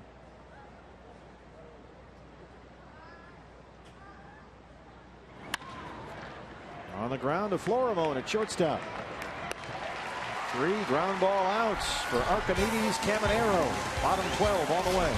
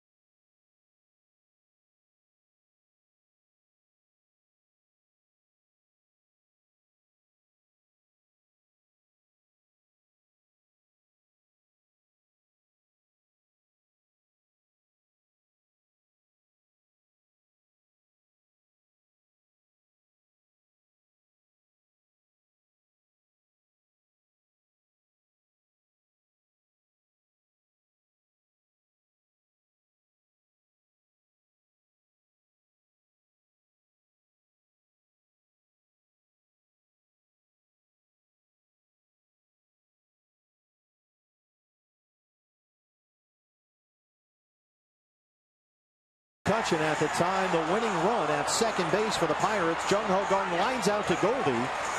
Chris Owens gets the tag on McCutchen. The safe call at second overturned on the Diamondback challenged with that angle that New York blew up and looked at and decided was clear and convincing evidence enough to overturn that call. And so the out call ended the inning in a Pirate threat and sent us into extras. And now McCutchen will lead off the 12th against the new pitcher for the Diamondbacks, Addison Reed, who got 2 big outs to end the 7th last night. A strikeout of Polanco. He got Marte to fly out, and he's on for his 34th appearance. It'll be McCutchen, the pitcher spot, and Gung 3, 4, and 5 in the Pirate 12th. Well, a huge tip of the cap to Andrew Chafin once again tonight. The 11th time this season he's recorded 6 or more outs. Just came in and put zeros on the board. Your Rookie of the Year case for him gets stronger and stronger every time he pitches. He's looked really good. Base hit from McCutchen. Once again, he's the winning run. He has singled out in his last 2 at-bats. His only 2 hits in the series so far.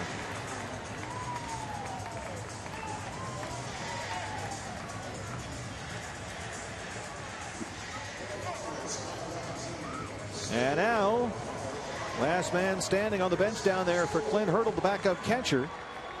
This is Chris Stewart, who will hit for the pitcher.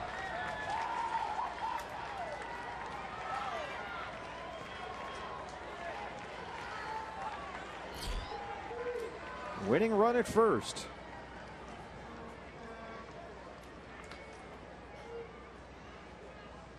Lamb comes in at third a bit. And Stewart squares and gets it down. They move the winning run along, 1 out.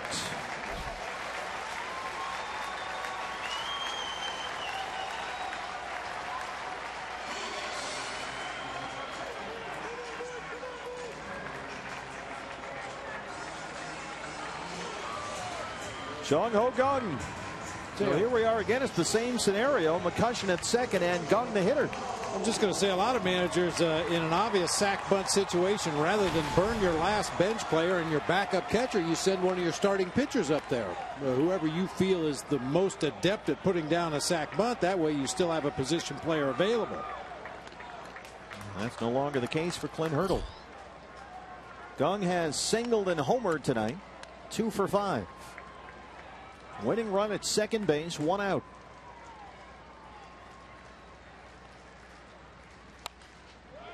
That's on a play, 0-1. Any logical explanation for hitting Stewart there? Especially if you're going to have him bunt. Didn't even make much sense. Yeah, I mean, he's bunted before. He put down 2 sack bunts before that one right there. But you know, Garrett Cole, the guy that pitched last night for him, is really good at getting down bunts and then also swinging the bat if he happens to get to a 2-strike count.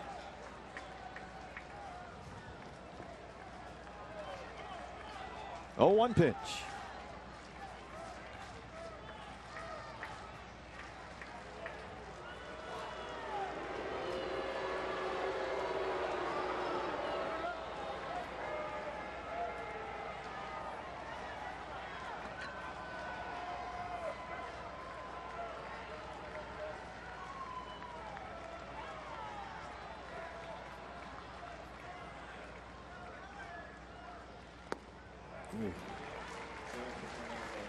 Nice scoop by Beef back there.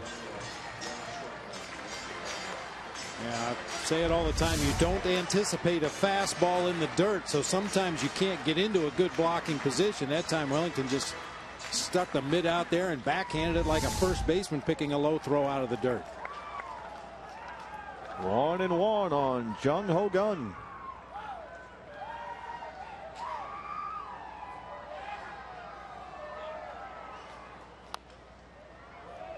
You were mentioning Andrew Chafin, Bob. How about the job that Archimedes Caminero did? He worked 3 innings, all in extras, the 10th, 11th, and 12th, and gave up just a single and a walk.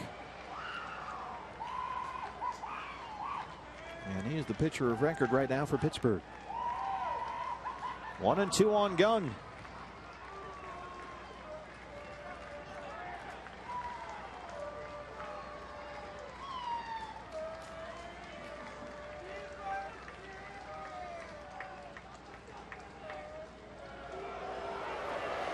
And Gung has a habit that I see a lot of hitters do it, looking off the pitcher. You don't want to just stand in that batter's box and stare at the pitcher out there on the mound. You look off into the distance, and then you pick the pitcher up again.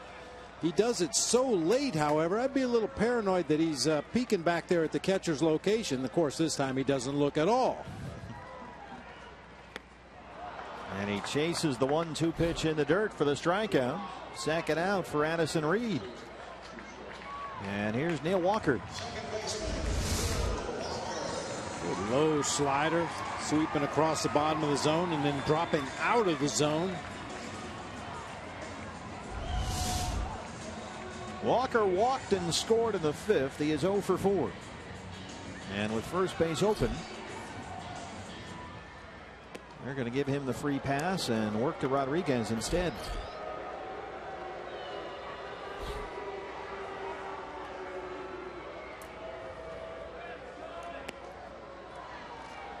Got to remember, Walker, the switch hitter, all his power is from the left-hand side. He's a better hitter from over there. So with first base open, his run doesn't matter. Why even bother? Just work to the lesser hitting Rodriguez and get the righty-righty matchup.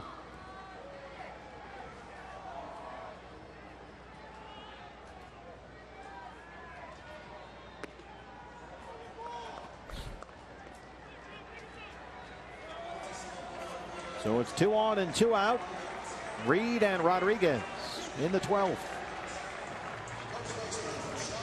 Rodriguez grounded out in his only at bat tonight. Hit into a double play in his only at bat last night, and he's at .220 on the year.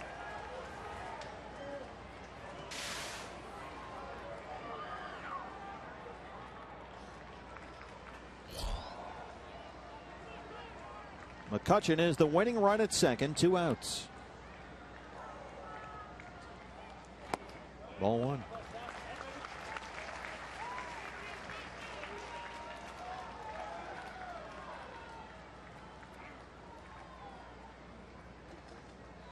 Chance for Rodriguez to atone for that critical 9th inning error on which the Diamondbacks tied the ball game. The ball that went right through him at first base for 2 runs.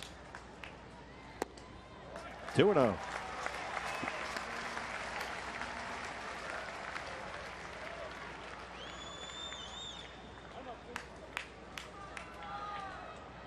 Addy so far 12 pitches, 5 strikes after the intentional walk. And he's behind on Rodriguez, 2-0.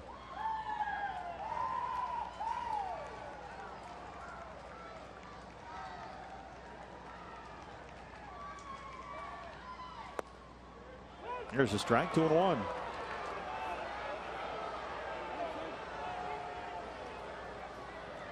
Kind of unusual to see Addison Reed throw a 2-0 breaking ball right at the bottom of the very bottom of the zone. You get the call there. Jim Reynolds behind the plate. Worked the World Series last year.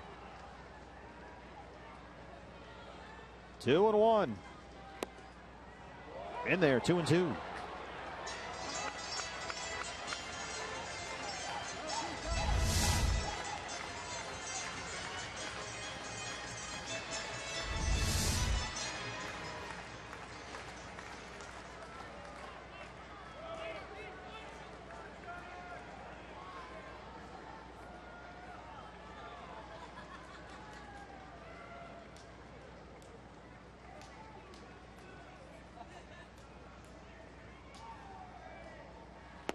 Got him. So they walk Walker to work to Rodriguez, and it works perfectly. 2 strikeouts in the inning by Addison Reed, and he strands that leadoff single, the winning run at second base. We'll go to the 13th at PNC Park. The Diamondbacks and the Pirates all tied at 8.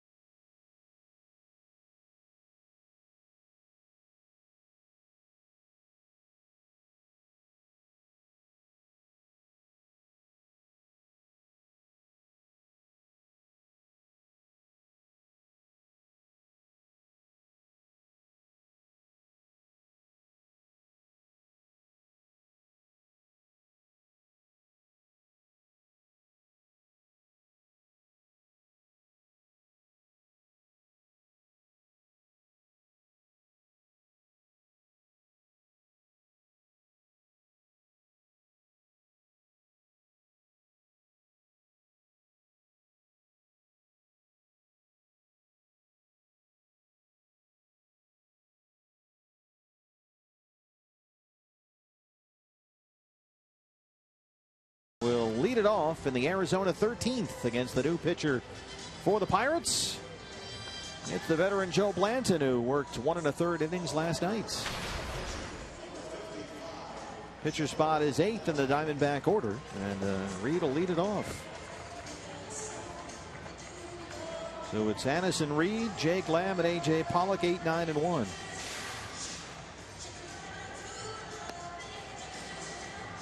Pardon me for just a minute as I fill out my new score sheet. Yeah, it's a transitional phase.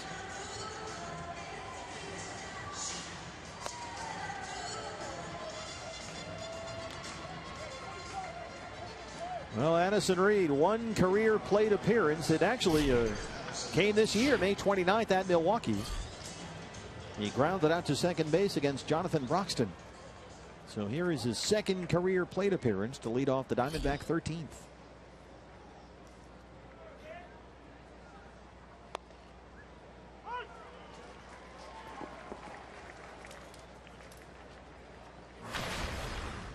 And he's batting left-handed, the right-hand pitcher.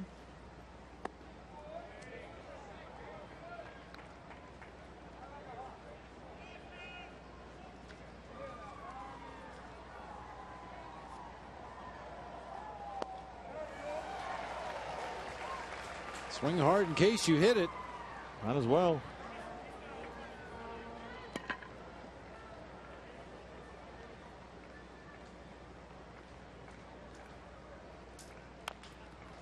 Gets a piece of it, and it rolls foul up the first baseline. Way to extend the AB. Yeah, make him work. Surprised they don't have a pull shift on for Addison Reed. Or maybe an opposite field shift would probably be more appropriate. He never had a plate appearance in the minor leagues. This is just his 2nd in the big leagues. He's due. It's a small sample size. Get through. Get through. Walker has it. And that's a big gone. Well, he gave it a shot. Yeah, make him make a play to get you. That just might sneak through there. So Jake Lamb now, he's a little better hitter. Good try by Addison there. Everybody's got a smile on their face. I guess that's the equivalent of a position player having to take the mound and pitch. You know, do something you're not accustomed to doing, and if you do a decent job at all, you get high fives from your teammates.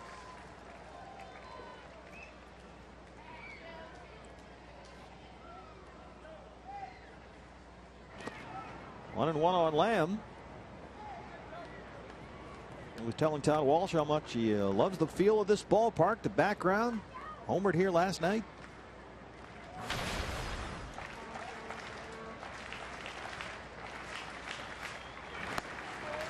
Two and one. But Blanton not happy with the mound at all out there. Last couple of pitches, he's kind of stumbled on his follow through. Turns around, looks back at the mound. Well, it is the 13th inning. 13th inning. We've had a bunch of pitchers out there digging holes and landing in different areas.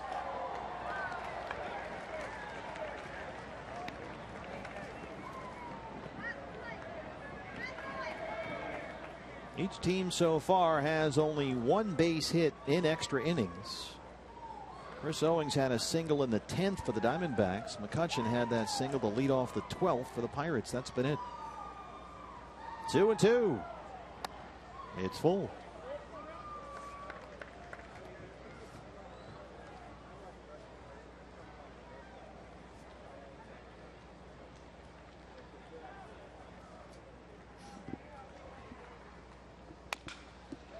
A roller into the shift, right to Walker.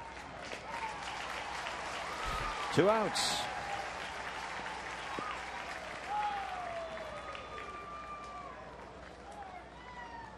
A.J. Pollock, the leadoff man. A.J. opened up the ball game in the top of the first with a base hit. He later came around to score. He also walked and scored in the 8th. He's 1 for 5.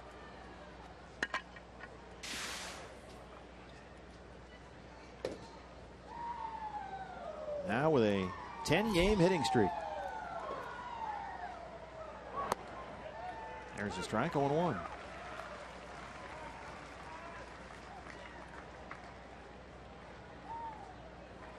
AJ since July 1st hitting over 350.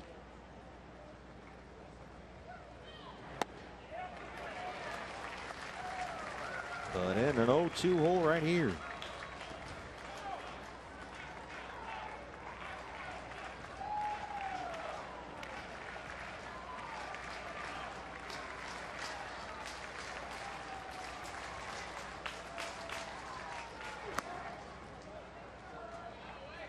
Yeah, I know I should have hit that bakery that's next to the hotel. I blew it off today. I'm like, no, we'll go healthy today. No bakery. Sure enough, here we are, 13th. That'd be looking pretty good right about now. Yeah, that peanut butter cookie you brought yesterday was pretty tasty. 1-2. The fly ball headed toward right center field. That ball gets down and rolls to the wall. And AJ's on the run. He's headed for second. He'll stop there. A 2-out double for AJ Pollock.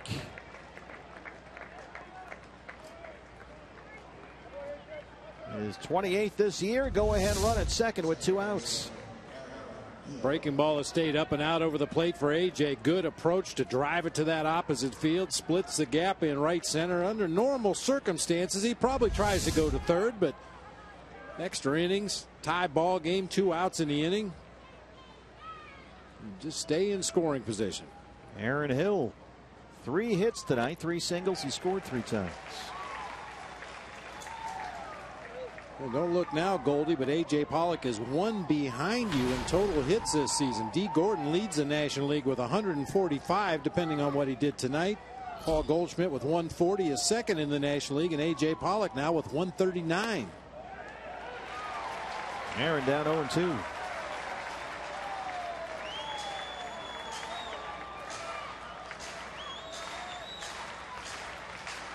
D-backs 8-7 in extra innings this year. Pirates 9-7.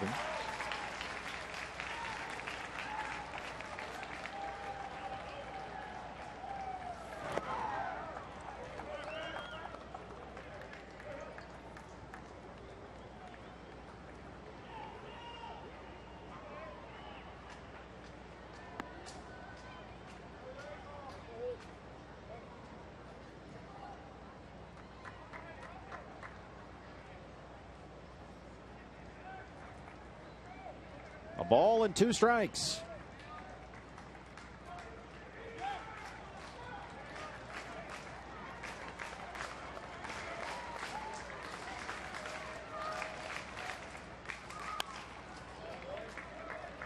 Well, by the way, D. Gordon with 2 hits in the ball game tonight against the Brewers, so he'll maintain his lead in the National League hits race. Well, AJ leads the National League in runs scored. He's already scored twice tonight. Find a way to get him home from second. That'd be the biggest one. Back with you tomorrow for the series finale. Diamondback Live pregame show at 3:30 on Fox Sports Arizona. Matchup of left-handers Robbie Ray and Jay Happ.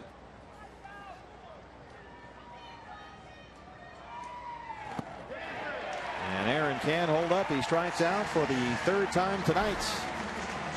That ends the D-backs thread in the 13th. We're still playing here in Pittsburgh.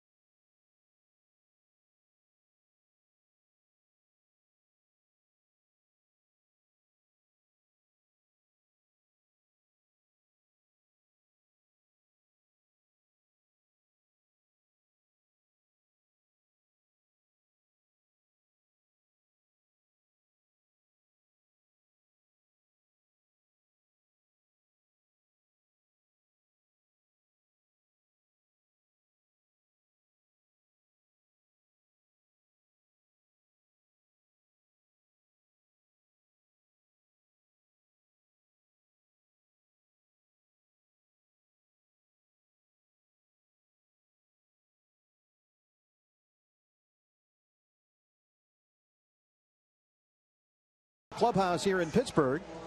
Running back Chris Johnson now an Arizona Cardinal. Get some depth there with all the injuries they've had in the backfield. And there is Coyotes news as well. FoxSportsArizona.com. Francisco Cervelli leads off the bottom of the 13th inning here at PNC Park. 8-8.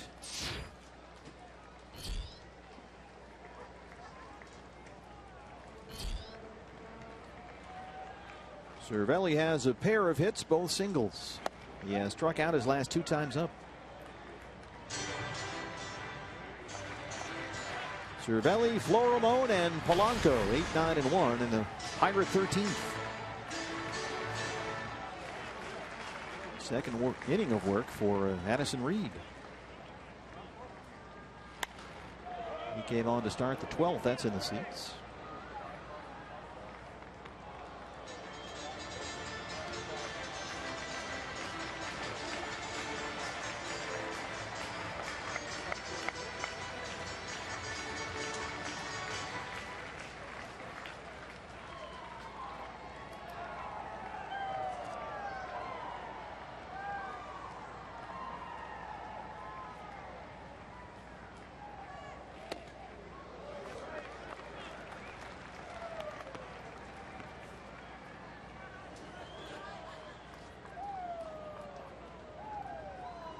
Well, the later we get, the fewer Ric Flair calls per fan that we'll hear. So there's that. But I hate to tell you, your pizza place, we're pushing it a little bit here. We're gold. You're good till 1? Till 1. All right.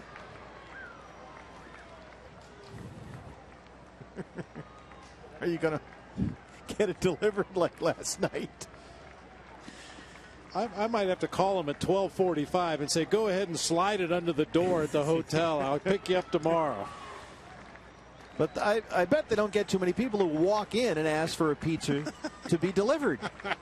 But you're right here, the guy said. Well, I won't be in 15 minutes.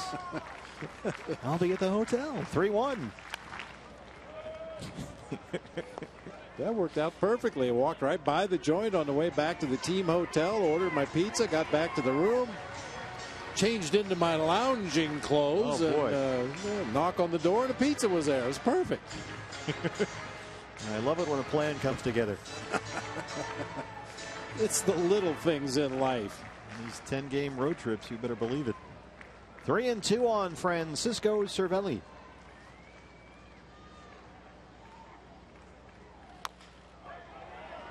Here comes Jake Lamb from third. He can't make the bare hand play, and Cervelli, who was busting it, running straight through the bag, will stay put at first. A base hit for Cervelli. He's the winning run.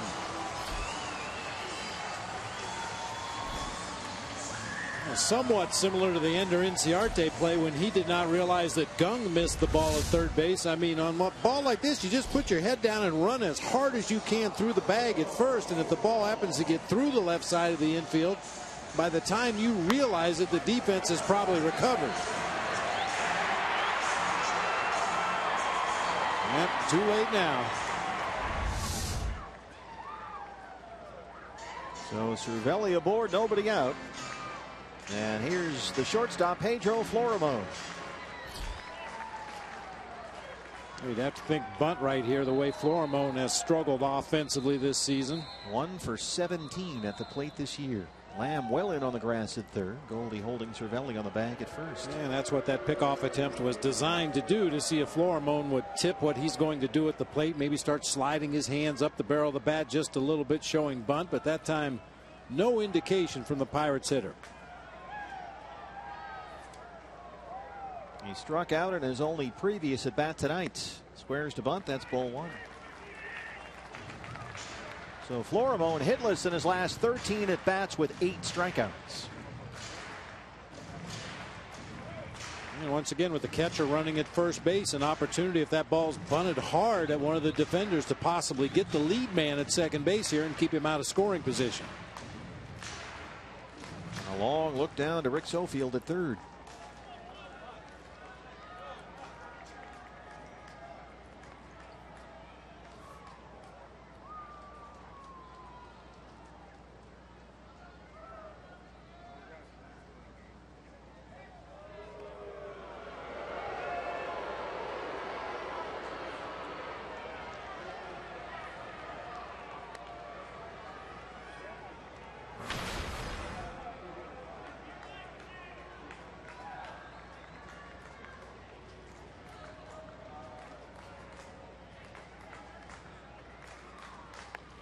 Pops it up.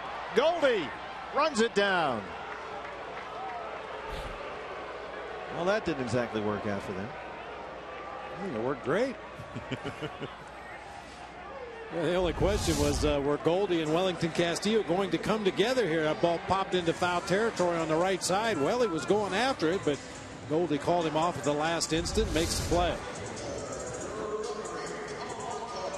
Well, here's Gregory Polanco.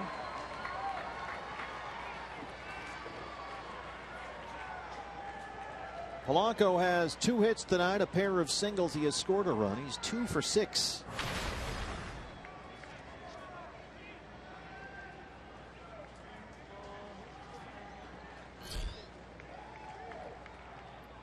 Cervelli is the winning run at first base. 1 out.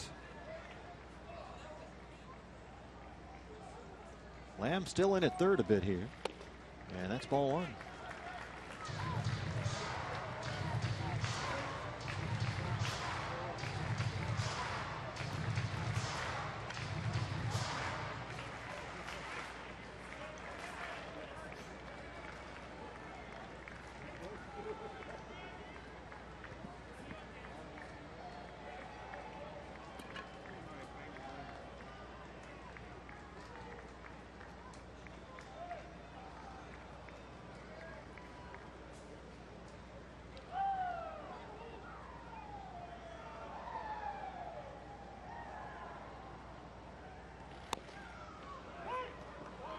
One and one.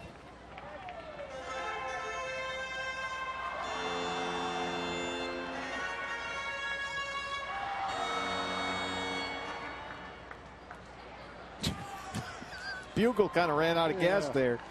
Suddenly this has turned into an episode of F Troop. Dobbs the bugler ran out of juice there. 1 and 1. The fly ball right field for Tomas. 2 down.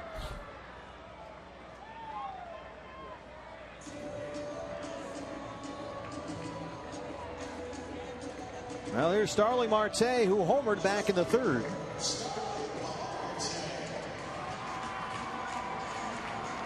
And he's hit safely in all 18 career games against the Diamondbacks. A single and a homer tonight. He has scored twice, 2 for 6. And I'll say it again. Watch that first pitch to Marte. The homer was his first since July the 1st.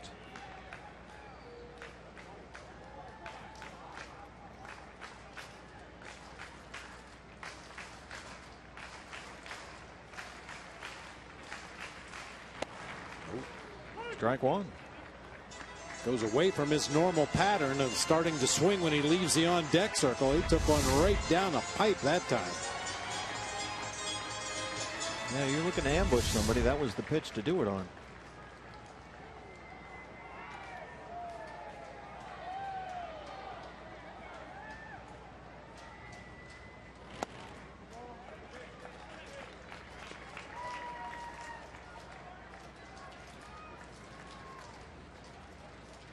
Addison worked last night through 17 pitches, got 2 high leverage outs to win the 7th inning, and he's at 28 pitches here tonight.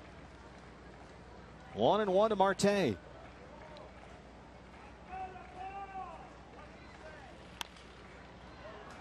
That's near the seats. Goldie gives it a look, but it's out of play.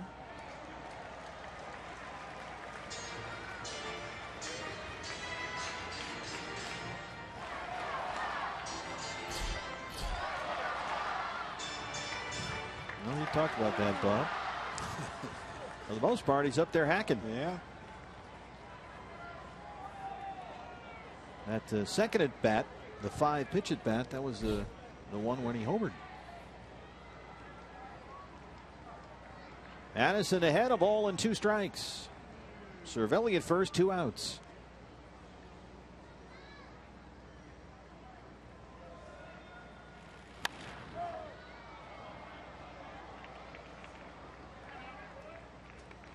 Bullpen last couple of games has really had to work hard.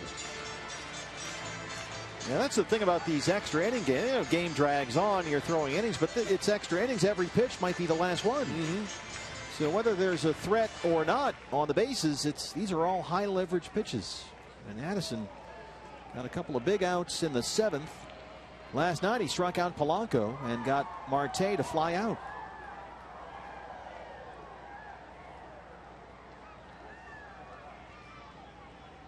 That stranded a pair of Pirate base runners. He chases the 1-2 pitch and gets the strikeout, and that ends the threat for the Pirates. It also ends the 13th inning, and we'll go to the 14th at PNC Park.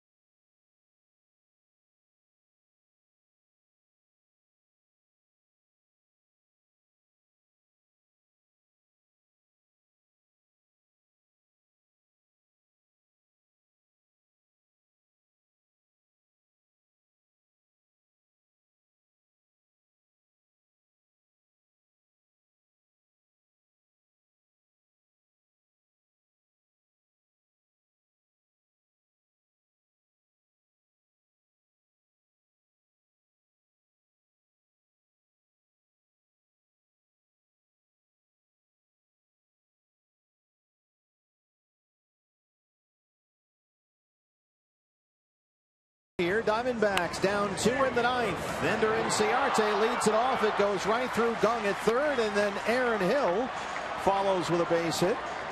And this was the big play. Right through Sean Rodriguez. Inciarte scores. Aaron Hill scores all the way from first. He's the tying run. And that made it 8-8. 2 critical infield errors by the Pirates in the 9th. Tied the game, and here we are, set for the 14th inning. And Goldie leads it off against Joe Blanton.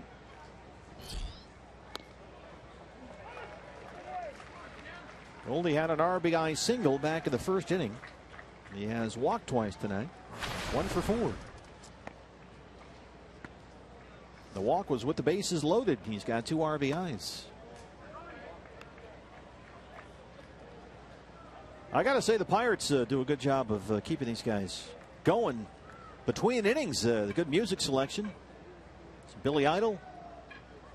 Bunch of different stuff. Michael Jackson trying to keep people energized as we approach midnight here in Pittsburgh. Brings out the dancer in some of these fans. A young gentleman down behind the Diamondbacks dugout on the first base side was putting on quite a show between innings. Some ad-libbed between innings entertainment. Goldie lays off there. He's ahead 3-1. Among the Ric Flair calls here in the 14th. And remember, to be the man, you got to beat the man.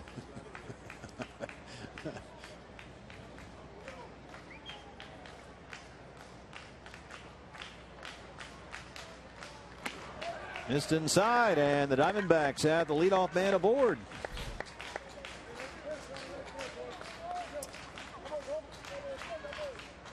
Third time tonight Goldie has walked. First walk issued by Joe Blanton brings up Wellington Castillo. Long look down to Andy Green at third base. Obviously there's some things you can do in this situation. You could ask Wellington to put down a sac bunt. You could play hit and run. You could ask Wellington to take a couple of pitches and give Goldie a chance to steal the base, or you could just turn him loose, tell him to pick a pitch and drive it into the gap. Rodriguez holds Goldschmidt on the bag at first. And he'll try and keep him close. One more steal, and he's a 20-20 man this year. And Dave McKay, after every pitch, checks in. Here's what I got on Blanton. Watch for the foot. Watch for the elbow. Watch for something. And the more innings a guy has in the big leagues, the better chance Dave McKay has discovered something in his delivery. Doesn't take Dave long. That's in there for a strike, 0-1.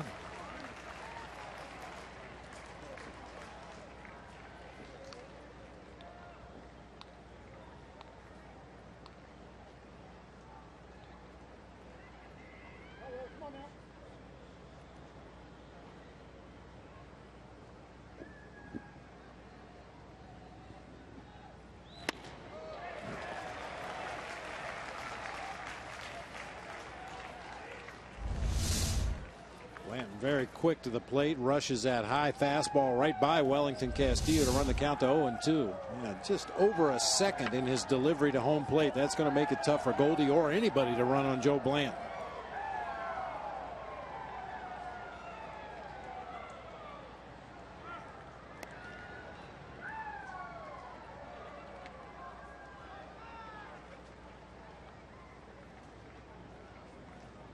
Castillo has walked twice tonight. He's got an RBI sac fly.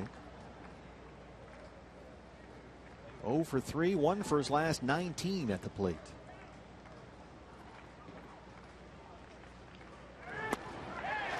And he strikes out. One down in the 14th.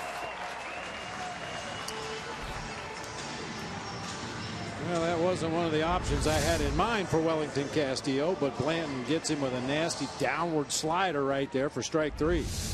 Oh, he has Monty Tomas, who had an RBI single in the 8th inning, and has been up there swinging at pitches at his shoes all night long. So let's see how he plays it here. He's got himself behind in counts most of the time up there.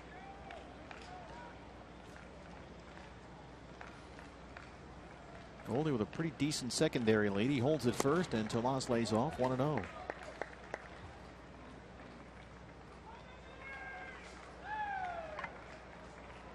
One for 6.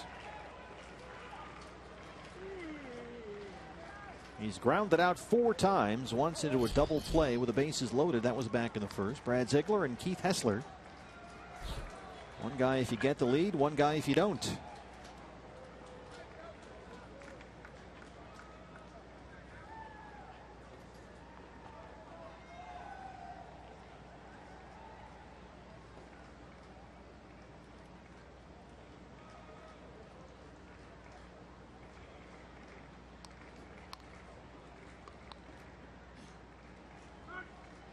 They're going to wear him out down there.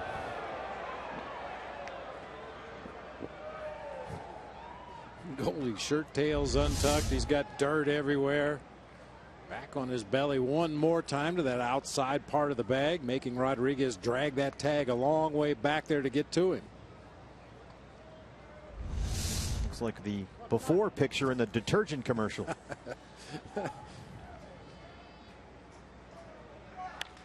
Tomas lifts this up in the air, very short right. Walker's out there calling for it. And that's the second out. Tomas 1 for 7. David Peralta with a chance now. And as hot as he's been, which is just crazy hot, he is hitless tonight.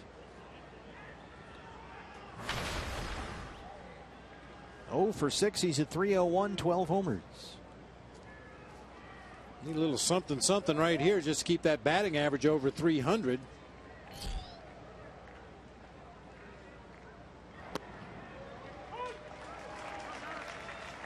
Strike 1.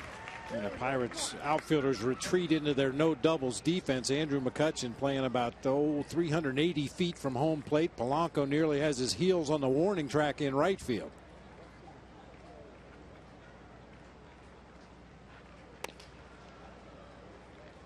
You know, it's been brought to my attention by a very knowledgeable source that we are in Pennsylvania. You'll recall a couple of years ago, I think it played 18 innings in Philly, followed in that same week by 15 or 16 here in this ballpark. Not for nothing. 2-1. What is it with this state? You ever drive across Pennsylvania? It takes like a week and a half. It does. It's almost like driving across Texas, except with trees.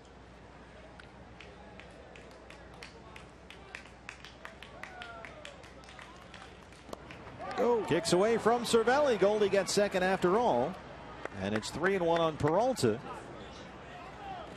But now with first base open, now that Goldie moves up, we'll see if they put Peralta on and work to Chris Owings.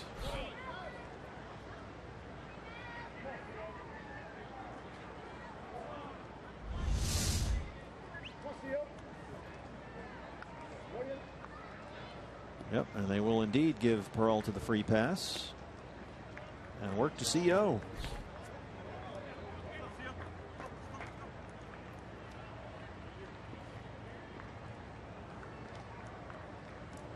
Chris singled in the 10th. He's 1 for 6 tonight.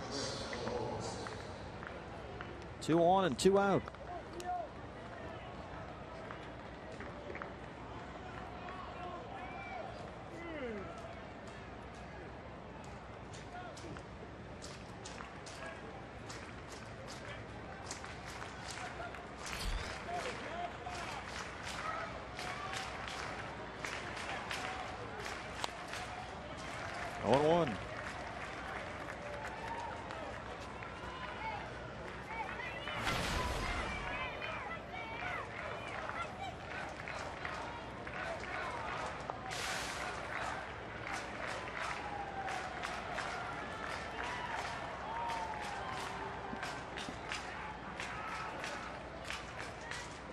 Tell you what, if you made a deal with your kids, they don't have to do the homework until the Diamondback game is over. Kids are loving this. This is Sky to right center. McCutchen calling for it. And the Diamondbacks strand 2 will go to the bottom of the 14th inning. The homework can wait.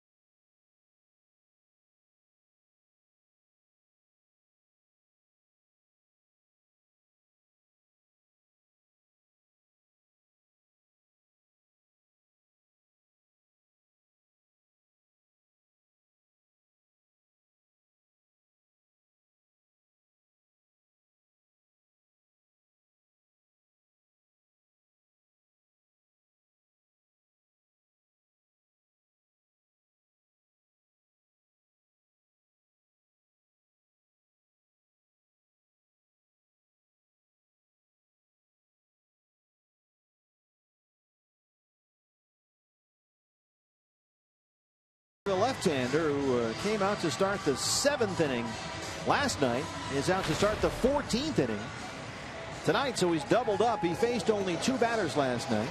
Got Neil Walker to fly out, gave up a single to Pedro Alvarez, and Hessler is on for the 6th time this year. Last night he threw only 10 pitches. D-backs last night used 6 pitchers. Hessler tonight is number 7. And Andrew McCutchen leads off the Pittsburgh 14th.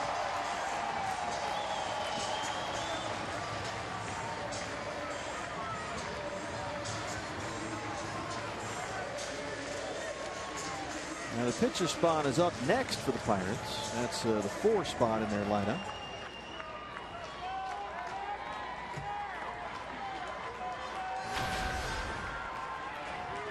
And it looks like Blanton will hit. He's on deck. So here's McCutchen to start the 14th. He has singled his last 2 times up.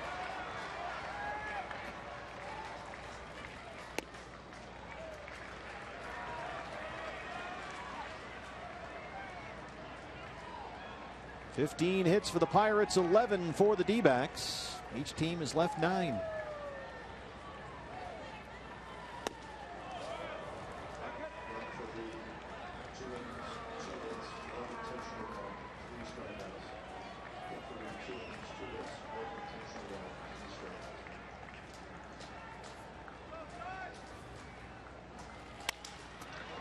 On the ground to shortstop. Chris Owings spins and throws and makes a tremendous play. There's some COD. How about that play by Chris Owings? Spun all the way around and reset his compass and fired a strike to Goldie. Apparently he's been paying a lot of attention to Nick Ahmed over there at shortstop. That's a play we've seen Nick make a few times. That spin around with your back to the target and then fire a strike over there to Goldie on one hop. And McCutchen busting it up the line. They just do get him in time. Chris Owings made a couple of nice plays over there since switching over from second base earlier in the ball game. Here's Joe Blanton, the pitcher.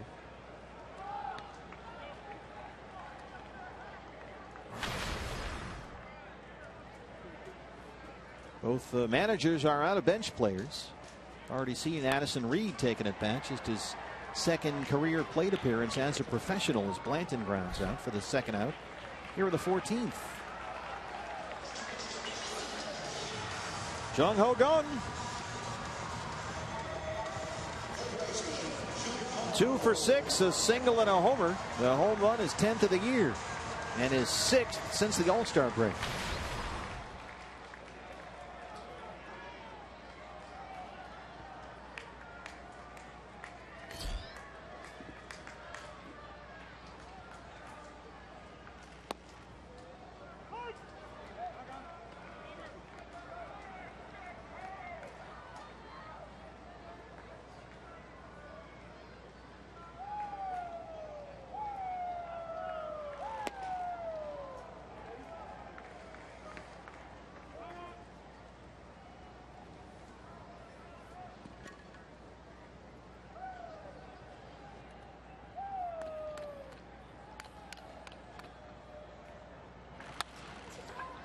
Roller to second. Aaron Hill. And Hessler works a 1-2-3, 14th. Jake Lamb will hit when we come back as we head to the 15th inning in Pittsburgh.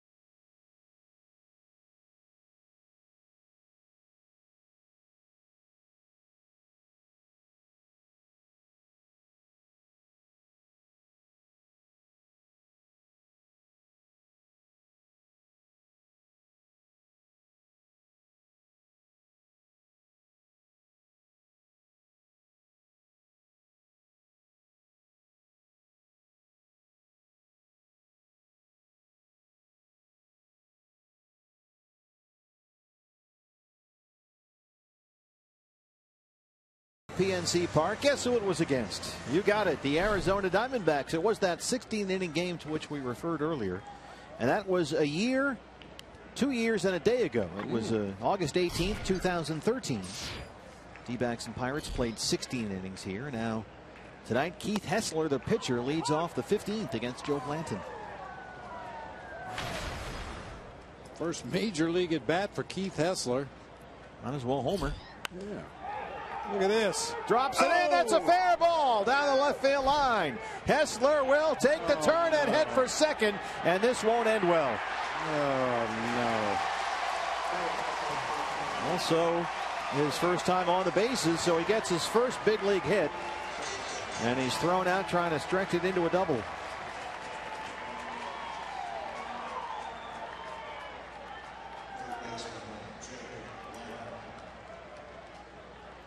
They have the souvenir. Save the ball, throw the shoes away. That would have been the first extra base hit by a Diamondback pitcher this season. Jammed a little bit, inside out swing, took a ricochet off the stands down there, but unfortunately went right to Starling Marte. Well, might as well take a look. Well, they're on the top step. Chip Hale finding out were he in there or not. So no challenge from the Diamondbacks. Here's one more look. Didn't get a great turn coming around first. Jake Lamb now. Asking a guy who just finished his first major league at bat if he thought he was safe at second. He has no idea whether he was safe or out. Rodriguez, 2 down.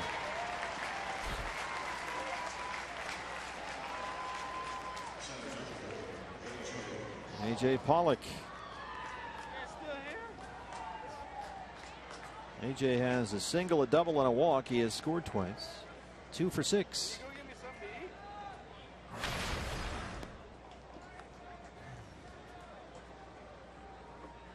Planted up over 40 pitches now. He threw only 11 last night. Ball 1.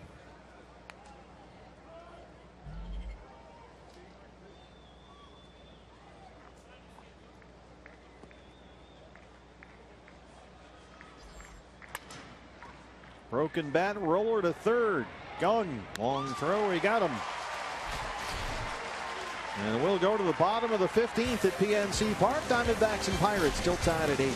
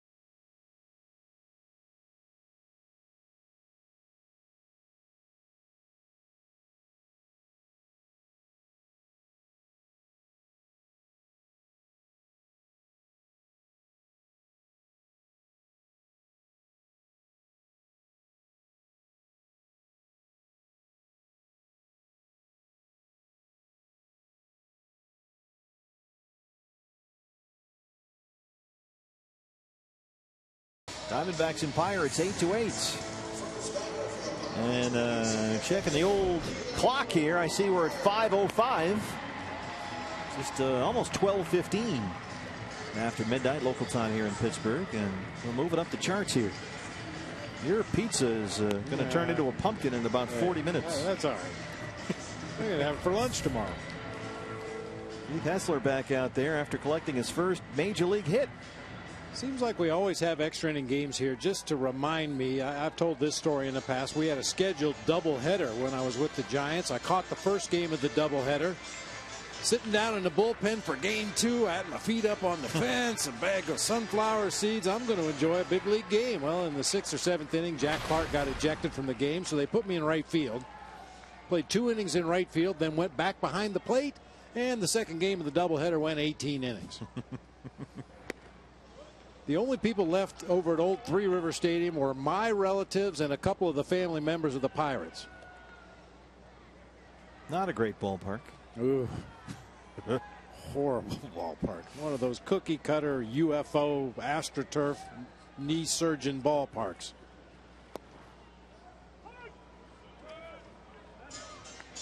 Neil Walker leads off the 15th for the Pirates. Walker, Alvarez, Cervelli. 6, 7, and 8 in the Pittsburgh 15th against Keith Hessler. I really think AstroTurf was a combined venture between Monsanto and orthopedic surgeons all around the United States. Hey, we can make this work. Well, now it's, you know, it's all right, right? Some of those football fields. Yeah, they've changed it. Better padding, and they've got those little rubberized pellets in the blades of grass. Grind up the car tires and truck tires. But back then, it's concrete. It was. Whoa. Called strike 3. Keith Hessler strikes out Walker. He's retired all 4 he's faced.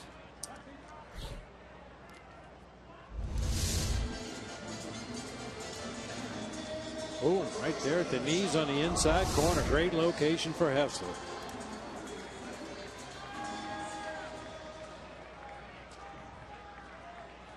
Well, here's Rodriguez. 0 for 2 so far. He struck out and grounded out. Shoots one toward the right field corner. Foul. Rodriguez took over as a defensive replacement, ironically, for Pedro Alvarez at first, and committed a 2-run error that tied the ball game in the 9th inning.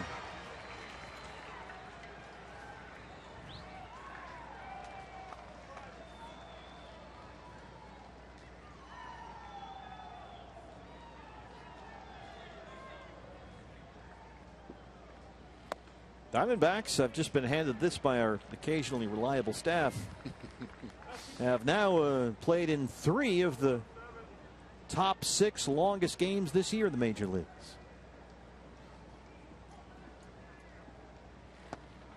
Might as well keep going till we're #1. Talk to you in 2 hours then. Ooh. That Yankee Red Sox game. Maybe 6th place is okay.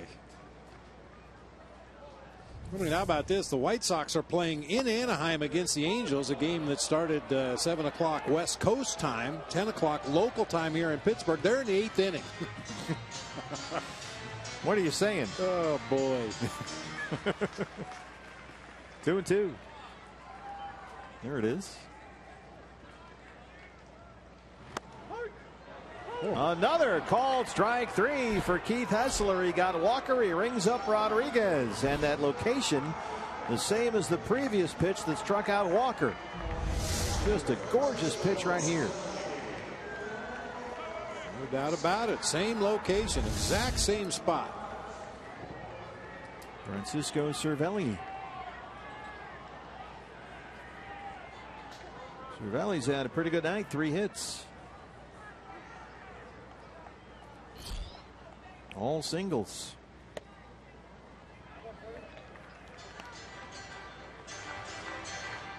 You get in these games and there's always one guy that, 0 for 7, 0 for 8, 1 for 9. Hang in there.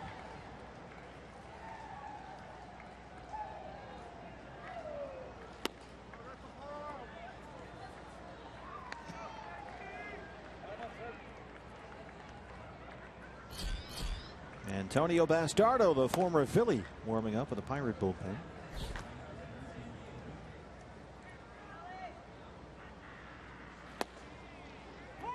Two and 1.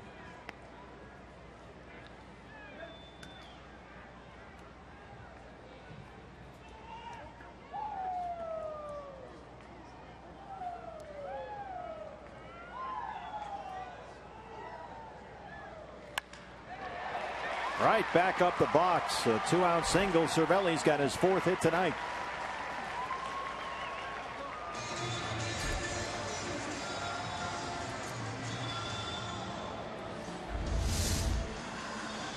This would be somewhat surprising for Hessler to have a ball hit back at him.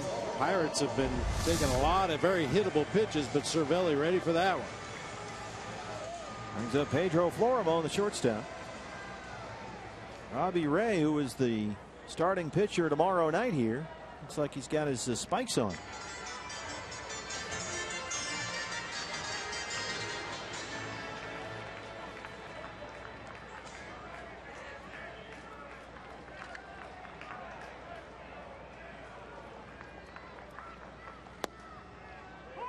Strike one to Florimo. Well, we're getting to that point in a ball game where both managers or perhaps a bench coach is taking attendance. Can you play a position defensively? What about you? Where did you play in high school when you didn't pitch? Drive toward the right field corner. Tomas on the run at the track. He plays it off the wall. Cervelli is being waved home. Here's the throw. It is not in time, and the Pirates win the ball game. Pedro Florimo, 1 for 18 at the plate all season long, wins it in a walk-off.